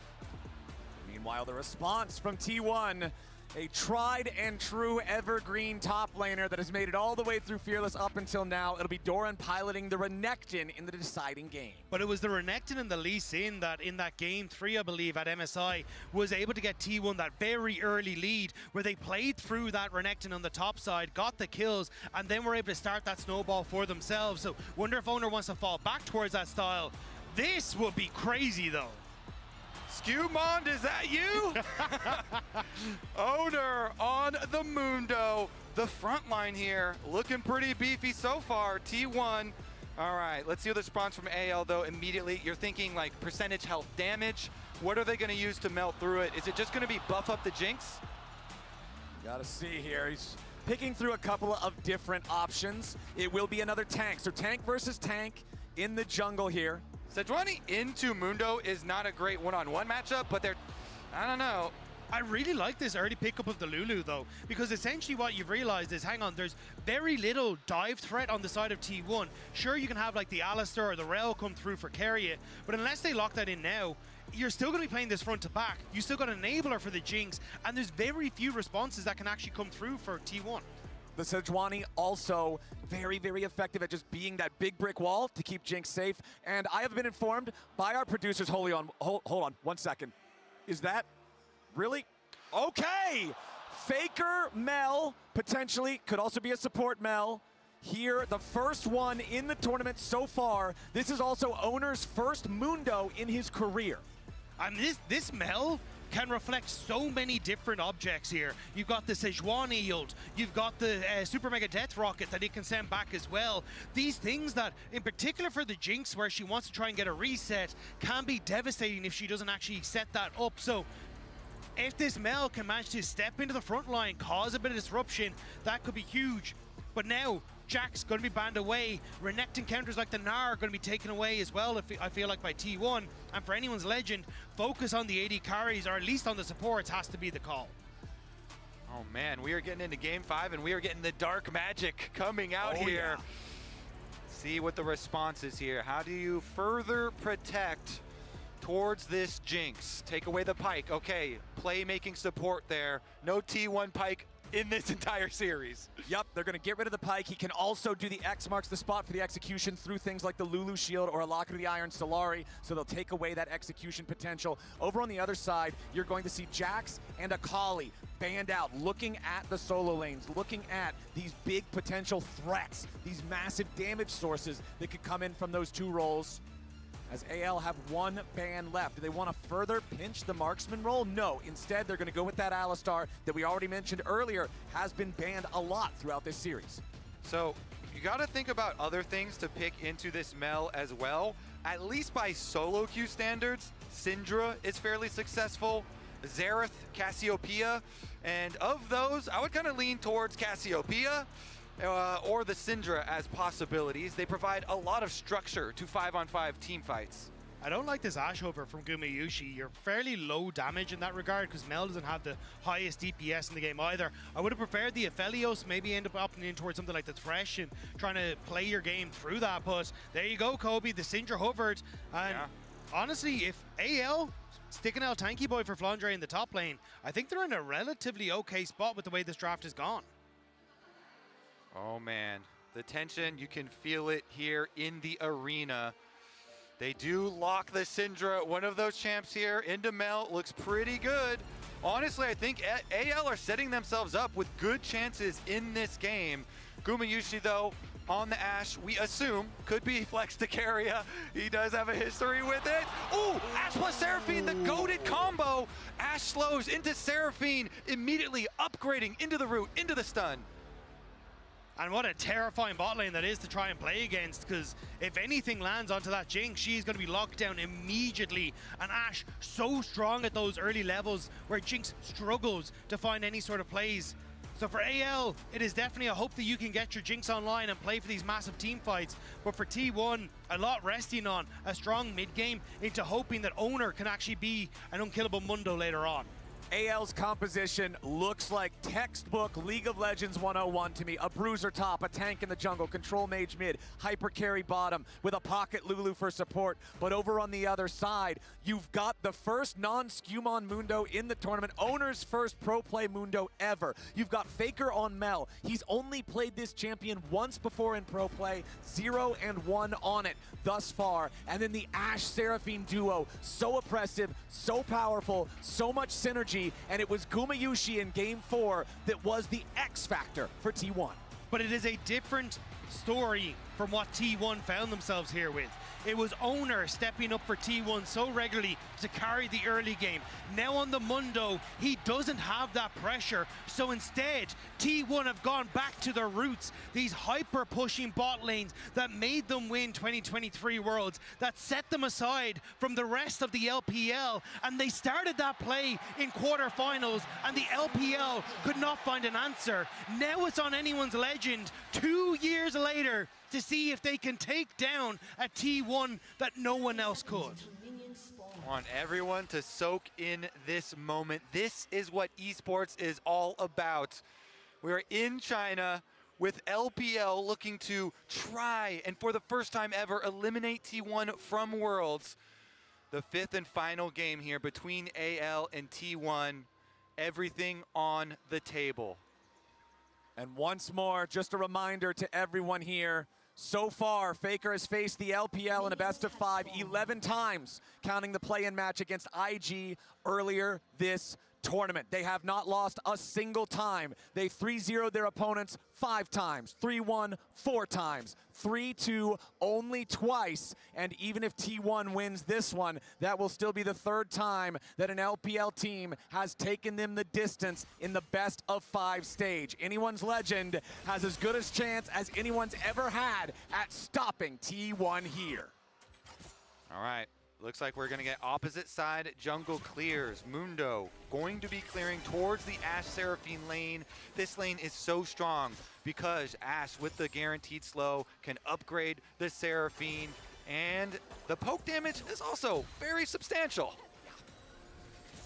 Definitely going to make it tough, especially because you have to go for a cleanse in this lane with the slow and that setup then. So it means you don't have access to the barrier. So when you hit that level 6, the combo, even though you can get rid of the ult from the Ashe, you still have to deal with carry. There's so much follow-up. And even trying to play team fights as Hope, if that cleanse is ever burned, becomes so difficult to do. And interestingly enough, no summoner spellbooks on either side this game, since we're running double enchanters. Means it's just the heals for the supports the entire game long. Faker stepping forward, trying to maybe steal away these chickens from Tarzan, but no, not gonna get them. Yeah, able to get some of the small ones, I think, though. Yeah, it denies the level 3, which is crucial for Tarzan. Yeah, gets them execute. I mean, Mel, the passive, is the bane of so many junglers. The overwhelm, yeah. And Faker goes in. Faker's able to apply that little bit of extra pressure. It's those small things that do end up adding up. And Mundo into Sejuani is a good one-on-one matchup because you can just shrug off a lot of the immediate Sejuani CC and look to scale. Yeah, missed the big chicken, but the little ones are enough to slow down that Sejuani clear and just try to set up a good situation for Owner here on his Mundo. Down in the bottom lane, we can see Gumayusi and Keria having control over the lane like we would expect them to. Jinx is going to need time to scale up. Owner with his double buffs going to now walk towards mid lane, to just walk through here and try to contest the top side scuttle first. But that's why I like the pathing from Tarzan. He did his front 2 camps, went back to Wolves, and now is completely wrapped around. So when Owner goes to the top side, Tarzan is actually going to be able to show in on this bottom side, avoiding all that vision as well. You can see Owner now realizing, trying to run back through mid to deny Tarzan the smite, but it's bot lane that might be in trouble. Yeah, Gumayusi and Keria having to back away. The zap does not connect on Gumayusi. Tarzan down here in the bottom lane. Guma wants first blood on the Kyle. It's going to be secured by Keria. A 1-for-1, but Hope gets the money critically for AL. Tarzan with the wraparound, the first move here on the Sejuani. He doesn't even get an assist, but him approaching applies the pressure and forces the all-in. That is going to be a lot of summoner spells blown for the bot side of the map. It's going to be a bloodbath as they swap themselves up to the opposite side and top laners teleport down. So T1 actually doing that really does hurt Hope. He wanted to pick up that big wave in bot, now can't because he has to reset. But you see here, Kael, an offensive Lulu, trying to crack down on Gumayusi on the Ashe. Hope flashing forward to set up the play and for Kael. Gumayusi in these early stages has so much damage on the Ashe, is able to take him down. But look at that big wave there at the end. Like, Hope resets because the TP from Doran. And look at the CS at the bottom of your screen. That's how much he's now behind because of it. So even though you get the kill, it's still Gumayusi with the gold lead. Exactly. The farm matters so much down there in the bottom lane. As we see Hope and Kael, Gumayusi and Keria, both bottom lane duos, swapped up to the top lane now, as Flandra and Doran will head down to the bottom side. You can see a lot of wards here in this topside river, along with the Scuttle Crab vision in both parts of the river for the T1 side of things. And again, there's that powerful burst. If Keria ever catches you, the follow-up damage is guaranteed to be huge. And T1 have a long history with very potent duo lanes. Back in the double AD carry meta, they were the ones most feared. And now, although it's not 2 AD carries as a duo, it is very, very annoying poke damage. Tarzan here as well is going to find his way back to that lane that is just constantly going to be under attack. Great heads up from Gumayusi though, ends up spotting him with the hawk shot, and it means that then Tarzan has to run away. Now on the bottom side, because they spotted the Sejuani top end, Owner able to sneak away this Drake. Well, sneak away, he's on vision, but able to steal it away. And it'll be a nice little early game for T1. Yeah, and I think that's the comms there. Hey, I'm gonna just take this neutral objective, maybe play some defense on my top side jungle, and they see him as he's going in. So first dragon for T1, gold lead for T1 out of lane phase here. They do look comfortable, but AL, they learned from MSI. They're the ones with the Jinx, and they even added a Lulu on top of it. If they can get some money into Hope, then they can look to take over the team fights that way. And that's what T1 did at MSI, was gank for Gumayusi, get him ahead on the Jinx, and make sure that he was able to be a major threat. And that's what Tarzan's trying to do, but Keria spots him out. Yeah, Keria sees him right there, walking into the tri-brush with the sweeper. Yes, Tarzan can tag him with a W, but it doesn't matter. But the thing is that it's very difficult to continue to play for Hope in this scenario. You're getting spotted out consistently by the hawk shot by Keria.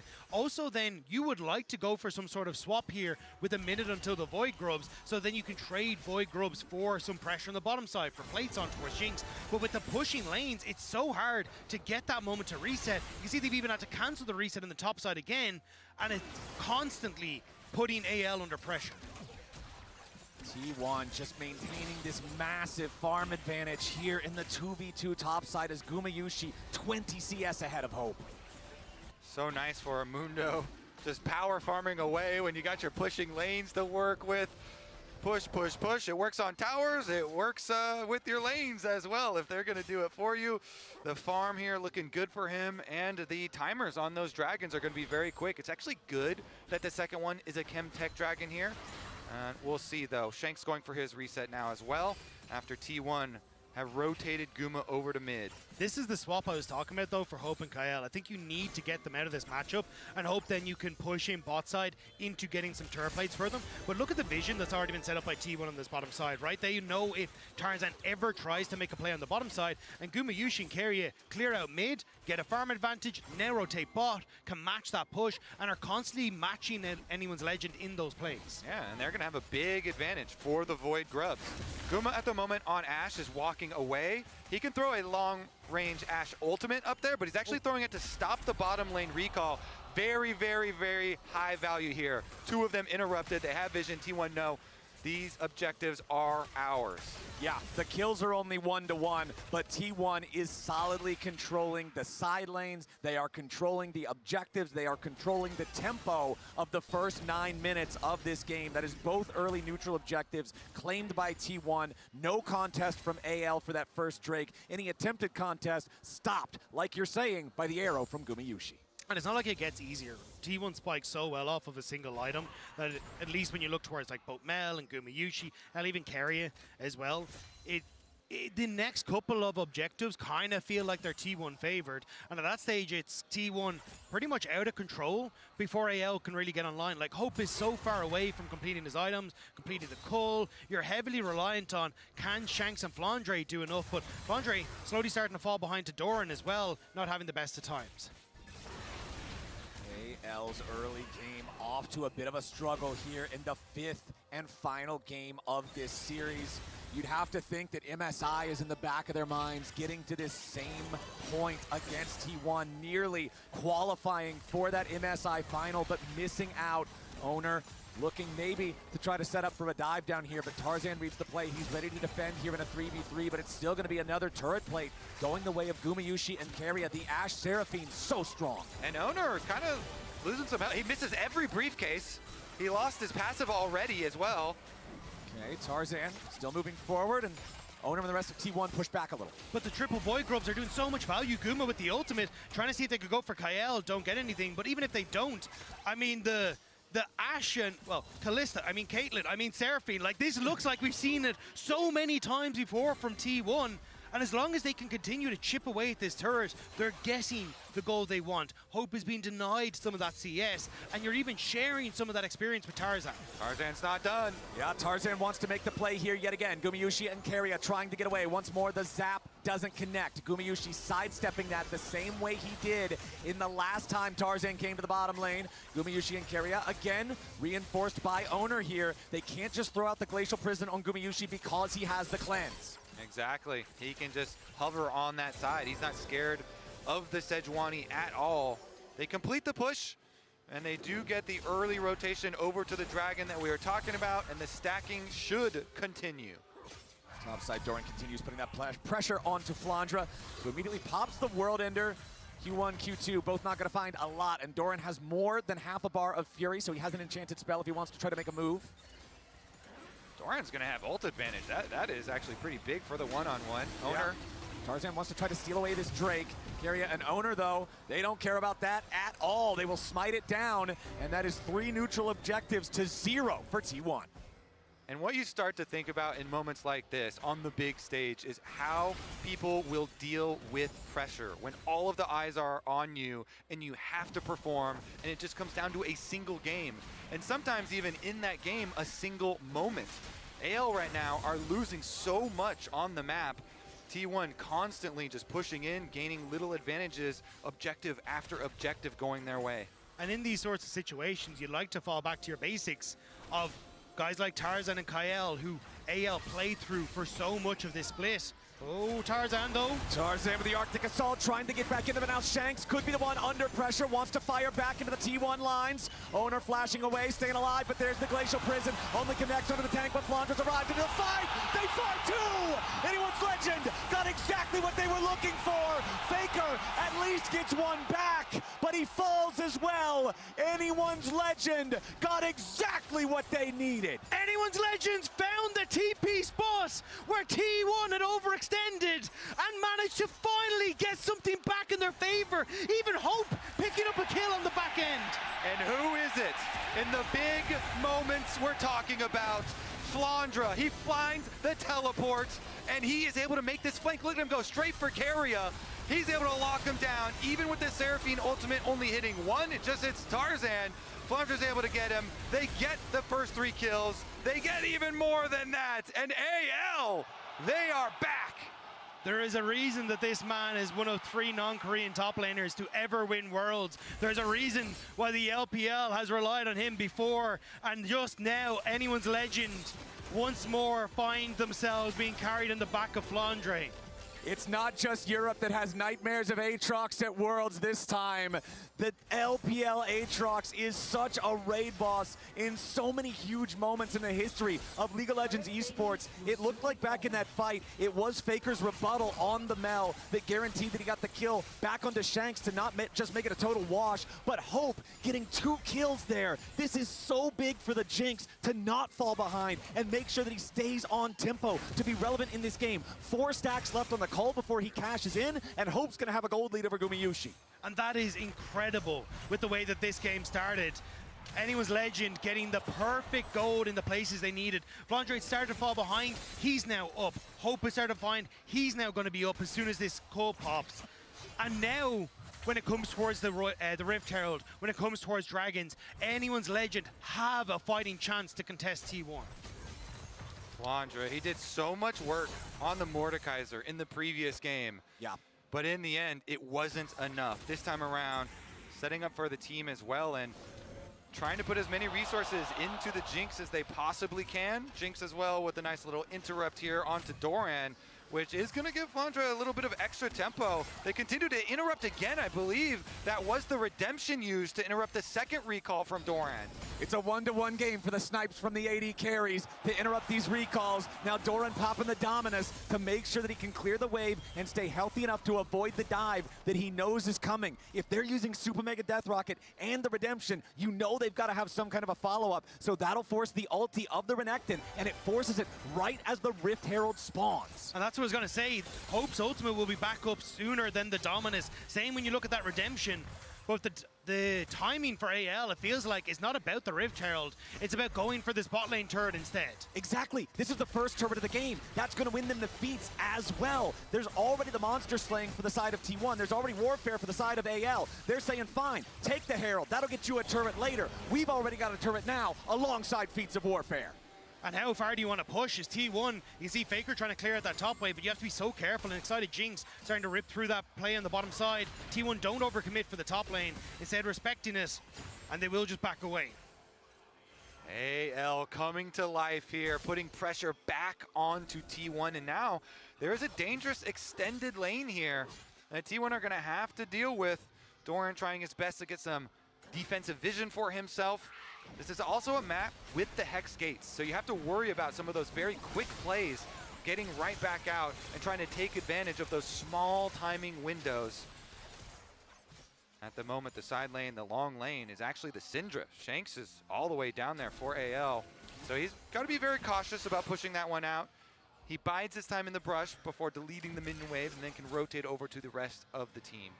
And even though they did throw the lead that they had when AL was able to punish with Vondre's TP to join the fight in the last big engage that we saw in that topside river. T1 still has the first 2 Drakes to their name. If they can secure this third one that has just now spawned, they'll be on Soul Point on a Hex Tech Rift. A very scary situation for AL to then have to deal with. AL knows it, and they've brought everybody to the party nice and early to control the bottom side river. Now Doran is still up on the top side of the map, taking down that tier 1 turret, but he's going to go ahead and decide to teleport now to join up with the rest of the team. The Rift Herald is summoned up mid. Vondre separated from the rest of AL, and there's chunks under the AL health bars. T1 staying mostly grouped up. Keep your eyes on Keria over the wall. The arrow collides, but it's only onto Shanks, and he's at a safe distance, so no real value there. Redemption coming in. Seraphine ulti, no value. Owner's going to be in some danger as immediately Tarzan jumps in the middle of everyone and has to try to flash away. Vondre on the flank.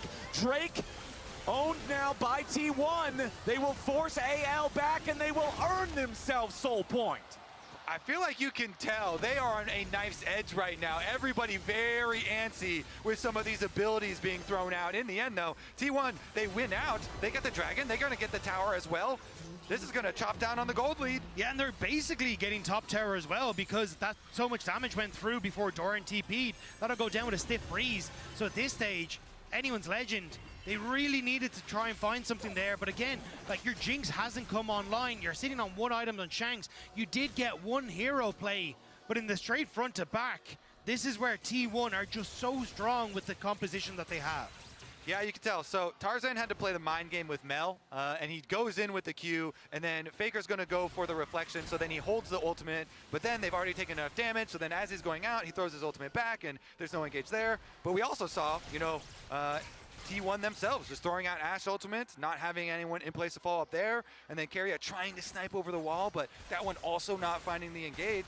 And then if all of that is down, then T1 are just going to win out with the pure brute force on the dragon and set themselves up with a dragon soul point. Yeah, I wasn't sure if Keria failed to flash over the wall or was trying to flash to reposition to catch Hope as he stepped backwards, but either way, he wasn't quite able to connect, and still, T1 get the objective. They're going to continue to push out waves, and Now we just wait 3 minutes until 3:30 until that dragon is up, that potential dragon soul for T1. And as long as they don't end up over-forcing that Atacon and anyone's legend find a fight, it feels like T1 should be able to brute force their way in once more. Total gold, 7,000 for both of the AD carries in this game. Hope with 2 fully completed items, Kraken Slayer plus the Phantom Dancer. The Jinx having a pop-off moment in the team fight is exactly what AL needs if they want to find a huge win. He still only has the brown boots, but remember that they do have the feats of strength claim, so once he upgrades the Berserker's Greaves, he can upgrade even further. Hope is going to have to step up for AL. And it's going to be hard for him to get the first kill because of the durability of this front line, empowered by a Seraphine. As long as Keiria's positioning is good, Owner can walk on the front line, and they start out with a little bit of poke here. Yeah, they wanted to at least get the cleanse out of Hope there with the arrow, but fortunately for AL, Tarzan recognizes what might be happening. He steps in front of Hope, throws out the Glacial Prison, not going to find anybody. Keria was going to be the potential target. Chompers are used. Owner with the flash over the wall, trying to stay alive. Scatter the Weak from Shanks, does find the Mundo, but he's healing up an awful lot. Hope at about 1/3 HP, steps back away from the Seraphine. Gumayushi looking for the opportunity to find some more slows, but it's only a volley. Redemption for AL, heals up Kyle and Hope.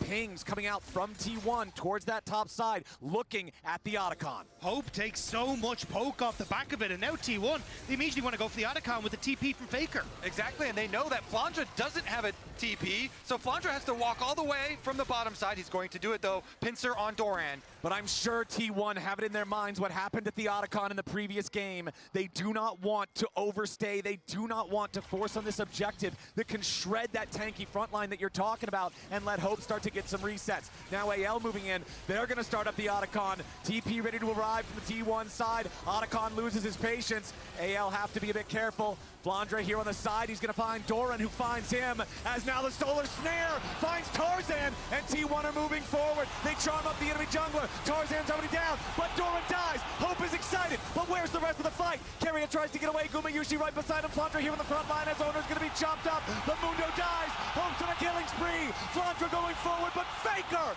takes him out. Hope, Shanks, and Kyle trying to get away. Guma, Keria, and Faker stepping forward. The Otacon, it's impatient, but it's so close to dead. It is stolen away by Faker himself. Mel wins those every time. I can't believe what this series is turning into. Anyone's Engine looked like they found the fight where they pull the Otacon away. They turn onto Doran as Flandre gets access to the backline here, but with the charm onto Tarzan. You can see the ultimate from Shanks gets them set up, but Gumayushi and Keria are able to move into towards this top side. And at that stage, Anyone's Legend try to group onto Owner, saying kill the jungler. We have a chance at the smite. But Faker gets the kill onto Flandre, and then the follow-up onto the Otacon as well. Oh, now they're on the hunt once again. Wow, these big moments. I mean, everyone else at Worlds is looking, wait a second, Faker draws the dragon out. Are we actually going to get the engage here? Tarzan and Kyle wrapping around the outside. This is massive. If T1 gets it, it's a Hex Soul 23 minutes into the game. AL knows they cannot afford to give that away. Hope looking for a little bit of poke, only finds Owner. AL with Shanks off to the side, looking to try to get some important burst there with the Syndra. One quick stun on the Doran isn't a whole lot. Faker 3-1-0 on the Mel. Rebuttal timing is also going to be huge in any of these fights. Flandra off to the side is going to be seen there by the ward. Jumps over the wall there with the Umbral Dash. T1 taking a little bit of poke here. Scatter the Weak, no target found. Shanks still looking for a little bit more opportunity there. Owner losing about 1,000 HP here so far, but he is the Mundo, has plenty to work with. More zaps fired through. T1, they have the dragon down to 2/3 HP. AL continuing to step forward. Gumayushi trying to stay very far back. Goes for the arrow. He finds it on Shanks. AL's mid laner is under pressure, but he gets away for now. Doran creating space. Dragon at 40%. Tarzan still nearby, but so is Owner. Dragon losing patience. Flandra's World Ender is about to expire. Doran still here on the front line. Hit with the Q1 of Flandra. Owner at about half HP. Shanks looking for a little bit more. Dragon at 2K. Glacial Prison fired out. When it's claimed, the soul for T1, but but Owner has already died. AL have got to find more, unless they want to lose the game here. Doran takes a ton of burst. Scout of the week, the damage from the unleashed power. Shanks has another kill, and Tarzan is chasing after Faker. He gets the smite for the slow. They're gonna find another kill, but it's Hex Tech Soul for T1. 3 kills to AL, a 2,000 gold lead, but Baron's not on the map. It's not quite up yet, but anyone's legend getting more gold into their pockets. T1 getting the Hextech Soul. It all comes down to this next couple of fights at the Baron, but we get to see this again. This standoff was so intense, and it comes down to the smite fight, and it is Owner who finds the smite to get the soul. Then, as you said, AL, they just have to chase down as many kills as they possibly can because they need money now. This is going to be such a powerful soul for the entire duration of the game now. Hex Tech slows are so annoying for AL. The Ash poke, the Mel poke. T1 can utilize this so effectively. And you can see there, Hope couldn't quite get the damage onto the targets that were falling, never got excited, never able to follow up and really use that pocket Lulu to turn that fight completely in their favor. And now Baron on the cards and an early third item for Hope. It feels like T1 have the advantage, but this could still break in AL's favor. This is so big. 3K gold lead for AL, but all of the power of the Otacon and the soul for the side of T1. Hope really wants to get that third item fully completed to break through that front line and get excited as fast as possible. Clutch moments, Flowers. Faker secured the Otacon. Owner secures the Dragon Soul. Gumayushi. But AL... Oh, Gumayushi hit by the Scout of the Week, but there is enough distance and the shielding from Keria to make sure that there's no follow-up from AL after. Still, I like this from AL. See if they can find those picks. See if they can play off a vision. That's some damage onto Owner. Yeah, they're going to commit onto the Dr. Mundo. Shanks has killed him. Owner is dead. You want to talk about clutch moments? There you go. Tarzan and Flandra going forward. Faker's going to be caught. Holy shit. So much damage from AL. T1 drilled. Faker about to die. Shanks in a rampage. Anyone's legend. 2 huge kills. The soul is not enough when the heart of the LPL is with anyone's legend. They will move over towards the Baron as Shanghai erupts. Doran, Keria, and Gumayushi, 3v5 if nothing else. They need to stop the Baron from going over to AL right now. Shanks on the side, no ulti available for the Syndra here just yet. Tarzan over the wall wants to go in after Keria. Infernal Chains are going to connect. This Seraphine is down. Tarzan is traded, but Doran has died too. It's Gumayushi against anyone's legend as he tries to kite and fight, but he's stunned. Good night, but kill for Shanks. AL delayed ace. Oh my God! AL are still in this! They increased the gold lead. It's almost 5,000. T1, they stopped the Baron though, critically. AL just delete Dr. Mundo. And they managed to end up turning this, but there was so many clutch plays. Shanks with the stun onto Doran, Tarzan with the lockup onto Keria, Hope able to kite back, and Flandre setting up for another stun to barely clip onto Gumayushi and set up for the play. Even at the start of the fight before this, it was Hope who had Tarzan jump in front of Gumayushi's arrow that denied the follow-up from T1, that kept the Jinx alive, that kept the LPL alive in this game. Oh, it is the Dragon Soul, it is the Otacon versus the gold lead in this one. And Game 5 Jinx, Flowers. Can Hope carry this one? He has double summoner spells available for the next fight. And he's got the Executioner's calling now for when he hits that Mundo. This is a 5,000 gold lead versus a Dragon Soul and Otacon. And gentlemen, we are now less than 2 minutes away from an Elder Dragon entering the Rift as well. And you're still a ways away from the main late game of T1 coming online in Owner. He's only level 13, won't be able to hit that level 16 before he gets to this next dragon. Whereas when you look at Hope, should be able to reset and pick up his final, his third item in this game, have that opportunity to cut through some of these beefy front lines. And oh my God, Flandre's performance in this game has been insane. What a hero. Shanks as well has hit the execution threshold on Syndra. He's over 100 splinters. He has 10 stacks on the Dark Seal. That will be pain. That execution is so big too against something like Mundo that wants to get low and then regen all of the health. A little bit of miscalculations could be doom for T1. It was Owner getting picked. You don't see Dr. Mundo and you think, man, this guy should be scared of getting picked. But that's what happened in the last fight. That's how AL found their moment. And now, less than 60 seconds on the Dragon spawn. The Elder Drake, the great equalizer, the objective to end the game.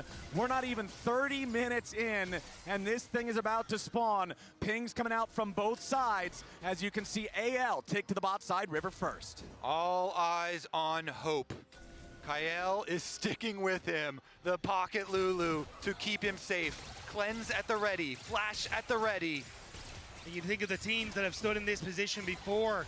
Billy, Top Esports, LNG, so many teams that have fallen at the hands of T1, and it's this band of misfits that are taking T1 the distance that may just find their chances, this Elder Dragon. Okay, Tarzan eating a little bit of damage there, will lose the Arctic armor. Hope does not want to suffer any poke here as T1 will strut into the bot side River. Shanks taking the Hex Gate, making sure he doesn't get caught out. Does not want to try to stay there and look for a pincer that could get him caught. AL backing away from the pit now with Keria starting up the Elder. Just a little bit of damage over the wall to make sure that AL are not going to begin that one themselves. Elder aggroed by T1 here, as now it's going to reset. AL, they send Flandra into the mid lane to answer the wave, clear that one out. The rest of AL remaining by the Drake. You have to be so careful as AL. One of these spells lands and that Hex Tech so slows you, it can give T1 the opportunity to chase you down. As Flandre on the reset, picked up his GA. Okay, T1, they're moving into the river. They're taking total control now. Hope wants to grab the red buff, and Flandre needs to get back out and join up with the rest of AL here for the fight. Red buff secured. Elder Drake started, but so slowly. Flandre gonna move forward, try to clear away the control ward. They're going in after the Aatrox. They set him up with the arrow. Flandre has been caught at a critical moment. Over the wall goes Tarzan. Wild Growth coming in from Kael. Guardian Angel will blink Flandre back, but where is the damage on AL's side? Doran in the back line. Kael is already down. Doran killed in response. T1 pushing forward. Shanks the next kill. Hope trying to kite. He needs to get away because T1 have won the fight 2-1. Flandre is trying to reset and teleport back in. He's trying to link up with the team. The minions are here. They need to turn it. That's the teleport. Okay, T1, they've got to understand this Aatrox is probably their target. Flandre arrives. Solar Snare looking to lock him up. Owner taking a ton of damage. Hope is excited. Flandre's got the kill. Solar Snare on Hope, but it's not going to do any more. Flandre's going to try to get away. Goes back in here for the Q1. Tarzan wants to engage on Gumayushi, but he cannot find him. Flandre over the wall. Wants Faker. Can't get the damage. Hope can't do it either. Gumayushi's still alive. T1 out team fighting to Legend for another delayed ace. T1 kite into the alcove of death. They take down AL, and they're going to reset. The Elder is still on the table, and the Hex Gates are at the ready. The Syndra is up. It's Kael that is up. But can they stand against so many members of T1? Doran going to start to push out this wave, and in just a moment, all 5 members of T1 will amass around the Elder. There's no way to contest for AL right now. Everybody on T1 ready to go. Owner going to join up in just a moment. Kael and Shanks, even with the level 16 Syndra, there's just not an angle. And now, with the Elder in their possession, you would have to think that T1 is going to take a stroll up into the top side of the rift and add Baron to it. This now becomes a game of delaying, of trying to deny T1 from taking down the Nexus. Having both of these buffs means that they can tear through anyone's legend. With the power of the Elder, they've got to secure this one. Like AL, what are they even going to do? You have to try and turtle and wait out these super powerful endgame buffs now. The Elder, the Baron, the Soul, the Otacon, every possible advantage you could have in League of Legends, T1 commands for the next 2 minutes.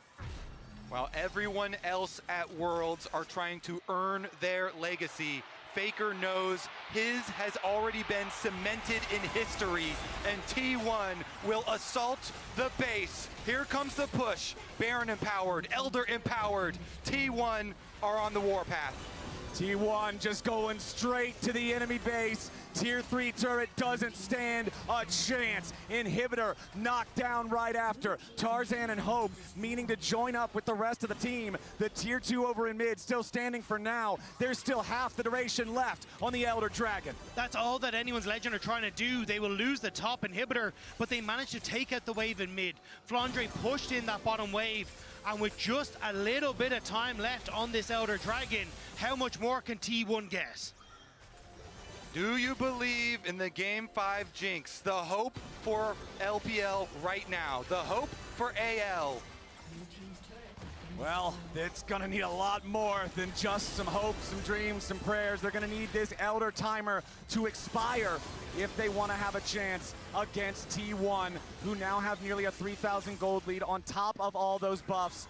Elder getting down very low, about 20 seconds or so left here on this buff. The next wave about to arrive, and you know T1 are going to force their way in for a second lane of super minions. Doran guiding the top lane minions up now as well as the second inhibitor falls, and T1 are looking for the end of the game. The Elder's got 15 seconds left on it. T1 guiding the Baroned up minions toward the Nexus turrets. Solar Snare not hitting a target. Flandre and the rest of AL scrambling to try to defend. Nexus turret's down to about half HP. Owner takes some burst. Tarzan takes more. T1 looking for the engage. They found Flandre, but he gets away. Half HP on the front line of AL. T1 pushing forward. They've made their way on the Nexus. AL scrambles to defend. Doran can't do it. History is written by the victors. And yet again, T1 turns the page of the LPL. They will once again earn their place in the semifinals. Trolled like multiple times this best of 5, so it is what it is. But Baker has never failed to make the semifinals at Worlds when he has attended, and today will be no different. Thanks for watching. We'll see you guys tomorrow. It's another chalk line on what has been a very one-sided scoreboard for T1.